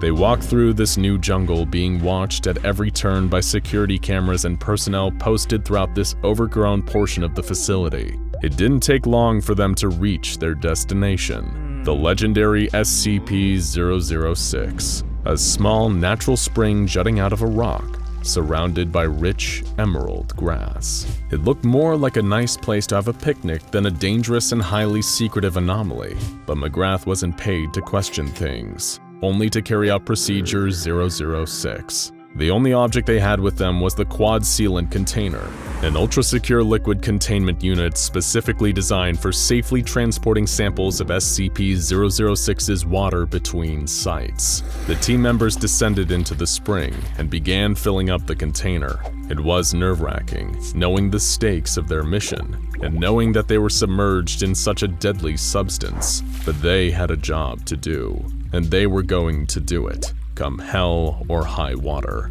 They filled the containment unit, but sadly for McGrath and his team, the mission wouldn't be entirely without casualty.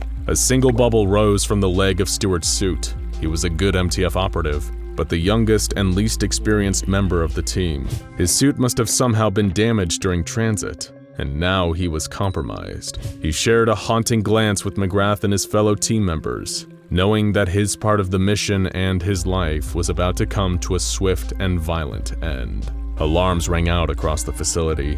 A huge team of armed operatives, all wearing Class 6 BNC suits, charged into the room.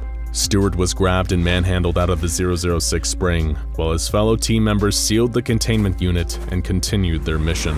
There was no time to stop, rest, or mourn. Completing the mission was the absolute priority. If McGrath understood the protocol as well as he thought he did, Stewart would be dragged into a secure room by the site staff and locked in with a blast door. He would look down and notice the floor below him was a metal grate caked with ash. His last thoughts as the incinerator launches its flames into action would strangely be the fact that he was feeling the healthiest he'd been in years. But that wouldn't stop the sudden furnace around him from decimating his body and leaving little more than ash and charred bones. Over a decade of loyal MTF service ended in an instant. Stewart would have been terminated. According to orders from the top, it was all that could be done for those afflicted by SCP-006. A mercy, really, if they were to be believed. McGrath and his team soldiered on. After retrieving the sample, they were hurried back into their inception point, one of the many classified bases occupied by the O5 Council members. While DiMaggio and Bennett were ushered off to be given amnestic treatment, McGrath would personally get to see the containment unit and its precious cargo make the final leg of the journey. He was going to be granted access to O5-2, the person this had all been in service of. Commander McGrath approached the secure quarters of the council member, escorted by a bevy of heavily armed security personnel. The doors open and he saw her there, O5-2, bedridden, laying at the center of a grand web of life-saving technology. She was beyond old and decrepit. Commander McGrath could see the centuries she'd endured written deeply in the wrinkles and scars of her ancient face. She didn't look like one of the most powerful people in the world. She looked like one of the most feeble. Her eyes lit up when McGrath entered the room holding the containment unit. She beckoned him closer, until he was close enough for her to take the containment unit from him with scarred, trembling hands. McGrath watched in horror as she disengaged the lid and swigged down the entirety of its contents. But wasn't the water toxic? He thought. McGrath had been fed the same lie as everybody else. The Foundation didn't keep 006 such a well-guarded secret because it was capable of bringing death. Quite the opposite, in fact. All Commander McGrath could do was stare awestruck as the years seemed to fall from O5-2's face. Decades and decades and decades. Scars faded, wrinkles disappeared. Little by little, O5-2 began to sit and then stand. By the time she was straightening her clothes, she looked like a healthy woman in her mid-40s. It was a complete and total transformation. The liquid of SCP-006 has a plethora of benefits to human subjects. The ability to regenerate damaged DNA by heightened excitement of cellular duplication and producing a frightening increase in the effectiveness of the human immune system. Even upon testing the liquid on animal subjects, hostile bacteria and viral agents were destroyed immediately. Members of the O5 Council are experts at cheating death, and SCP-006 is just another ace hidden up their sleeve in the endless battle against the Reaper. A secret so well guarded that they're willing to terminate even their most loyal servants to keep it safe. After all, if everyone knew about it, everyone would want it. And the O5 Council are very invested in exclusivity. Never normally one to rise above his station, Commander McGrath couldn't help blurt out, "But if it was all a lie, Private Stewart is perfectly alive." All smoke and mirrors, you see. And like everyone who works a 006 mission, he won't remember a thing. Good work, Commander McGrath. O5-2, now in perfect health, replied. Now return to your post after a visit to our boys in amnestics. There's still plenty to be done and we can't afford to dilly-dally. After all, you're not getting any younger. You're on a road trip, the kind that stretches over days on end, and you need to make multiple stops along the way to refuel the car and yourself. The last time you remember stopping to get more gas and a bite to eat was back in Wyoming, and now you're in the heart of Montana. Thankfully, like an oasis in the desert, you see the town of Clearwater off in the distance. It's a vibrant, welcoming little place, a perfect slice of classic small-town Americana. You took a similar trip last year, and vaguely remember stopping at Clearwater that time too, and you're glad to be back. In particular, you remember the Old Prairie Diner, a folksy little place with the most delicious huckleberry pie you ever tasted. Perhaps it's about time for you to give it another try. You fill up your tank and stop at the diner. The food tastes just as good as you remember, but one thing is off. The entire staff seems to have changed. It is the exact same diner you ate at a year ago, no doubt about that, but it looks like everyone from the waitstaff to the cashier to the cooks have all been replaced. You try your best not to think about it. After all, businesses are allowed to replace their staff, but the longer you sit in the diner, the more uncomfortable the feelings become. You need to ask someone, just to push away the fears that you're not going crazy. When the waiter passes by, you compliment the food and mention you ate here last year too. You asked the unfamiliar waiter if they had worked here back then. They confirm that yes, they've always worked here, and so has everybody else. The diner is a family business. You leave town not too long after that, feeling vaguely unsettled. And as a voice on the radio warns about the incoming rain, you tell yourself that you never want to return to the town of Clearwater, Montana. As you leave, the memory of the town seems to fade from your mind in real time. But little do you know, the people of Clearwater will never be able to leave, ever. It's because something horrifying will happen in Clearwater every single year, and that thing is known to the SCP Foundation as SCP-3700. This annual anomalous event is Clearwater's own local curse, always occurring around mid-June. While many of the mechanics of this event still elude the Foundation's understanding, the outcome is well documented. Every single inhabitant of the town is replaced by a person who didn't previously exist. While some elements may carry over from their original counterparts, every person involved will simply be a whole new person, with no memories of the change or who they once were. The process known as SCP-3700 lasts between 6 and 18 days, and once the process has begun, it's impossible for any outsiders to intervene. It begins with rain,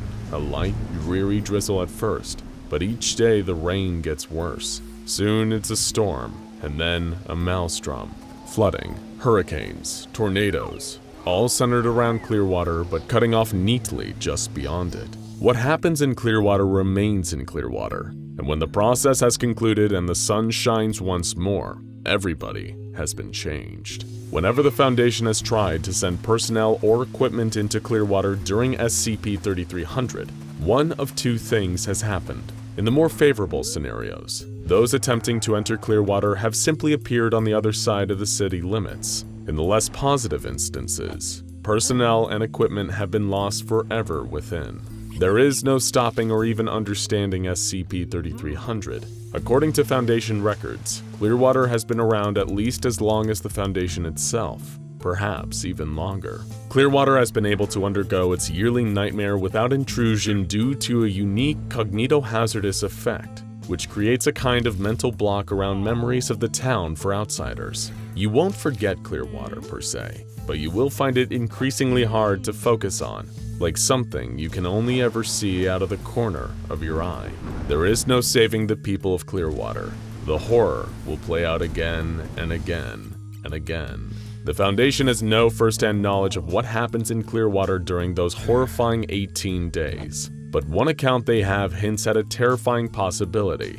During an excursion into Clearwater, the Foundation managed to collect a diary belonging to a woman named Margaret Lane. To the best of our knowledge, Margaret Lane no longer exists. But if the contents of her diary aren't to be believed, then what goes on in Clearwater during SCP-3700 is far worse than we ever imagined. Margaret first started her diary not long before SCP-3700's 1995 iteration began. She was in the middle of a tumultuous time in her life. Freshly clean from alcohol and drug addiction, forced to live with her antagonistic mother, and having peculiar and distressing dreams. In the first dream Margaret recorded, she was someone else. A woman living in a small hut perhaps a century ago or more. It was plague time. She was looking down upon her daughter, bedridden, her skin covered in painful-looking red blotches. Her husband was already dead. That's when another man enters, a healthy man. He tells her that he's found their salvation, and then the dream ended. Margaret woke up to a gray, dreary day. There were clouds on the horizon. The rain was coming. It drizzled for the next few days before getting more intense, as one would expect from an SCP-3300 cycle. Of course, nothing seemed out of place to Margaret. Life carried on. She continued to stay clean, resisting the offers of her old dealer, though her relationship with her mother remained frosty. The rain started to get worse as voices on the radio insisted that conditions would continue to become more severe over the next few days. They tried their best to maintain normality. Margaret invited some friends, Jared, Sam, Mike, and Isabel, to come over and play D&D at her place. That was when all hell broke loose. While the group roleplayed, there was a furious banging at the door, like whoever was knocking was trying to bash the door down. When Margaret's mom opened the door to investigate the commotion, she saw that an entire family was standing there, a father, a mother, and 2 young children. The father immediately began furiously asking why all these strangers were in his house. When Margaret's mother tried to tell him that this wasn't his house, he became increasingly agitated and walked straight into the home. Margaret's friends attempted to subdue him, but he threw them off, displaying a supernatural strength. Margaret's mom ran in with a golf club and struck the mysterious man in the chest. There was a nasty splat, but he didn't seem to react. The golf club was just embedded in his chest, having broken the skin and sunken in, but there was no blood, just dripping water. The father then pulled the golf club out of his chest and began beating Margaret's mother to death with it, all while repeating "my house" again and again, while his wife and children watched with broad, sunny smiles in the rain. Somehow Margaret knew that her mother was beyond saving, and that there was no way of defeating these things in a physical confrontation. All they could do was run out to Jared's van with the rest of the group and hightail it to the police station. But when they arrived at the station, the doors were barred and it appeared empty. As the torrential rain hammered down from above, there was nothing left to do but drive out of town and try to escape whatever madness was going on here. But that was easier said than done. They drove for what seemed like hours on end as the rain and the howling wind persisted. Jared had been injured during the fight with the strange family, and his health deteriorated further as the drive stretched on. They should have left the town of Clearwater a long time ago, but it seemed like they were nowhere. It wasn't long before Jared was lying dead in the back of the van, and now there were only 4 of them left. They kept driving, afraid, grieving, hungry, and tired, and Margaret took the opportunity to sleep. It was no time to rest, but she was so exhausted that she had no choice. Margaret had a continuation of her earlier dream. The different her, the dream her, was laying the plague-ridden body of her daughter in the river, but she wasn't the only one. All the villages of her settlement were placing the bodies of their dead in the river as the water washed around them and through them. The bodies became one with the water, and then they became the water. The water was everything. When Margaret awoke, it was to the horrifying sounds of bubbling and boiling. That's when she saw that Jared's body was dissolving. No, not dissolving, evaporating. It was bubbling and convulsing like it was made of water until the entire thing burst into a cascade of hot steam. After that, Margaret and the others left the vehicle and refused to get back inside. Nothing was making sense. It was like something out of a nightmare. As they walked, the rain hammered down upon them. They couldn't have been walking for more than a mile when they crashed into something. It was a sign, "Welcome to Clearwater." It was like that the town itself had drawn them back. Mike refused to return to the town of his own free will and began walking in the other direction. Moments later, he was walking back towards them in silence, though he never intended to. SCP-3300 had distorted his path and brought him back. It was clear that Mike was shaken to the core by the experience, but they had to press on. They would head to the grocery store for food, and then to a sporting goods store where they could hopefully grab some guns to fight the violent, altered people who'd somehow appeared with the rain. But things didn't go to plan, or what little plan there even was. Mike shot himself on the first night at Dirk's Sporting Goods, leaving only Margaret, Sam, and Isabel alive. Perhaps one of the most terrifying details of Mike's death was the fact he didn't even bleed. Instead, the gaping exit wound in the back of his head was just full of water. Water was all that seemed to be left of them. Sam, seemingly driven to the edge by the sight of Mike's death, grabbed a hunting knife to perform an experiment. She'd cut into her own skin and was horrified to see only water dripping out. They'd all been changed, and they didn't know why. That's when the survivors noticed something else. There were people standing outside in the rain, hundreds of them. Not a single one they could recognize. All new people, waiting. Sam said only one word, outside, before walking out of the hunting goods store and disappearing into the crowd and the rain, never to be seen again. Margaret mused that perhaps in the end, she had the right idea. To be taken, killed, erased, or changed would be inevitable. In the final entry in Margaret's diary, dreams blend with reality as her mind finally gives out from the terror. She realizes in her final moments that there is no way out. There is no escape. There is only water. Water is eternal. The rain is eternal. All will be changed. And given the fact that no trace of Margaret was ever found save for her diary, all her fears turned out to be right. She was taken and replaced by SCP-3300, just as will inevitably happen to all the current citizens of Clearwater the next time SCP-3300 rolls around.